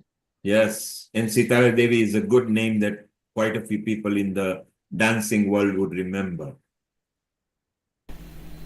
So it's amazing. Meena loves dancing. Yes, I Whenever do. he's looking, she's always moving and dancing and cooking. As does Anjali. She loves dancing as well. I think dancing is so beautiful that it releases good hormones. Yes, You totally feel agree. good. It's Well, like an especially, exercise. I have to say, especially Yeah. dance from India because it's so beautiful, so deep, and so spiritually awake. And Sharon, yes, talking about Indian dancing, while you were there, you are obviously from the Western world, and first trip to India, complete change of food, complete change, okay? How did you manage and what tastes do you remember? Oh, well, I had never had any curry before. Yes. I And how was actually, it? it was delicious. It was Wow. so delicious. I love it. Was it And not spicy and hot? well, I kind of like spicy. Now I'm making, well, this year I will be able to make my chutney because all of our bushes, we have the gooseberry amla bushes. And so So I do make, you feel you acquired the taste or you were okay and you started liking it running rather than walking? I think that I acquired it. Okay. I Yeah, because it's acquired not it very now. easy taste. I love it. I can't, here we only have a couple restaurants that are mostly like American food. So In whenever I go to the city, I'm going like, okay, where's the Indian restaurant? Especially my favorite meal, my favorite food, I have to say, is masala dosa. Arey wow. We just discussed Ooh. we I discussed love about masala and dosa and things which are safe to eat and Dr. Lakshmi Vyas, she enjoys that. She's actually from South India. She's not South Indian per se now because she has stayed most of her life in Mumbai as a principal over there and here in London. So Dr. Lakshmi Vyas, South Indian food. Sharon loves dosa and idlis and things like that. Oh, Even, I mean, though I make it so regularly, I feel that is one of my favorite food. And like whenever my children come, they make they take it home. I have to I make idli or dosa, pack it up and give it to them. So they use it for the next week or so. So when I make idli or dosa, it's lots. It's for us and for my kids. And or And they live in Cambridge. is it They come weekends and then they go back. So I pack and give them. nice. so Nice. Sharon, next time you are in London, Meena, Dr. Lakshmi are all going to cook. Oh, yes. Oh, well, I have to say that when Dr. Danada came, Yes. she made dosas for everybody. When Hitendra and Kalpana came, Yes. they made dosas for everybody. Isn't it So I was amazing as impressed. a family as we meet? And both of them are such a fun person. Hitendra from North Carolina and Danada from Texas, different state where you also visited them. So it's so beautiful. And when you visit Meena, she will sing and cook for you. She's quite good. She That makes would be very so authentic food. delightful. Yes, definitely. Please come over. I'll be very happy to have you here. Even Lata does the cooking. She secretly makes different dishes every day. Secretly. And Lata, if you're looking so it turns beautiful out very today. nice, she pictures and sends and say, okay, you are not having it. Look, this is yummy. And Hasmita, of course, once a week, there is a gang of people, that do, so it's so much cooking. So do you like cooking? I mean, of course, maybe you may not be, but what is your favorite dishes? I love to cook, and I come from native places, Bihar. So we make littis. They are culinary Litti delight. chokha? Yes, they are culinary delight, and from health point also, they are top of the list. Yes, and I know how to make them. My brother, was very strict. He taught me how to fill the littis. Wow. There is a Okay, special trick to do that. Anjali, you and Amrita and Bindu and Hiral plan a visit to Sudhir's place, okay? Sure. Oh, most well, And Rotarian Lal Gohel, I think he's yes. got a resort there in Bangalore, something I believe. So it'll be nice Yeah, to get the Indian people meeting over there. And Oh, can yes. you imagine, food is so good. Food also unites people. Yes. The women, Oh. women uses that excuse that to the man heart is through the food, And Neil, Hmm. maybe you can make a plan with Sharon to come to Banaras, all of you. Yeah, Banaras would be very Wow. authentic, wouldn't it? I would love to come back. I think next year. That Godalia chalk, the main city chalk, and then that tomato chaat. I can't describe. My mouth is full of water. Yes. Yes. That is awesome. And the place, Awesome. Banaras itself is obviously historic and fun, isn't it? And they don't serve it, on metal plate or Yeah. in leaf plate. They serve it in a earthen pot. Wow. I can't tell you. And in Africa, we used to cook chapatis. The mothers used to in the, as you say, earthenware. The taste is different. Even the food Absolutely water different. container, the big matki with the tap on it. Yes. Because it keeps water cool. The taste is somehow different. And we are all connected to earth, isn't it? When the rain falls on a dry place, the soup, the khushbu, the sondi khushbu that comes, the scent that comes from the earth. Isn't it beautiful? Beautiful. Your own cow's milk, heat it through the night. In the morning, you set it with, curd. And by evening, you will have it. This thick layer of cream will be there on top. Just like Greek yogurt. Talking about milk and cow, Sharon, in Creston, on the hills, the cows are there? The cows? Well, here, very special because, yes, we have lots of cows. In fact, Jay, my husband, wanted to get a couple cows. Yes. But I'm like, we have chickens, we have the dog, we have the cats. It's enough. Yes, it's enough. But there are lots of cows. This is actually called baka, the baka, which means cow.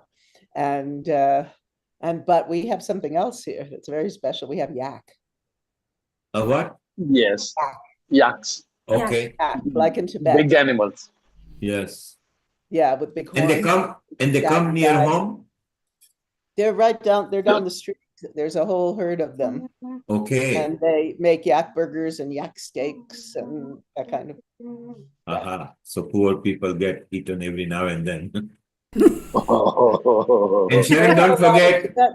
In fact, right now there's a Tibetan doctor from Nepal, Mustang, who is visiting. And I had a treatment with him yesterday, which was fantastic. It was very much like an Ayurvedic massage, lots of oils. And then he's going to be teaching the Medicine Buddha practice next week. And so we're all very happy to have him. He's such a delight, Amchinima.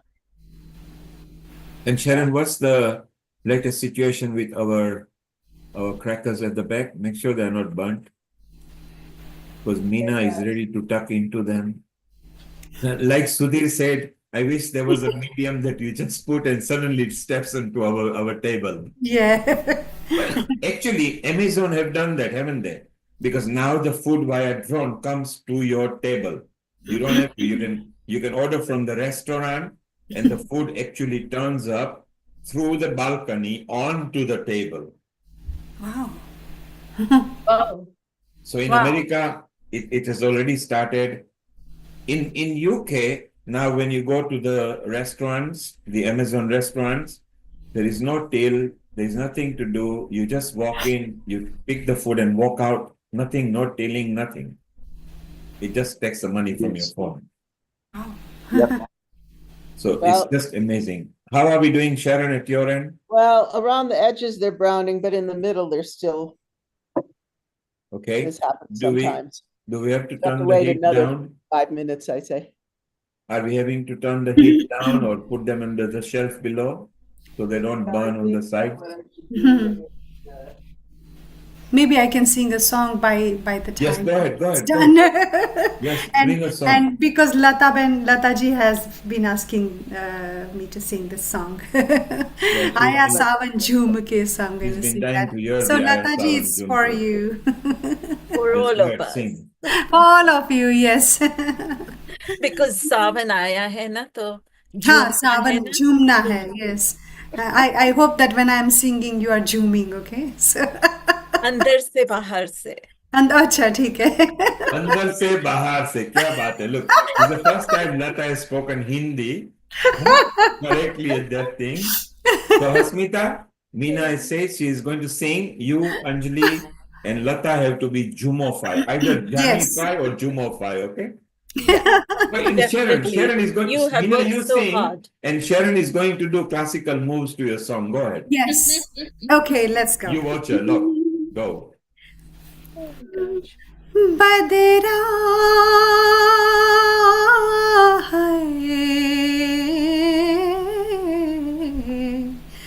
बदरा छाए के छोले पड़ गए हाय के मेले लग गए much गई धूम रे के आया सावन Sharon is in full swing. झूम के आया सावन झूम के बदरा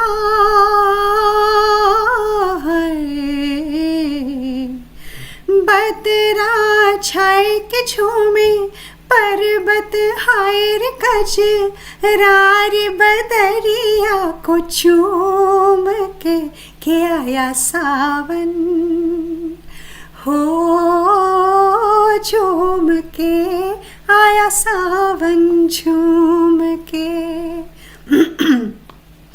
काहे सावन सबके बालम वा तू छेड़े जालम वा काहे सामन सबके बालम वा तू छेड़े जालम वा काहे फीके नजर की डोरी तू लुक छुप के हो गोरी हो गजरा है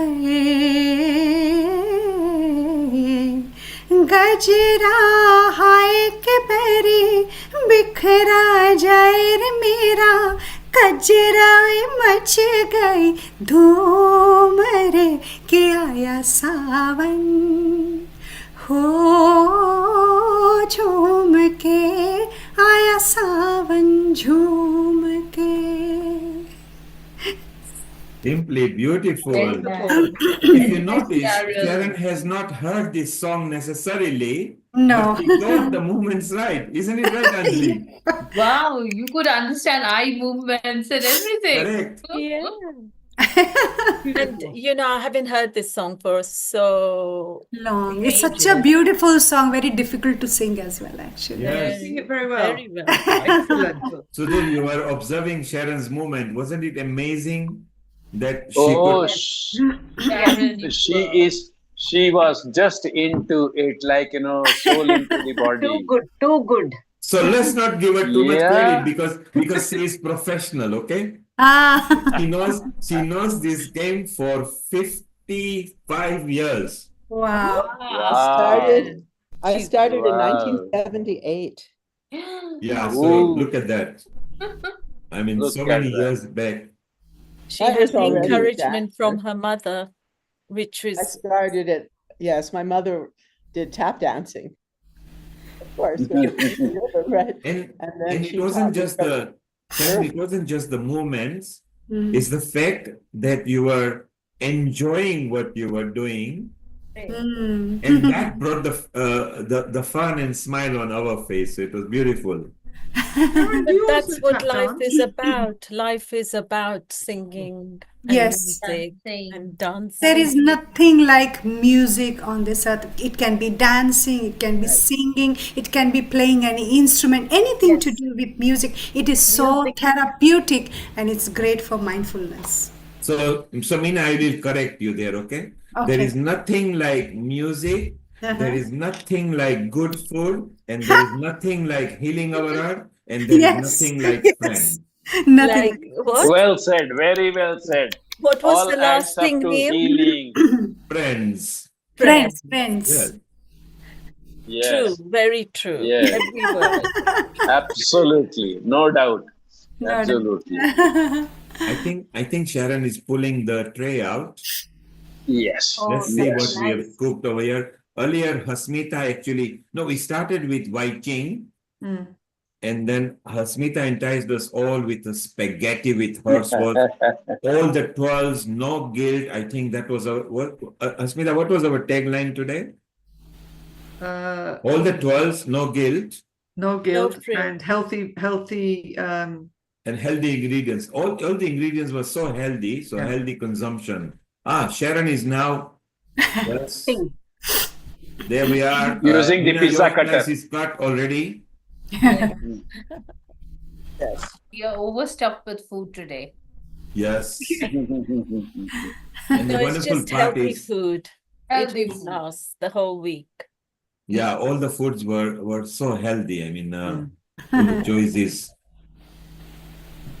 And like what a Hasmita coincidence. said, What a coincidence. Today is the Mother's Day, and Mother's food is unforgettable. Yes. And that's what Prince Muhammad, when he came, we forgot, Yeah. but he dedicated for every mother. Yes.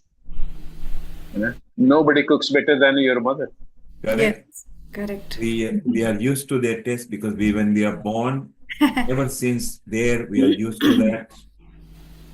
Yeah. Yeah, while you're in the womb, you're eating everything true. that she eats and cooks. Yes, true. I think you're absolutely right. There's never a time when mother's food is not appreciated. Yeah, When you're, like true. you said, when you're still And while Sharon is slicing that, this is how Hasmita made us jealous. And you can see, look at the rainbow color at the back. The red peppers, the yellow peppers, the green peppers, Wow. the seeds, Wow. That's all the beautiful. mixture, slice of lemon to entice you. Wow. Wow. Is that mint on top? Is that mint leaf? Yes. That's from the garden itself. I think it's basil. Oh, nice. This looks so tempting. Oh my God. I can see sunflower seeds on top and Yes, pumpkin sunflower seeds. seeds, pumpkin seeds, all the seeds. Sesame seeds. And at Sesame this seeds. end, Sharon has used sprouted seeds as well. I was not aware of that sprouted seeds actually coming as in sprout from in the pack. Wow. Do we get that, Hasmita? Do we get it in Yes, so London? what we do, so they're sprouted and then they're just, you can either put them out to dry, you can put them in the oven and then, and that's very good at storing as well because they're dry, right? So that is what we make in America. Sharon took okay, she's showing. Go on, Sharon. She's enjoying hummus. Look at that. She's eating while we are drooling over here. Look at that. Wow. Nice. Is that hummus? Yes. Looking so delicious. Wow. Very nice. Wow. And Sharon, if the tray is not hot, if you could lift it at an angle to the camera, make sure you got gloves on or something. Yes, there you are. Women are always equipped with gloves. When they want to smack a man, the gloves are ready. Wow, wow. Bring it more, and if you and angle it to the camera, please. Angle it more. Yes, got a there you little are. burnt there, but Very, very tempting. It's also Absolutely. wow, Fresh it's really and good. hot. Absolutely. so much They nutritious. taste You better know, there when were they're hot. seeds and everything in there. Wow, I'm having some more. Haven't had breakfast. You can't stop once you start. And you So- become, they say that what you eat, you become, So we We have to became eat rice healthy. earlier, didn't we? Anjali, what rice did we see in Bali? What was that rice called? It was I think it was lovely made, it was rice. from farm to the table straight away, wasn't it? Yeah, it was a lovely, very, very healthy rice. And Very so crunchy. garnished. Yeah. And from rice, we went to the plant foods with Heena, and then Hasmita came and tempted us with spaghetti and the chili sauce she added on it. Before the seeds, she had added some sauce on it as well.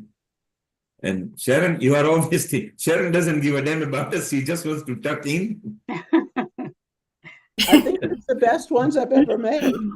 Maybe Yes. because I'm eating them warm too. It's all the friend energy. Look, everybody was sending good energy over there.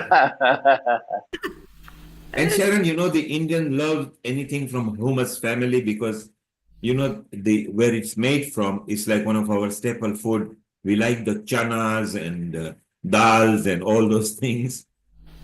So it's very much Indian akin food as well, so that people love it. Baba ganoush. I love baba ganoush. Has it cooked inside as well? Very well. It was okay, perfect. Perfect. And now you can, this doesn't go off as well, so you can leave them in a container for as long as more than 2-3 weeks, isn't it? That's right. Ah, there you are, yes. Yep. So remind the But viewers, they'll be what so are the good, they won't ingredients? last even a week. Yeah, they can stay for longer than a week, but they won't last more than a week. Right. Can't stop eating. Yes. Yes. Wow. I Well, while think Sharon is enjoying that, Meena, we let's need hit that with another recipe. number. Yeah, sure. I'm always ready. Let's go for a maybe presto tempo, you know, really bring in the tempo and just hit it. Maybe go for a kawali if you like. Oh, my. Well, I have to think. Go for anything you like, which is sort of mid or high tempo. Oh, okay. And whatever you do, Dr. Lakshmi Vyas will match you. जब जब जुल्फे तेरी. Jab Jab jab jab zulfe teri. That'll be good Ude one. Ude jab jab Yes, zulfe yes, yes. teri. Oh, that'll be nice. That's Even a Hasmita very has woken nice. up. Look, there you are. She's standing on the table now. Okay, let me just get the lyrics out. Yes. And here it comes. And Sharon, you can keep on tucking and maybe one hand tucking and one hand movement, okay?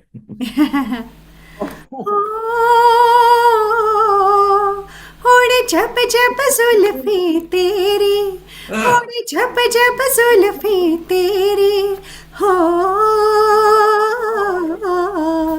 उड़े जब जब जुल्फे तेरी हाँ उड़े जब जब जुल्फे तेरी कवारियों का दिल मचले कवारियों का दिल मचले जिंद मेरी जब ऐसे चिकने चेहरे जब ऐसे चिकने चेहरे तो कैसे ना नजर फिसले तो कैसे ना नजर फिसले जिंद मेरी टा टा टा टा टा टा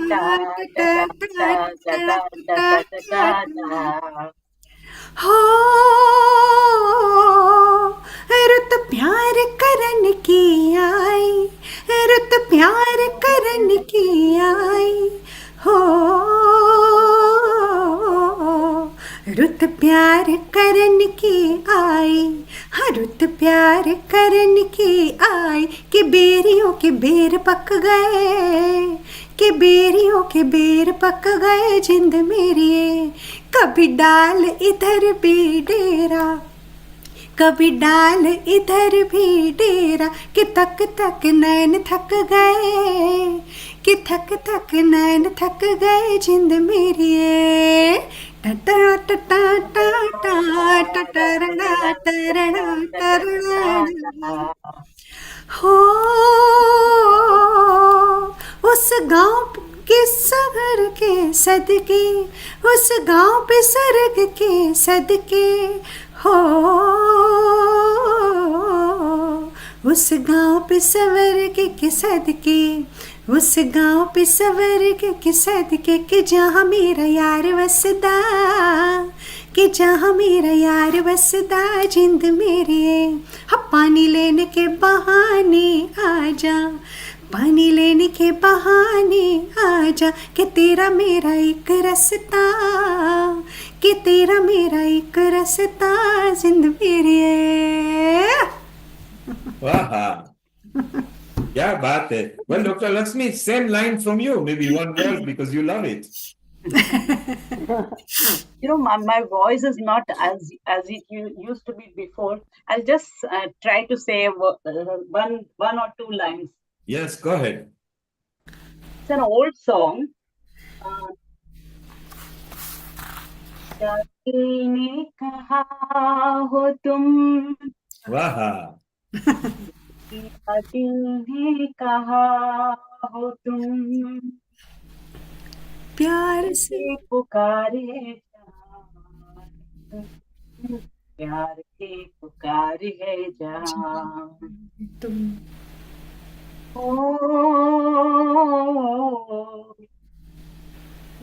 ना ना ना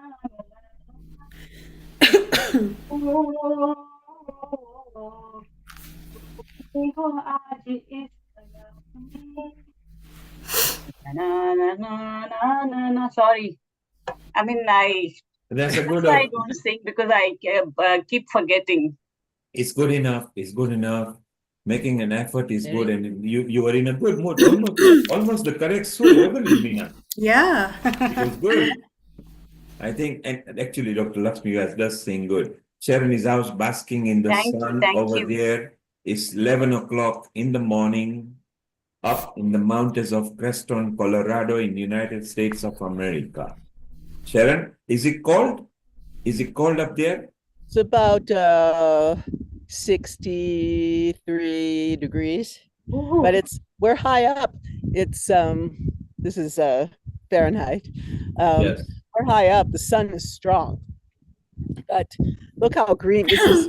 Everything is just starting. You see the leaves here. Yes. They're just starting to bloom, but it's going to be gorgeous because we had so much. It's usually very dry, and we had 5 days and big snow up on these mountains. If I could show you the other mountains that are not as jagged, you'll see like really covered.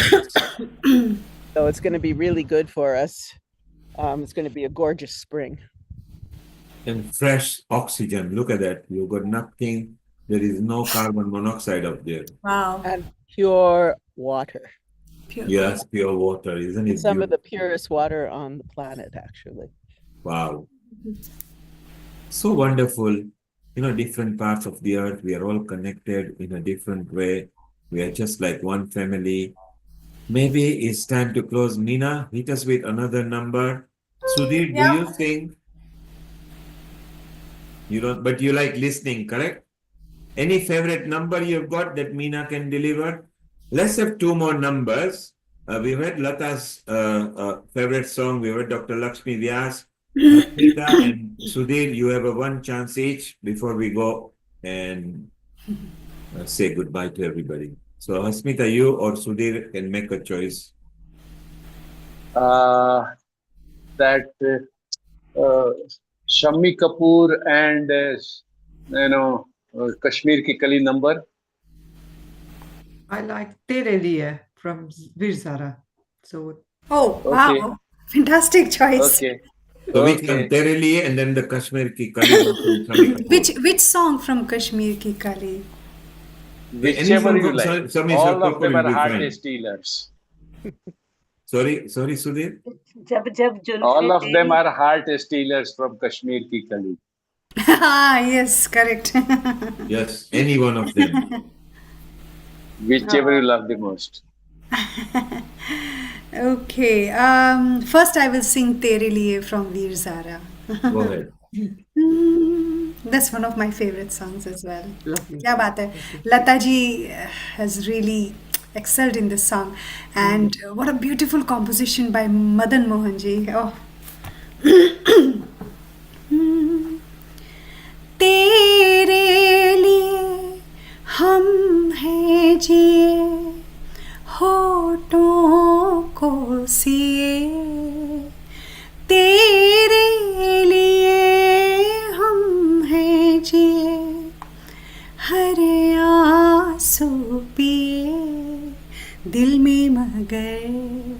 जलते रहें चाहत के दिए तेरे लिए तेरे लिए तेरे लिए हम हैं जिए हर आंसू पिए दिल में मगर जलते रहें चाहत के दिए तेरे लिए जिंदगी लेके आई है बीते दिन की किताब जिंदगी लेके आई है बीते दिन की किताब घेरे है अब हमें यादें बेहिसाब बिन पूछे मिले मुझे कितने सारे जवाब चाहा था क्या पाया है क्या हमने देखिए दिल में मगर जलते रहें चाहत के दिए तेरे लिए तेरे लिए तेरे लिए तेरे लिए तेरे लिए तेरे लिए क्या बात है Very well good, done very nice. Excellent. Thank you. Very well sung. Thank you. And now from Kashmir Ki Kali, I'm going to sing Deewana Hua Badal. Arre wow, that's Sudhir's favorite. Actually, he wanted that number. He couldn't remember. Look at him. Look, he's clapping. He's happy. Okay. So here, this is for you, Sudhirji. Oh, ho, ho, ha, ha, ha, ha, ha. Ha, ha, ha, ha, ha, ha, ha.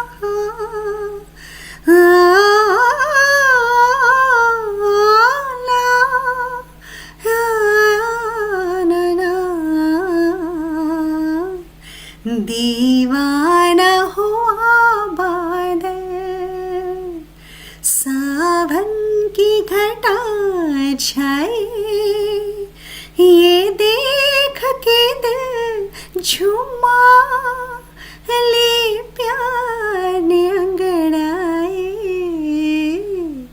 दीवाना हुआ बादल ऐसी तो मेरी तकदीर न थी तुम सा जो कोई महबूब मिले दिल आज खुशी से पागल है दिल आज खुशी से पागल है जाने वफा तुम खूब मिले है जाने वफा तुम खूब मिले दिल क्यों न बने पागल क्या तुमने अदा पाई ये देख के दिल झूमा ले प्यार ने अंगड़ाए दीवाना हुआ बादल Wow, wow. क्या बात है. Well done. And our Sharon is still outside. Oh. Maybe it's a perfect time to say goodbye to everybody. Yeah. What a wonderful session we've had, Sharon. Your hummus and your crackers are really cracking. So it's beautiful. And Sharon, so let's say thank you to everybody who helped out today. And maybe we tell them what's happening next week, Sharon, which is our special episode, which is very much required at the moment in the earth. And that is to do with Mental Health Awareness Week. So this week onwards, from tomorrow, is a Mental Health Awareness Week, and it finishes on 18th officially. So Healing Our Earth will be closing it on behalf of the mental health awareness people. So next week, if you know anybody who is stressed, not happy with life, maybe mentally not stable or requires help, or going through stress, then in a nice, gentle way, they can pop in and see what we can do for them. And following week, Sharon, yoga and meditation for body, mind, and soul. Yeah. Complete one-stop solution. Always You such love, a wonderful. you love these sessions, don't you, Sharon? So it's a beautiful session. So Oh, this yes. is the next 2 weeks session. And Sharon, maybe you can say goodbye, and then Meena, you can maybe sing the Gayatri mantra or any mantra so we can say goodbye. Sure. Sharon, have we lost the signal? She's in a mountain. And then also we have Sharon, we are bring some losing your Qigong signal. people. Yes, you are and, back. I would love to get to the call. So I'll see if I can show us some of the Tibetan yoga. Yes, the team is waiting for your input. My internet is. The team is waiting for your input for the later part. Okay, Sharon? Sharon, we are losing signal from you. Yes. Okay, I know. we are losing signal from Sharon. Meena, Yeah. we can finish with Gayatri mantra. Nice long Gayatri mantra. I think everybody. Definitely. Let's all sing by just Correct. opening our hands, closing our eyes, and wishing peace in the words. And let's just sing Gayatri Mantra. Om Bhur Bhuvasvaha Tatsaviturvarenyam Bhargo Devasya Dhimahi Dhiyo Yo Nah Prachodayat. Om Bhur Bhuvasvaha Tatsaviturvarenyam Bhargo Devasya Dhimahi Dhiyo Yo Nah Prachodayat.